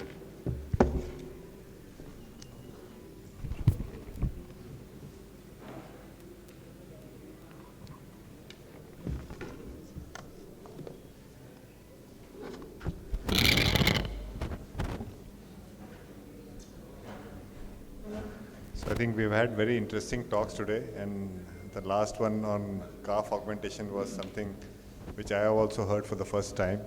And it's an eye-opener because, see, so many things can be done as a plastic surgeon. You're basically leaving no part of the body untouched. So right from the head, right till the calf and the toes as well. Right. So please bear with us. These are the last 2 talks. I think we have omitted 1 talk, and I'm going to be talking about abdominoplasty. Again, continuing with the same. So we know that, you know, abdominoplasty has been done for the last so many years, but the addition of liposuction to the procedure has established, you know, new concepts, and it has evolved into a science of 3D liposculpturing. So that's very important to understand. Earlier days, it was just an excision of the, or a dermal lipectomy, or the excision of the lower abdomen below the umbilicus. So it's also known as commonly as tummy tuck, and it is not a surgery for obese patients. So these are things one should remember. And we also combine it with tightening of the musculofacial structures. So reasons for abdominoplasty could be these. Most commonly it is post-pregnancy, laxity of the abdominal wall, divarication of the rectum, and also after massive weight loss, either from dieting or after gastric bypass surgery. So I'll be basically highlighting abdominal flap which we raise in a suprascarpa plane below the umbilicus, and above the umbilicus it goes in a premuscular plane. This is also known as suprascarpa abdominoplasty. Why we feel that this is one of a kind operation is you maintain the aesthetics, you also give the patient a very good result. So this is before the final closure. You can see there's hardly any dead space, and the important thing here is that the dissection between the rectus abdominis muscle is limited to the extent of the divarication. So when you close this flap, there's hardly any dead space, and you can see the glistening fascia in the lower infraumbilical part, which is the Scarpa's fascia. So again, we need to take all the pictures. Remember that it's very difficult to give a very flat abdomen to all patients, because many of these patients would have a lot of visceral fat. So it's important to check that, and there are ways and means to find out whether the patient has intra-abdominal component which is contributing towards the look of the abdomen. So you can ask the patient to do a straight leg test, and whatever abdominal bulge remains will still remain after an abdominoplasty. So these are the various abdominoplasties which I've just run through, but the mandate given to me is about abdominoplasty. A little bit of the anatomy, which is very important, because for all surgical procedures you do, knowing your anatomy very well is very, very important. So these are a few points which I will not run through, this we all know. But the evolution of and refinement of lipoabdominoplasty happened over years, and the undermining has decreased since 1992. Earlier the big flaps were raised above subcostal margin, and we used to get a lot of problems of skin necrosis, wound dehiscence. So it's important that you should all read this article by Saldana, which he sort of published in 2001, in which he has defined the areas which can be undermined and how you can do a discontinuous liposuction almost circumferentially, because you are preserving the perforators to the abdominal wall. So there are few contraindications to abdominoplasty, and that would mean that if the patient is morbidly obese, there are multiple comorbid conditions, heavy smokers, and unrealistic expectations. For I think all surgeries in plastic surgery, any patient who has unrealistic expectations out of the surgery have to be avoided. These are important parameters which have to be discussed with the patients, and we normally routinely do an ultrasound, and in some cases MRI, to rule out any hidden hernias besides the routine test. Lifestyle modifications should always be advocated to the patient to maintain the result post-surgery. Another important thing for doing an abdominoplasty is that these are surgeries which can last about 4 to 5 hours if you're combining it with dorsal liposculpturing. So importantly, the patients you have to avoid intraoperative hypothermia. Pneumatic compressions are important, and you also sometimes can use low dose heparin based upon the risk to benefit ratio. So all these patients have to be assessed properly, but intraoperative hypothermia has to be avoided, and an anti-emetic medication post-op, so that the patient does not retch and patient does not vomit, because that can raise the intra-abdominal pressure and also cause bleeding just under your skin flaps. So again, patient marking, you identify the fat rolls. I'll just run through this, pictures taken in different views from the back. So I'll just show you how the marking is done. Again, the same concept, that the patient has to be comfortable with you. You can start a conversation, have a female attendant when you're marking a female patient, always by the side, so that, in today's times, you have to be very careful how you tackle and deal with the patients. When you're marking a patient, when you start talking to the patient, she will raise the concerns she has. She'll want the areas to be treated. So here we're marking the axillary roll, and see, she's pointing out that please take this out as well, So this is interesting, because the patient herself will guide you through the process. She wanted everything liposucked, but we said, okay, look, there are certain areas which you cannot liposuck because already there is no fat there, right? So you mark out the areas, and when you have a female attendant or a female nurse or a female doctor with you, she can help you do the marking, because many patients are very uncomfortable, removing their bra or, lowering their underpants. So it's important. You see how I'm marking it. I'm just raising the bra and then marking it.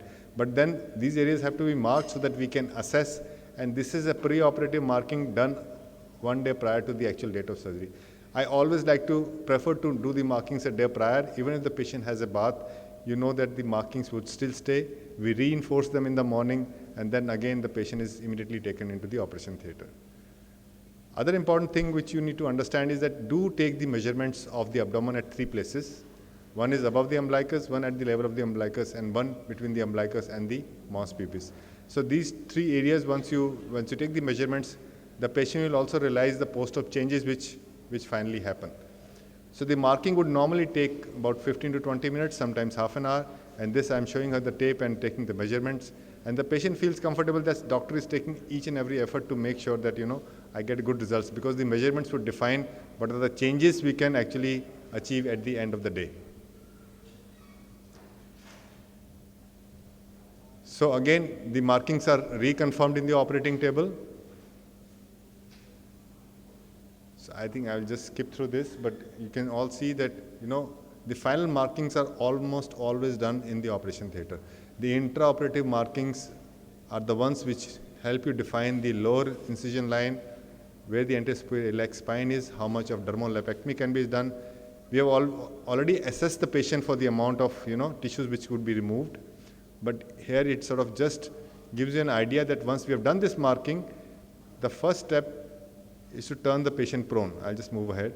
So we always do the liposuction of the dorsum first.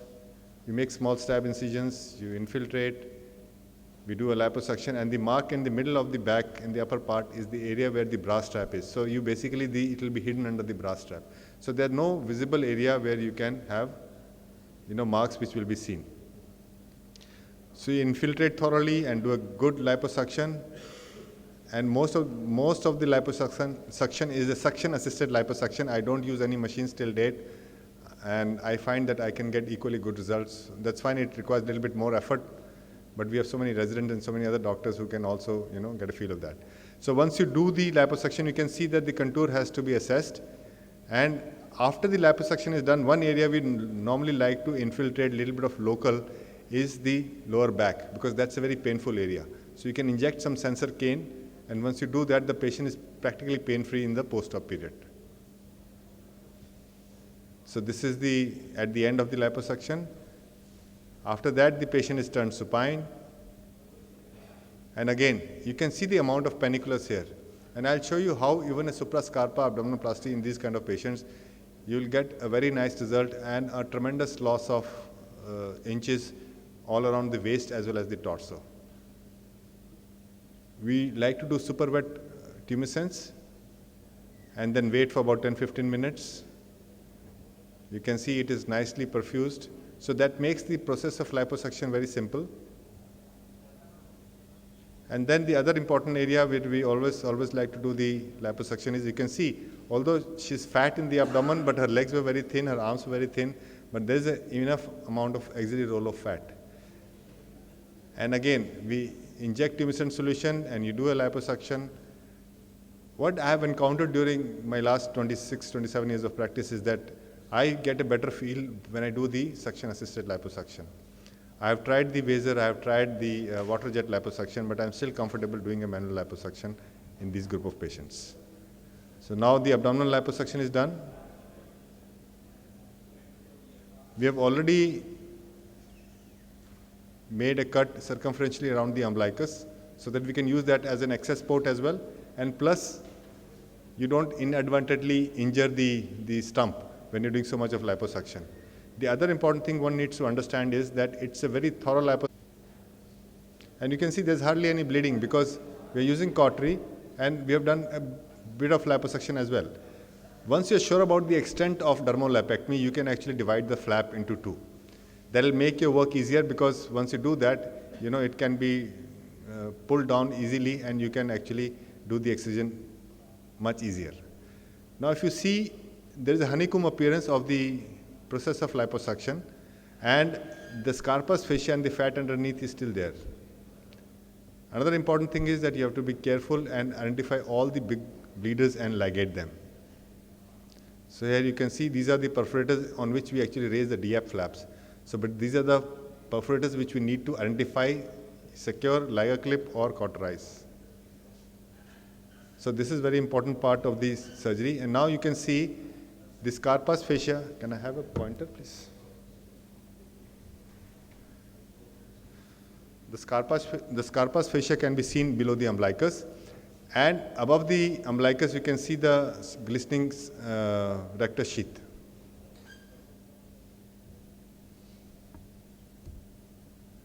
Now the next step would be to excise the infraumbilical fuse, because this is the area where you do the plication. This part of the tissue needs to be removed. I'll just move it faster.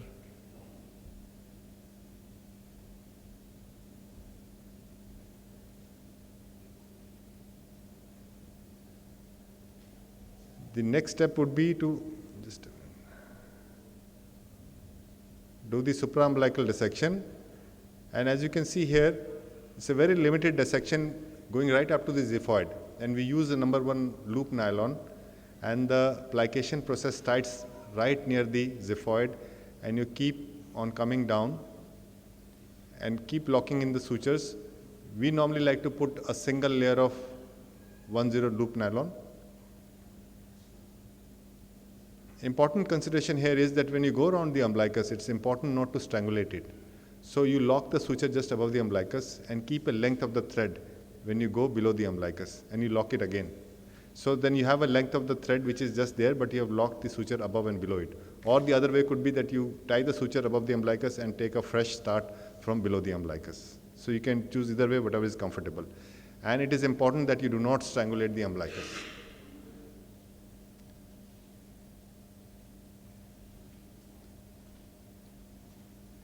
So the other important thing is that the Aberdeen knot, once you tie it, it's important to bury the knot, because in thin patients, and especially post-surgery, it can be felt on the skin surface. So we bury the knot, and if you see here, the scarpus fascia is intact, and so is the fat. It looks very bulky, but when you see the post-op result, you will realize that it hardly makes any difference to the outcome.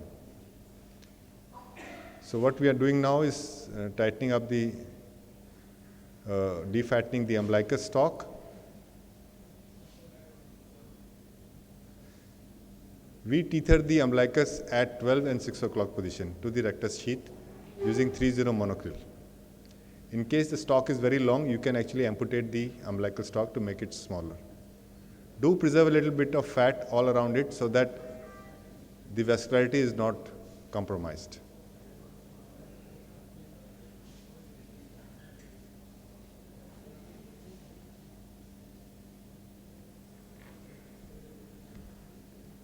So this is after the plication, and you can see the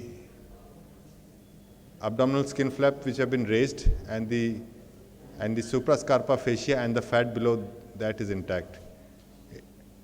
And there is hardly any dead space above the umbilicus. I don't like to put any deep bites or tacking sutures to approximate the abdominal skin flap to the rectus sheath. You can see the amount of skin excision which can be easily done. This is without even the patient being flexed at the leg. I would like you to read this article because I think it changed at least my practice. You need to inject ropivacaine plus mix it with 2 cc of depomedrol and combine it with 50 cc saline. And you know how do you inject it? You inject it at the point where you have done the divarication of the rectus. You inject it into the ilioinguinal, iliohypogastric nerve. You can also combine it with, intercostal nerve block. But you see, by giving this much of injection, because it's 100 cc and the turbid color of the solution is because of the depomedrol, it gives you very good analgesia for about 12 to 14 days. Believe you me, if you do it and try it, you will realize that the kind of pain relief it can give to the patient. And patients will always be thankful to you. The next step involves the elevation of the mons. We put 3 stitches. See, that also improves the aesthetics of the Mons area. You saw Dr. Kalra talking about the aesthetics of the vulva and the area around the external genitalia. So it's important that when you're creating an aesthetics, then it has to be done overall. So one stitch in the midline and one stitch 5 centimeters on either side of the midline using 2-0 Vicryl. That's enough to raise the Mons pubis to a reasonable height.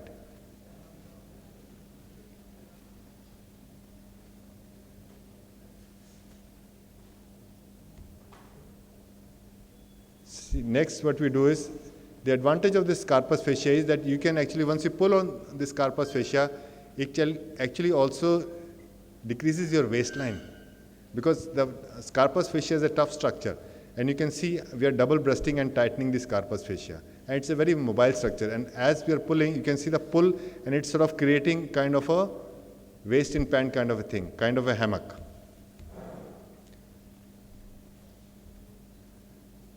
So there it is, we are just measuring where the umbilicus is, and once you bring down the skin flaps, you have to take appropriate measurements.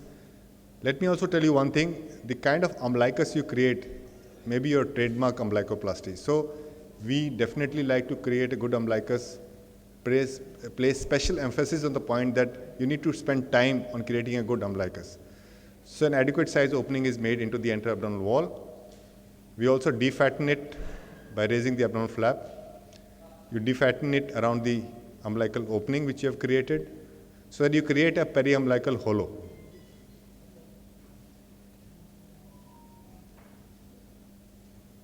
And then what we do is, we do piecemeal excision of the dermolapectomy flaps, and you can tailor tack it. You can make small bits of flaps and put a staple and then excise it, so that the closure is tension free. You can see here the patient's legs have not been flexed even up till now.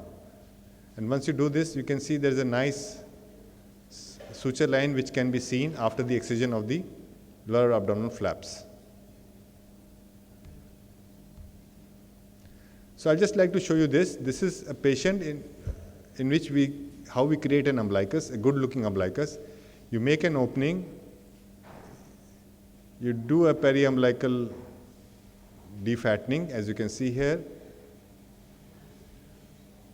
You see this has been defattened, then we raise the abdominal flap and defatten it further. And this is how we suture the umbilicus to the opening into the anterior abdominal wall. This has to be done very meticulously. We use 3-0 monocryl in the deep dermal bites, and then we also use a running 4-0 or 5-0 monocryl circumferentially to achieve a good closure of the umbilicus onto the anterior abdominal wall.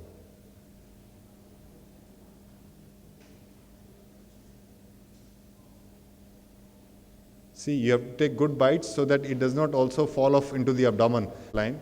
See, because it's a very extensive topic, so I didn't spend too much time on that. 1 liter of normal saline, 10 cc of ropivacaine. That's it, no xylocaine. Okay. Then 1 ampule of adrenaline and 3 cc or 5 cc of soda bicarb. 3 cc of? Soda bicarb. Soda bicarb. That's it. No xylocaine, because the more xylocaine, we are using that post-op analgesia, we are using the full dose of ropivacaine into the point where you have done the plication and in the areas in the lower abdomen which are most hurtful to the patient post-operatively. So when you do this kind of a thing, then the patient, and you'll be amazed to see how the patient can stand up. They don't even walk like that. They feel very comfortable standing because your closure has been not very tight. You do the perfect kind of a closure. And then the patient normally walks the next day. Thank you, sir. Thank you. Can you say, sir, in short, your post-op IV fluid protocol after this liposuction procedure? Sorry? Your post-op IV fluid protocol. See, we need to give some fluids for about 4 to 6 hours. By the time the patient starts to take orally, we normally keep the patient on liquid diet the day of the surgery. Liquid diet or very soft diet. So IV fluids is limited because you've done so much of liposuction. That is titrated because most of these patients will be catheterized. So based on the urine output, you can titrate the amount of fluids based on the BP, based on the other parameters which you look into. So normally we maintain a fluid of 100 to 120 ml per hour. Sir, thank you. It was an eye-opening to all of us.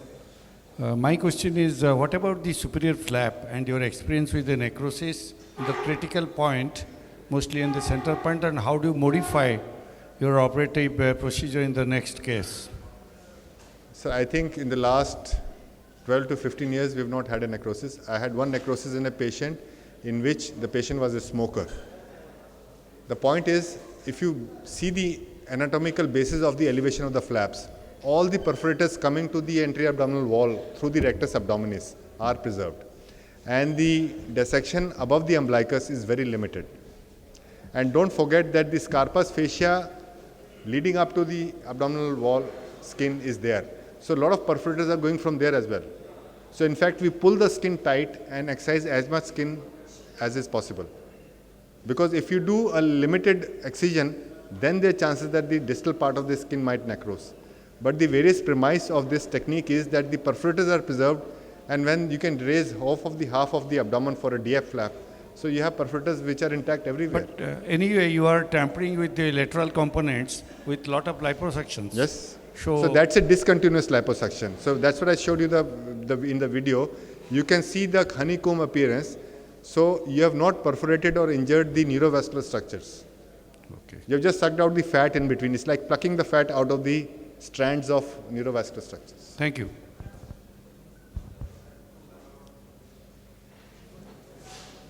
Please take a mic.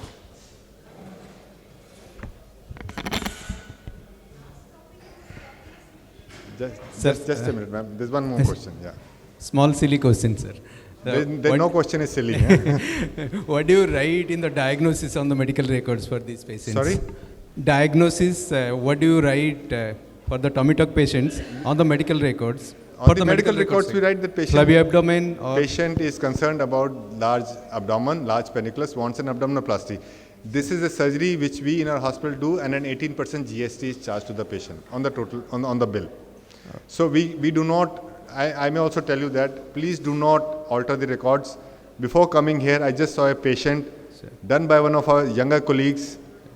When he has done a gynecomastia surgery, has written as an infection. And after 3 weeks, the patient actually has atypical mycobacterium.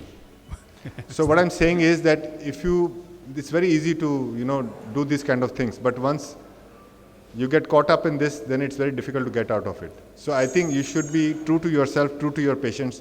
Tell them this is an aesthetic procedure. It will not be covered under insurance. If this patient has a hernia, and you're going to use a mesh or you're going to do some procedure, that bit can be covered, but liposuction will not be covered. And if you're just going to do a dermolipectomy, then you will not get the kind of result you just saw, because it's a circumferential liposuction all around. Why we can do that is because you're preserving the perforators. It's a discontinuous liposuction. You can actually slide the flaps like this. They will move, they'll glide. Yeah? There's nothing teethering it. No, sir. So don't fudge your records. I'm not talking about the manipulating the diagnosis for the insurance purpose. I'm talking for the medical record keeping. What should we write in the diagnosis? So large abdominal paniculus. Okay. Yes. Abdominal obesity. Yeah. Thank you. Thank you.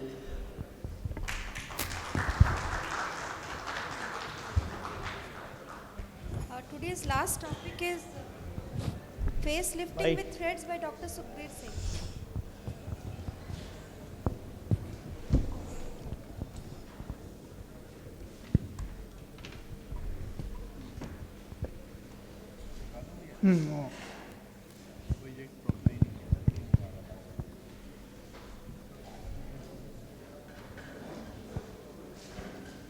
वो ये वाला है slider का slider आप लगाएंगे slider आप लगाएंगे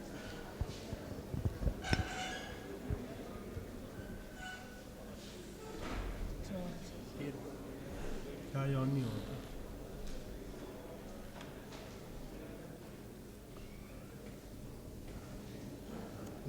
ना सही चार्जर ठीक है वो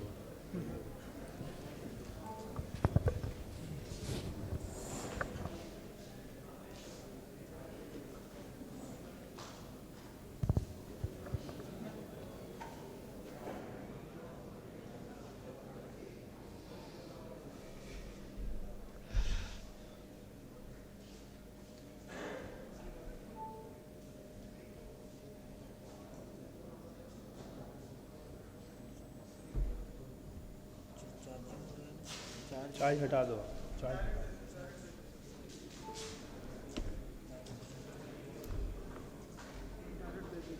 खराब ना कर जाए रुक जाए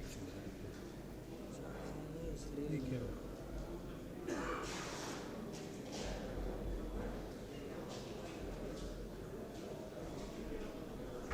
I think the laptop is also tired. Yeah, I know.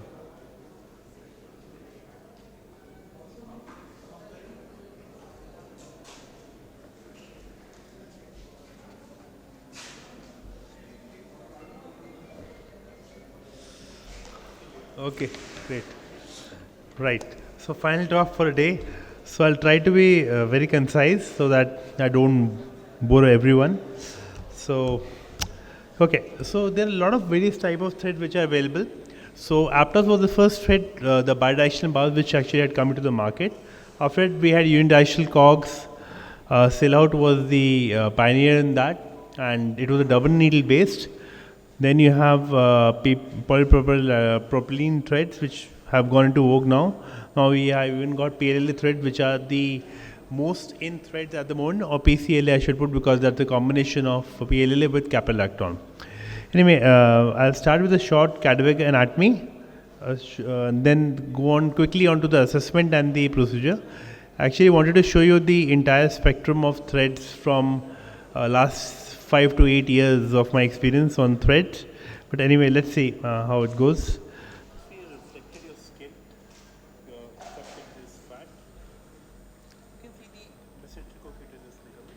I think the volume is not there. Okay, so basically we have reflected the skin and subcutaneous tissue, and as you see, we have the zygomatic cutaneous ligament, we have the mesenteric cutaneous ligament, and below that we can see this white structure, superficial branches of the facial nerve which are going. So whenever you do a thread lift, the safest plane is subcutaneous tissue, because if you try to go down, you will actually injure one of the neurovascular structures which you do not want.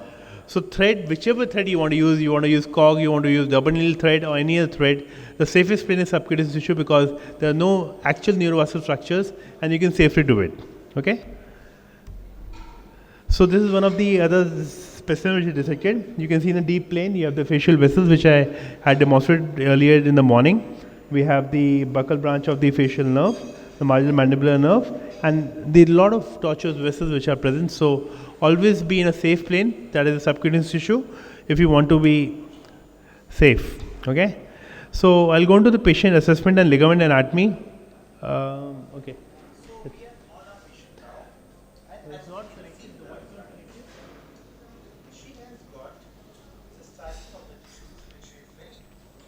Can we have the voice quickly? Quickly, audio.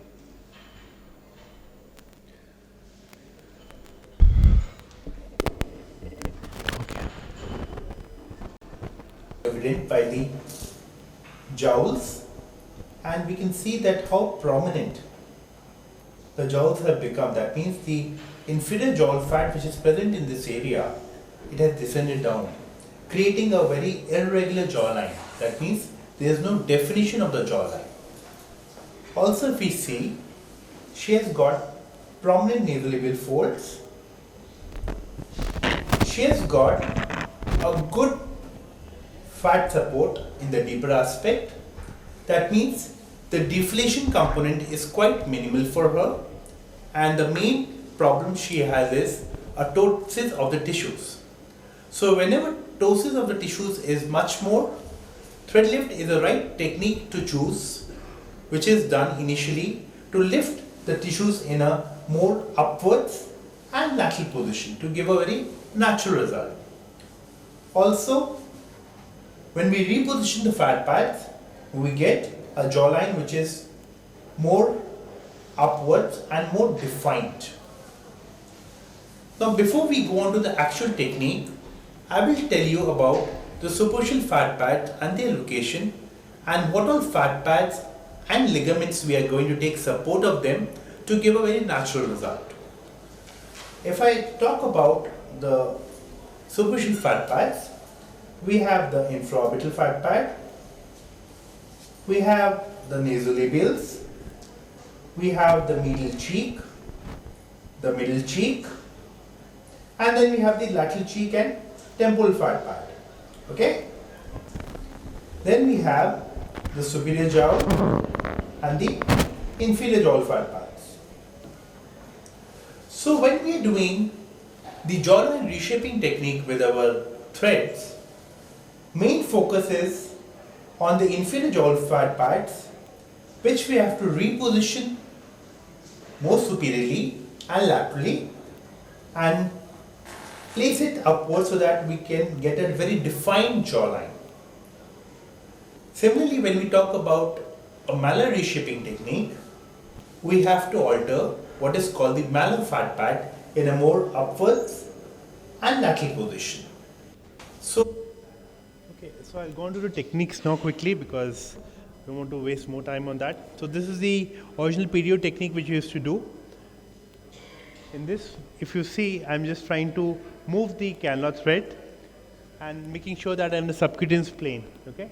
So whenever you have to put the thread, choose a point which is more in the temporal hairline, which is a hidden point, or it can be a preauricular point. Okay. So idea is to take the help of the ligaments to create a good pull, nice pull. Okay. Another patient. So this is the actual way. So see, I'm lifting the tissues and just gently pushing it so as to reach my desired area.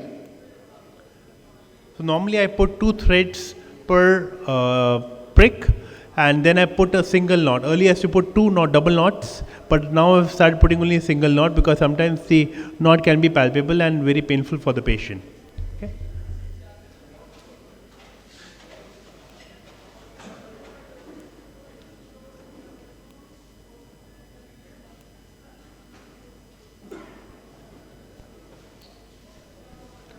Okay, I'll go to another technique now. Okay, this is a sellout thread. The sellout thread is not coming in India at the moment. It used to be there about I think 2016 till 2015-16 used to be there. Now it is not there. So this was the double needle thread. Now the only problem with that was it was a unidirectional cone. Okay, so idea was that the tissue used to be grabbed in the cones, and then it used to be tethered and create a lifting effect. Now the only problem was that it had got only one vector. Okay, it had got a 90 degrees angular vector.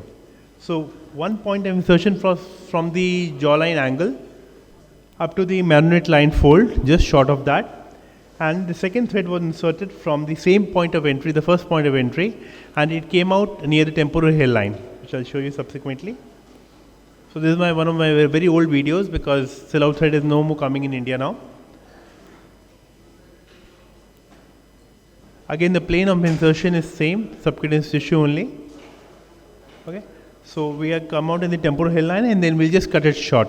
Okay, so understand there was only one vector which was involved.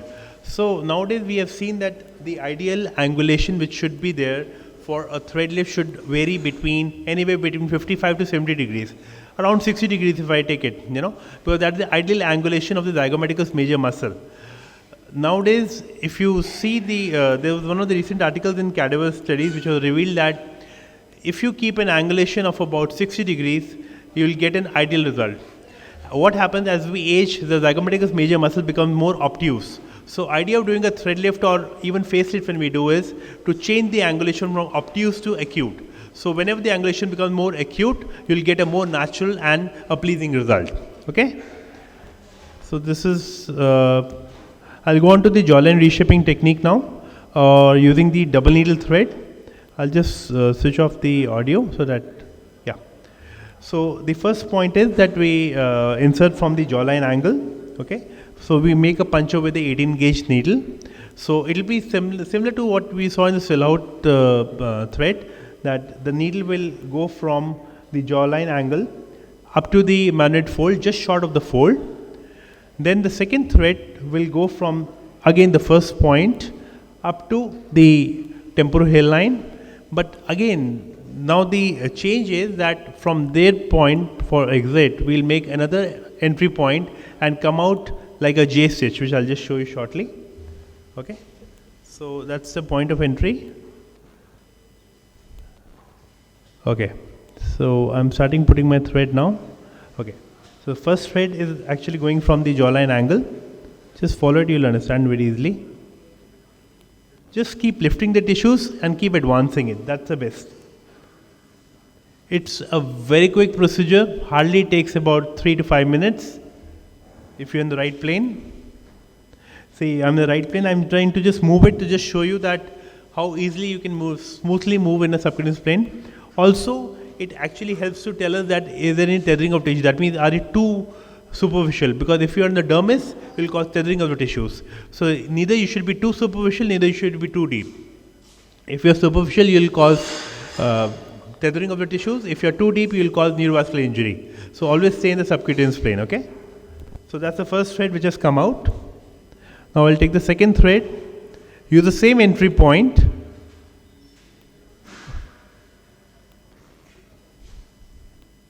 Okay, the second thread is going inside now. Same entry point, and we'll come out from the pretragal point, okay? I always use a needle hub just to safeguard my hand. We just pull it. So between the barbs, there is always an empty space where there are no barbs. So make sure that the empty barb area should cross the jawline angle. As you can see, if any barbs are caught, it will cause tethering of the tissue. So make sure that this area, that means the area of the jawline angle, there should not be any cogs in between, okay? So make sure that the empty area, it crosses this area, okay? So now the second thread which had come out from this point, okay, the pretragal point, I'll be creating another angulation to make a J stitch, okay? So understand this is to create an acute angulation, okay? So acute angulation creates more tethering of tissues, more recruitment of tissues, and again repositioning of tissues, okay? So that's how the thread comes out, okay? And we just pull it and it's engaged, okay?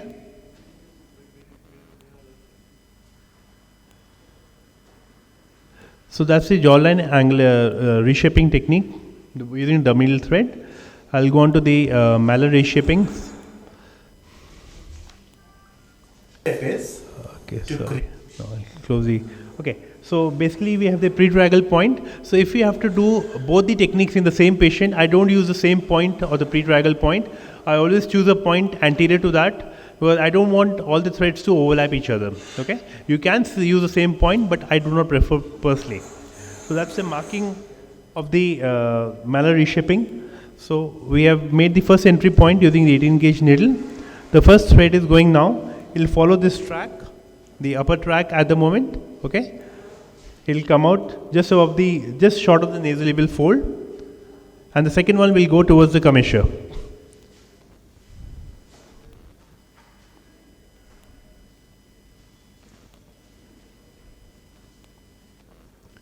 Okay, the first thread is about to come out.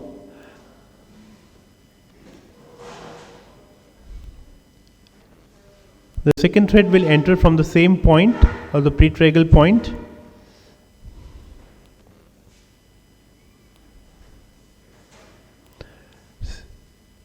Also, please note that whenever you insert a thread, you should have a vertical component first and then a transverse component, okay? Don't directly start doing a transverse component, otherwise what will happen, the plane will change. So always have a vertical component so that you make sure that you have entered the subcutaneous tissue. Once you engage that, after the first giveaway, you just go straight directly into the tissue and then you come out from the commissure at this end, okay?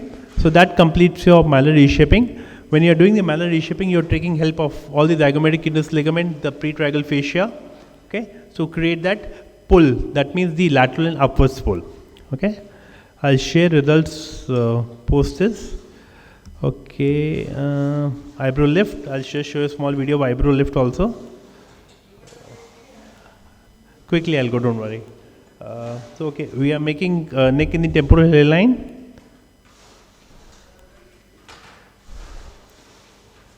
So initially you are in the suprapediastal tissue, then you are coming more subcutaneous. So the first point of exit will be at the junction of medial 2/3 and lateral 1/3, which is the eyebrow arch. Okay, so I'm out from the first point of exit. This is the second video. Same point, I'll exit through the tail of the eyebrow. Okay?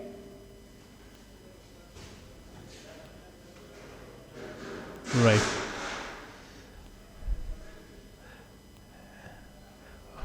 Okay, that's the completion of the eyebrow lift video. Yeah, just the cleaning part of it. Okay, no problem.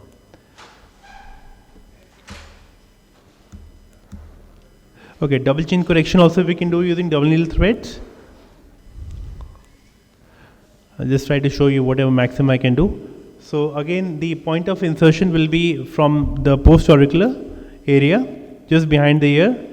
So the first thread will come out to the most prominent point. Obviously the marking has to be done in sitting position. You first mark the most prominent point of the double chin. The second point of exit will be 1 centimeter below that most prominent point. Okay? So both the threads will pass through the post-auricular point only, just behind the ear. So that's the first thread which has come out. This is the second thread which will be going.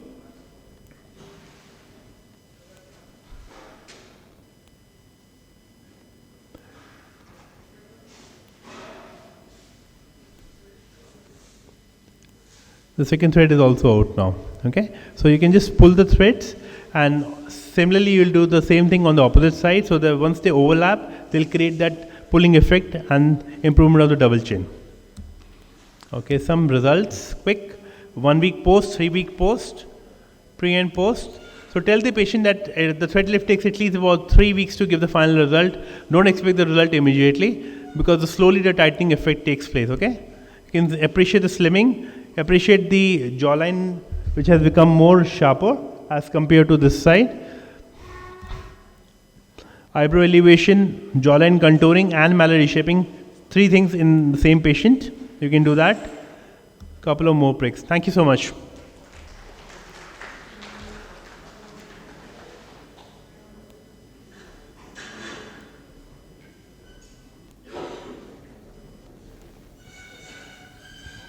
So any question from the audience? Anybody has any question?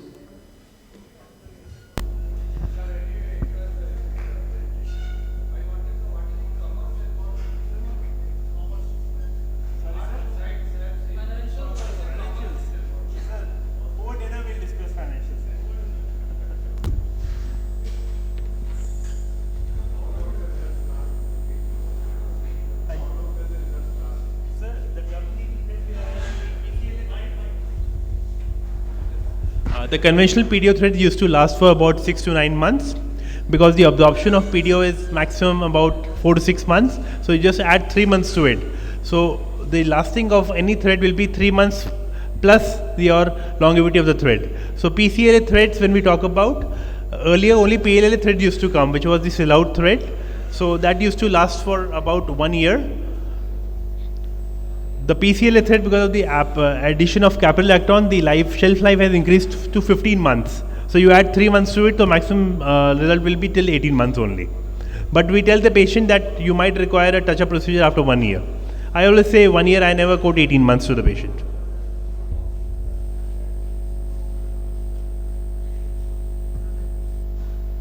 So that brings us to the end of this session.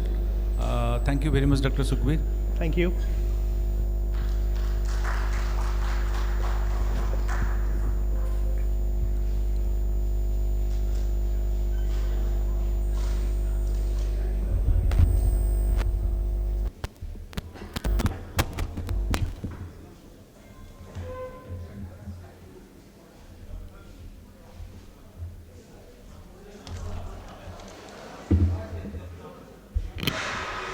Thank you, sir. Now we shall be starting our felicitation ceremony. Just a moment. I have been into plastic surgery since 97, and I was not getting motivated to become a member of the aesthetic society. But last 2 conferences or meetings have been so motivating that I am registering as a member of the aesthetic society. And let me tell you that the future is very bright. In another couple of years, Orissa also is going to be very good hub for aesthetic surgery. So those who are also joining plastic surgery, please register and become a member very soon. Thank you very much.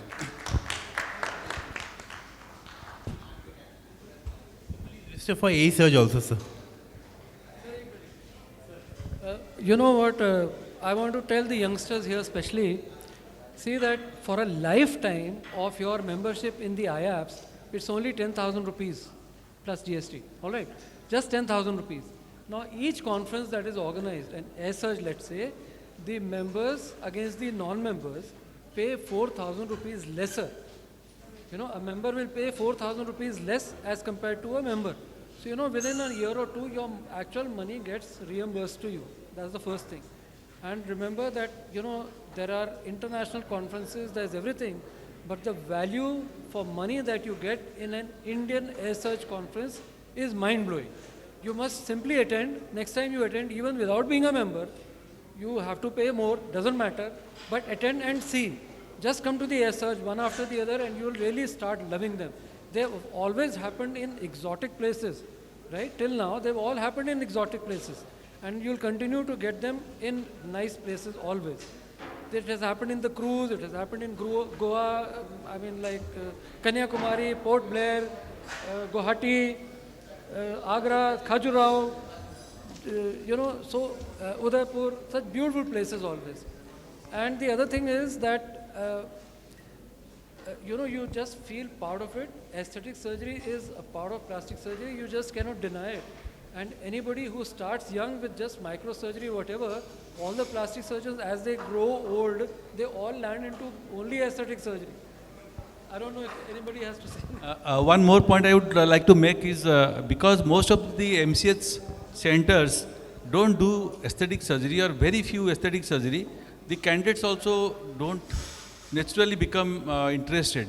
But once we keep on attending these conferences regularly, we will definitely get more and more into aesthetic surgery. And this is a branch which should really be taken over by plastic surgeons, because otherwise people on the fringes are getting in. So if we do it aggressively, definitely others will not have their encroachment into our branch. So I also encourage all of you to attend this conference in Delhi happening in March. And Dr. Aditya Agarwal in all his presentations has invited you. I think we should have the response from Odisha. Thank you. Second, few more things. In the association, it's not only about the conference registration being cheaper. Association adds a lot of value. If you go to our website, each procedure, each aesthetic procedure you do, you have consents on it. For last 4 years, whatever webinars we have had, conferences we have, all talks you have access to. We also have a complication management cell. Any complication you have, we take care. Association has a complication management cell, and the cell will guide you, handhold you and your patient, without revealing the identity of you and of the patient to anywhere. We also have a legal management cell. Any issue you have, medico-legally, we take care of our member. We also have ensured that you get a better indemnity insurance so that you save more than 10,000 rupees every annum as it is being a member. We have also ensured that the indemnity insurance which you get, if there is any issue in the out-of-court case settlement, 2 of your senior IAAPS members will decide whether your case justifies or not. So the association of IAAPS, I will not talk about any other association, but IAAPS handholds its members to an extent which no other association can. Well, last not the least, I think basically I became president of NABI. I didn't have much of interest of cosmetic surgery or aesthetics. But as already Dr. Vibhuti Naik has spoken about, one live video workshop, and with that also now we had the video workshop for. So it has motivated a lot of our young people that as a plastic surgeon you have to complete 2 things, form and function. So without a aesthetic, whatever I remember one of the quotes from Professor Suresh Gupta, he is no more with us. He was in Ganga Hospital, I went as an inspector for DNB. I think Aditya has recently joined that time only. He told whatever the cesarean section the obstetrician takes, I will take 500 rupees more than that. The reason being, the scar that will come out after the suturing will be seen rest of our life or other people can see. So why I am telling you, I think it is not, it is a mandatory starting. We have a Konark here, one of the wonders of the world. So architecturally, Odisha has a big heritage. We have 102 members of the Aprosho now. So I hope most of the young people are interested, but somehow they didn't venture to aesthetic surgery now. So Joyanta is coming up, taking some leading role. And I think I also, like Vibhuti, I want to be a member also for the association. And I think there will be a lot of people who will follow us. And the amount what you have kept it is not a 5-star amount. But the association meetings that I learned, it is a 7-star meetings in every aspect, not just a conference. So with that note, I hope most of our members will be ISP members, and that will help them by knowledge, by experience, and also for their future making also. Because without cosmetic or aesthetic, what are you talking of, a good functional plastic surgery cannot be made out. So with that note, thank you very much. A lot of people are asking how to become member. You just write an email to IAAPSmembership@gmail.com that I want to become a member. Online form will come. You can pay online. You can upload your documents online. We only take qualified plastic surgeons, so you have to upload your degree and the state medical council certificate. That's it. Of course, the payment. So residents can also, sorry. And IAAPS.net is the email, the website. Email ID is IAAPSmembership@gmail.com. For the residents, they can become a member. You become an associate member. You just have to upload a certificate from your head of the department that you are pursuing plastic surgery course. And as soon as you finish the course, you upload your certificate, a passing certificate. You get transferred from associate to a full life member without paying anything extra.